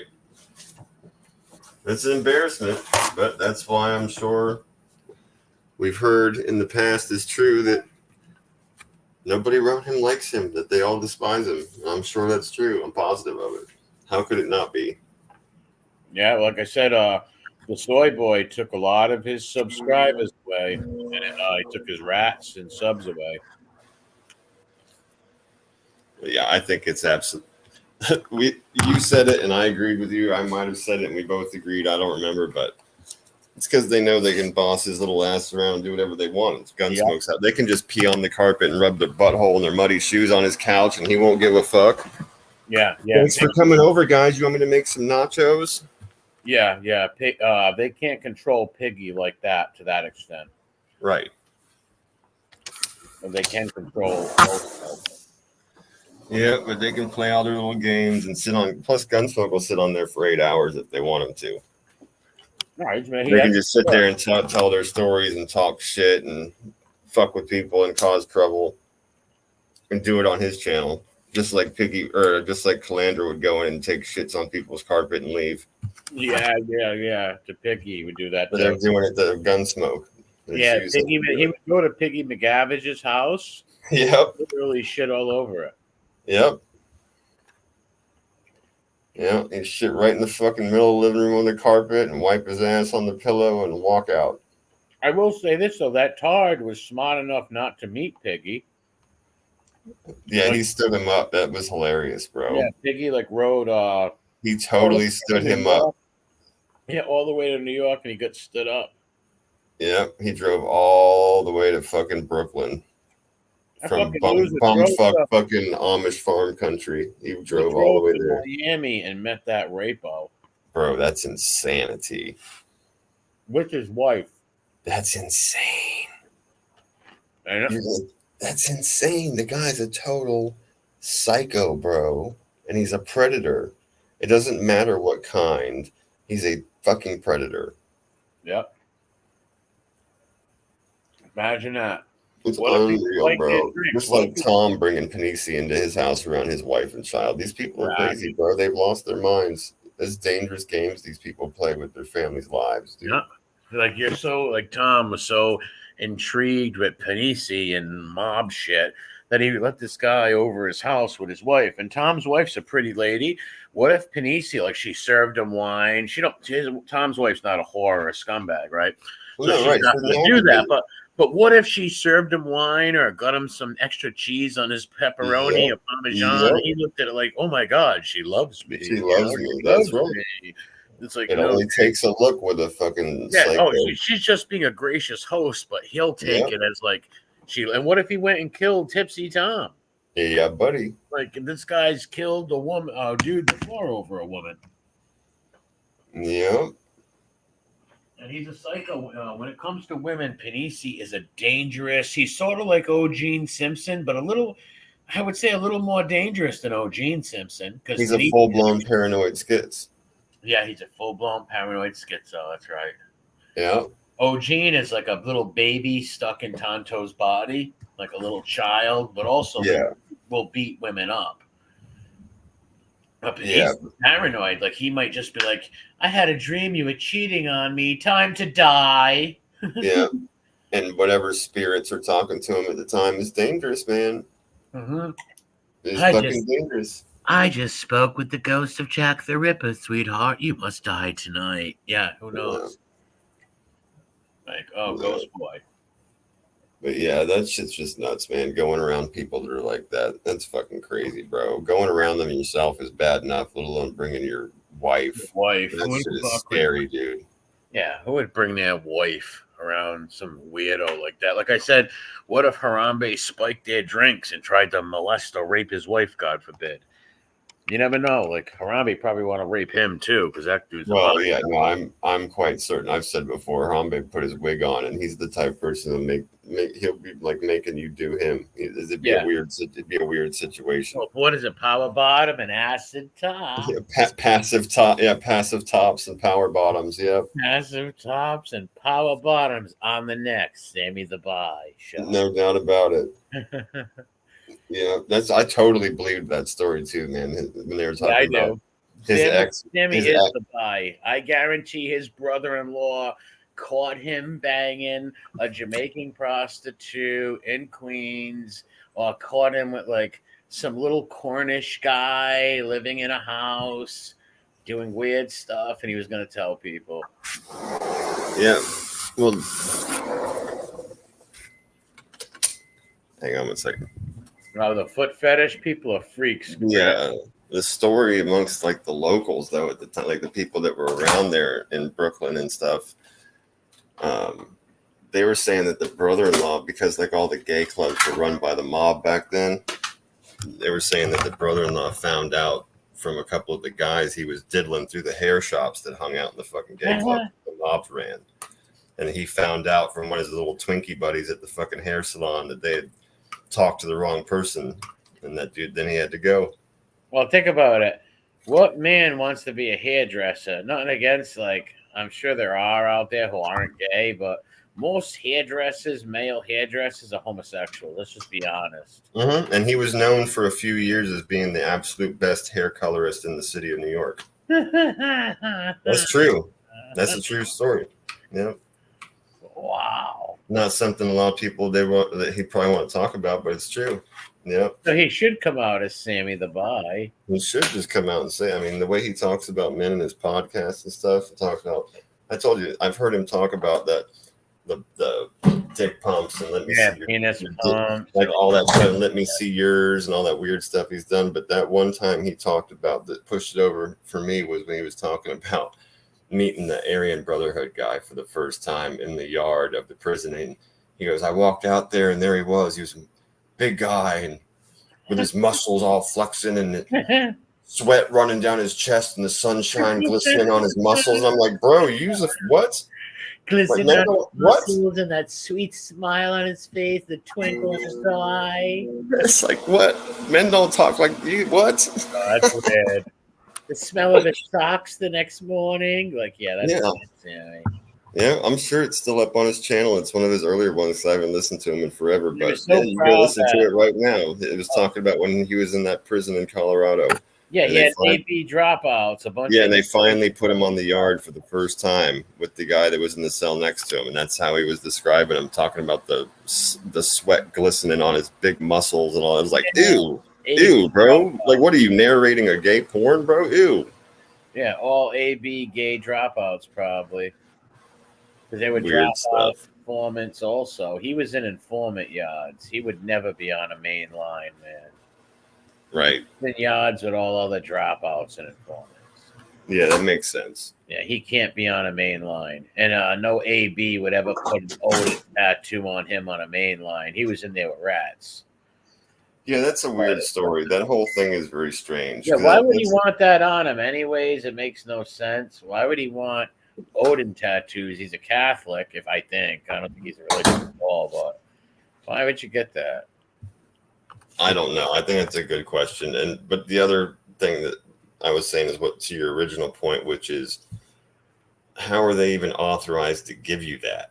Like if they're rats and they're on the rat yard, they're disavowed and like disowned from whatever they belong to. So so his whole story about they can't give that, they can only give this to the highest person or something. Well, right, but if you went out in main population and somebody said who said you could have that and you named a rat that they hate, you're gonna be in bad shape. Yeah, it would be. It's the total hypocrisy. It's like, wait, these guys get. It's like you making them, Sammy. You making them mobsters. How valid would that be? Perfect analogy, bro. Right? Perfect analogy. Saying, I want to prick your finger, Odin guy. When you get out of here, you can go down to fucking Little Italy and they'll accept you. Yeah, you can go tell them you were in there with Sammy the fucking Bi, and they're gonna let you in there. Yeah, they're gonna be like, love that guy. Yeah, Sammy the Bi, great guy. He put 47 of my friends in jail. Great guy. He also shot a 16-year-old. R.I.P. Alan Kai's a great guy. Mm-hmm. He also shot his half-a-new brother-in-law. Great guy. Like, shot, CMA. Like, so that whole story of his is such bullshit. Yeah, it really is. Guy. They had to really respect you to put this on them. You're like, okay. It's crazy. And the shit they expected. So I mean, I did. I watched him for a little while. I think he even said, I used to watch them all too because I had to find content. Yeah, and I was listening to some of the stories too that were like the older ones that were, pretty well documented for the most part. It's like, okay, whatever, I'll listen to this for a while. But then he started to get outlandish, and just the lies were stupendous. Yeah, and all that new shit. I was just like, no, I'm done with this guy. Well, he's he would talk all weird to his female assistants and be all weird and creepy. Yeah, he was creepy with those girls. That pretty girl, super creepy. That was creepy. Well, he's got his vendetta. He always wants to bash John Gotti, right? he thinks he's going to go down in history as a stand-up guy, and John Gotti's going to go down as some rat or something. It's like, no, the other way around, pal. Yep. Like, you're going to go down as a scumbag rat, and Gotti's going to go down as a guy with integrity who fucking was who he was. That didn't break. They got snitched on and set up. Exactly. Yeah. He tries to change the whole, but he's going to go down in history as no one's going to believe his shit. All right. When was the last time you saw somebody wearing a John Gotti shirt? When was the last time you saw somebody wearing a Sammy the Buy shirt? I seen Piggy wear a Gotti shirt last year. Right. That's what I'm saying. Like, you'll see him on the. You'll see him. Yeah. You won't see Sammy the Buy shirts. You don't see that. No. Nope. You'll never see a Sammy the Bull shirt being worn in public ever. Nope. Especially with a 19 on. Yeah, you might see somebody with a Gotti shirt. I'm sure I have in the past, but just don't remember. You know, like maybe somebody with his face on it or his name. That was my only point. You can buy a poster of him at Walmart. Yes, exactly. You're not going to go do that with Sammy. It's just no, not at all. Right. Even the people that buy Sammy merchandise probably just save it like some serial killer shit to sell in the future. Oh, no, I agree with that for sure. But I was just saying, too, like, it's not like, when was the last time you heard of a rapper that called themselves Gotti or heard one that called themselves Sammy Gravano? Exactly. Because one's known as a filthy stool pigeon and one's Boom. That's right. Who are they going to wear, the gangster or the stool pigeon? That's right. About it. Same with all these rat lovers on here. If we were all in real life and they said everybody to the right who likes these rat bastards step to the right, everybody don't like them to the left, everybody's stepping to the left. You know, even the rat lovers are. They're gonna lie and act like, "Oh no, I don't." Right, exactly. They're not gonna want to be seen. That's right, because they're rats. No one wants to fucking. If you support rats, you are a rat. Yeah, support a bunch of creeps who ratted on their buddies and then try to act like tough guys on here and tell stories. Like people ask me times, oh, why don't you go after this rat or that rat? I was like, well, they're not on YouTube making videos. So what's the point of, like, they're like, why didn't you ever do a show on Phil Leonetti? Well, I hate Phil Leonetti also, but he's not on YouTube. Right, because that's right. So what you'd be doing is a documentary. Basically be doing one show on him, you know what I mean? Which I think I have done in the past. Right, you'd be covering the history of this guy because to your point, he's not doing anything current. So you'd basically be doing like a documentary of this piece of shit. Yeah, exactly. Yeah. I mean, sure, you could go on and do the documentary on like how he is a piece of shit. That's cool. But it'd still be a documentary because, again, like you're saying, he's not out and about. He's not telling all kinds of crazy shit right now. He's not gaining money from it right now.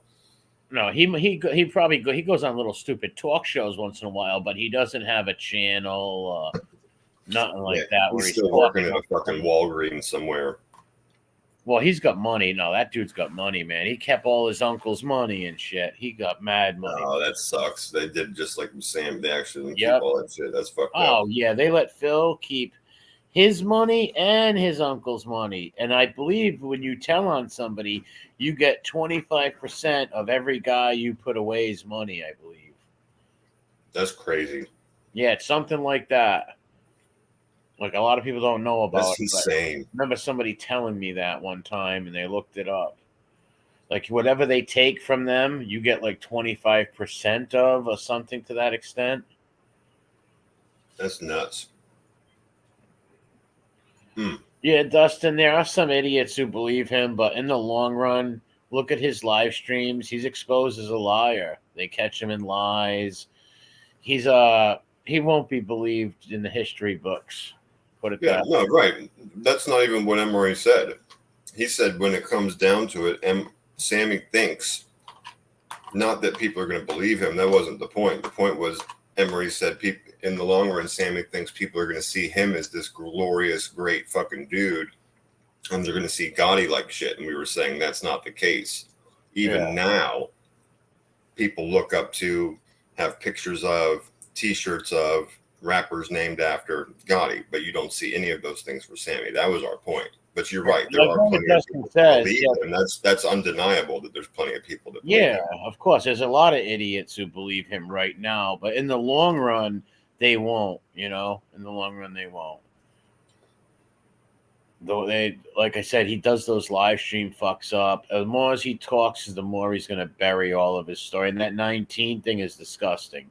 Yeah, he's changed his. That's back to when I was saying his shit's become outlandish, which is you've written books, you've done your interviews, you have everything written down in court documents. There's been movies. You can't just change your stories, bro. You can't like. It's obvious. These stories have been told too many times. When you change them, it's obvious that you're being a liar, a self-serving garbage pail. Like, it'll become obvious. People that the weird simps that study this stuff, they'll find the discrepancies. Yeah. They'll know when they're being fucked with. And there might be a small group that will like him, probably, Sure, but it'll be like course, serial killer worship, though. And, you know, it will be like people worshiping a serial killer or something. And the ultimate, humps that are just totally into that shit. Yeah, goofball. They want the guy's baseball card and stuff. Yeah, they're probably trying to get his daughter to write them in prison or something. Fucking weirdos.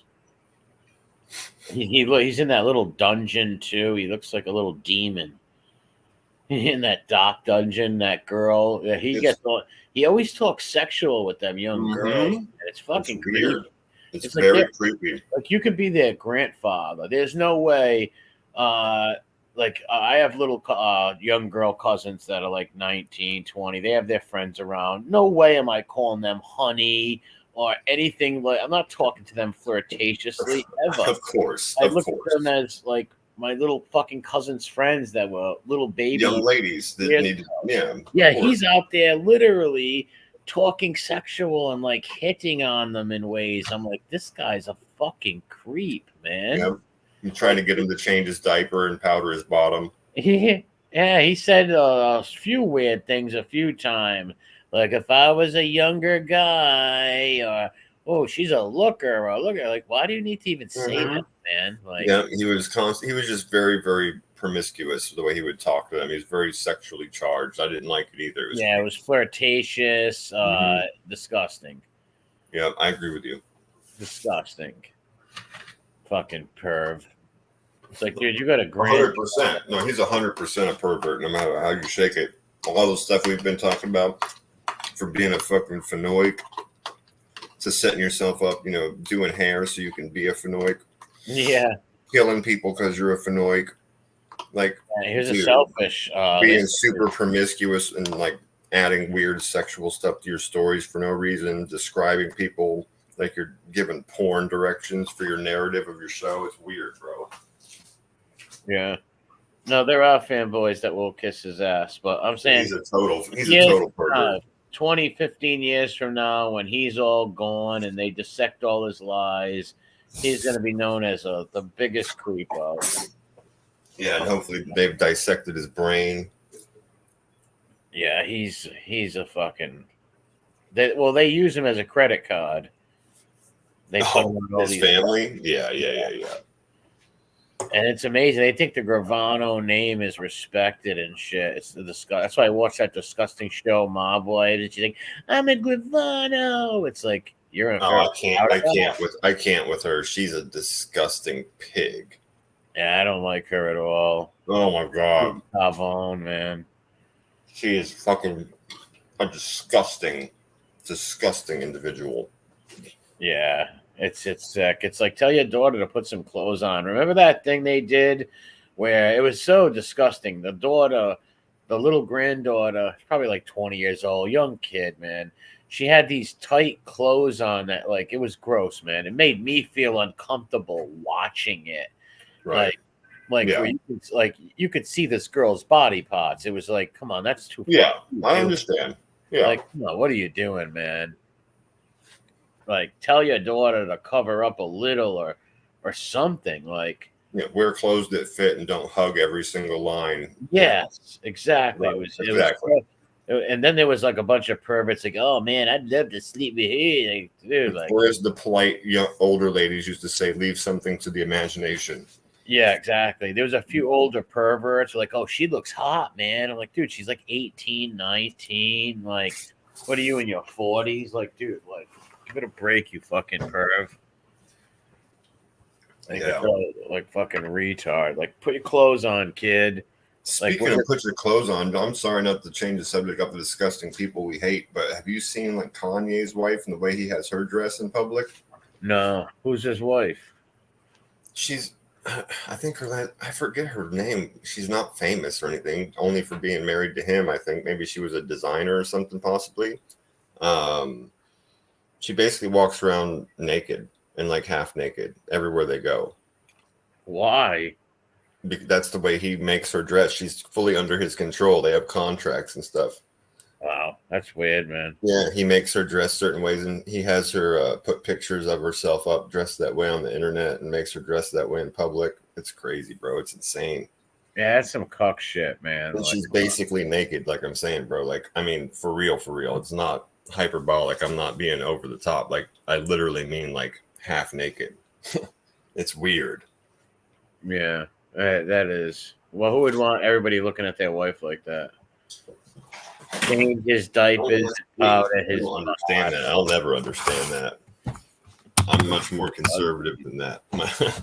I could never imagine. No, I'd freak out at my wife. What the fuck are you doing? Oh, yeah, no, we wouldn't have left the house. Yeah, I'd be like, have you lost your mind? Yeah, what do you think? Have you been replaced by an alien being? What's happening right now? Exactly. Like, would you just be planned from the caveman days? Like, are you a cave woman? Yeah. You forgot who you are. You forgot who I am. What's happening? Yeah. Get back in the closet right now and change. Exactly. You forgot to put your clothes on.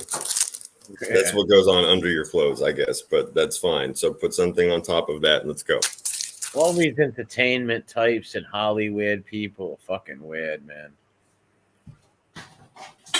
Like, I'm comfortable with my girlfriend, so look at her. Everybody look at her naked. It's like, wow. Oh, yeah. Even just basically topless is enough. It's like, bro, what are you doing? Have some class. Yeah, fuck that. You're in public. Have some class. Have some class. That's all we're asking. Yeah, it's supposed to be for you and your girlfriend, not the world to see. Yeah. That's the way this, like even at the beach nowadays, they say that they have these nudist beaches they want to bring over here or something. It's like, what the? Well, what's funny about that is that, like, sure, are there some famous nudist beaches in the world, like during certain seasons where there's actually beautiful women and stuff like that go? Sure. But for the most part, it's just a bunch of fucking naked old guys. Freaks, yeah. Freaks and perverts. That's the funny joke that just gets played on them by nature. We can just stand back and laugh. We don't have anything to do with that. That's all the people that show up there. I could throw a beehive at them, have a bunch of bees sting them. It's like way back in the day, they'd have the jokes about, like in the 80s movies, like people fantasizing or like trying to get to a nudist camp, but when they get there, it's just all old naked couples. They're all old, married. It's like grandma and grandpa's everywhere, just naked, playing tennis and badminton and shit. And nobody want to see that, No. But that's the reality of it. That's the reality of it. Yeah. What's up, Uncle Edwin? Mother's Day Marathon continues. Remember when Uncle Ed was funny? He goes, "This is a production from Pancreatitis Productions." That was one of the funniest things. I just got to the hospital with like pancreatitis. He drops in the chat, "This has been a pancreatitis production." I started dying laughing.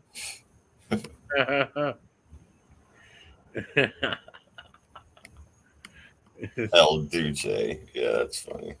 El Duce. Yeah. That fucking El Duce guy, he's one of the people that supposedly was asked to kill Kurt Cobain by Courtney Love.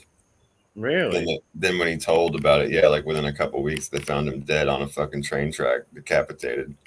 No shit. Yeah, El Duce. Yeah, he was another. You don't want to do too much research into that guy. He was a degenerate, disgusting motherfucker, but... Well, I heard people believe that. Well, there's a guy that basically said, the El Duce said, "I wouldn't do it," so she asked this other guy, right? And the other guy, was he gonna leave her? Why'd she do it? It was all fame and money. She never gave a fuck about him. And I'm not saying that I believe this. I'm just telling you the story. You know what I mean? Yeah. The story was that I will admit this, and what I was getting ready to say is that El Duce says, I didn't do it. She asked this other guy to do it, and he fucking did it. And when people started looking into it, not only did they find recordings of him admitting to it and then later denying it, they also found proof of him getting like some pretty large money payments and like not working anymore and shit like that. So that is pretty weird. Yeah, it is. I'll give them that. But other than that, there was no proof that they were the ones that actually did it. The other ones, though, the other proof, though, that I found extremely incriminating, in all those movies I saw was that Courtney Love accidentally left her bag because she was all fucked up. She left her bag at like her therapist's house or in her car or something like that.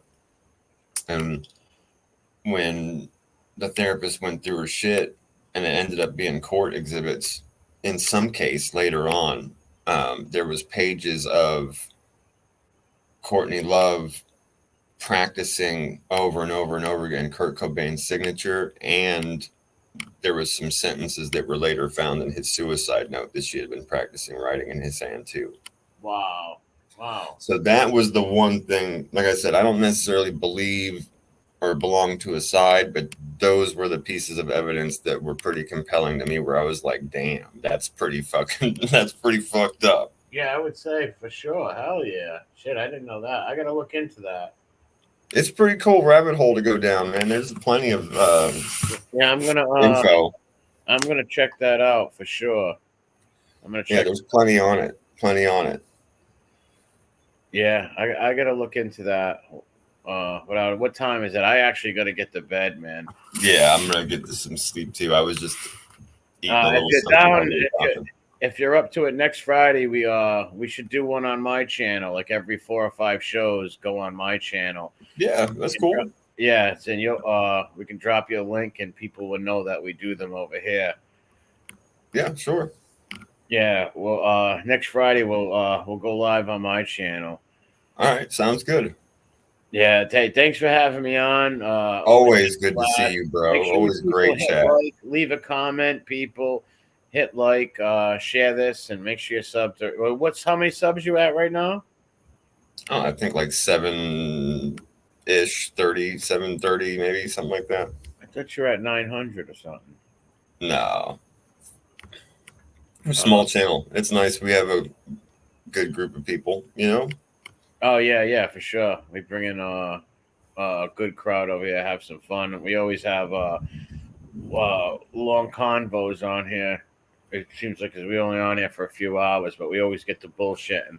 But hey, Skull Brother, good night. God bless. You too, buddy. Be safe. Crazy Billy, Uncle Edwin, Dustin, whoever's still up. You guys have a great one. Make sure you hit the like button, leave a comment. Never surrender, Grant. Later. Forza. Later. Be safe, buddy. All right, everybody. It was good having you here. We had a great chat tonight. Had a good time. It was good seeing all of you. I hope you have a great night, great day, wherever you are. And I'll be back around soon. I'm probably going to be doing another chat here real soon. Maybe even late Saturday night. We'll see. But I'll talk to you guys soon. Later.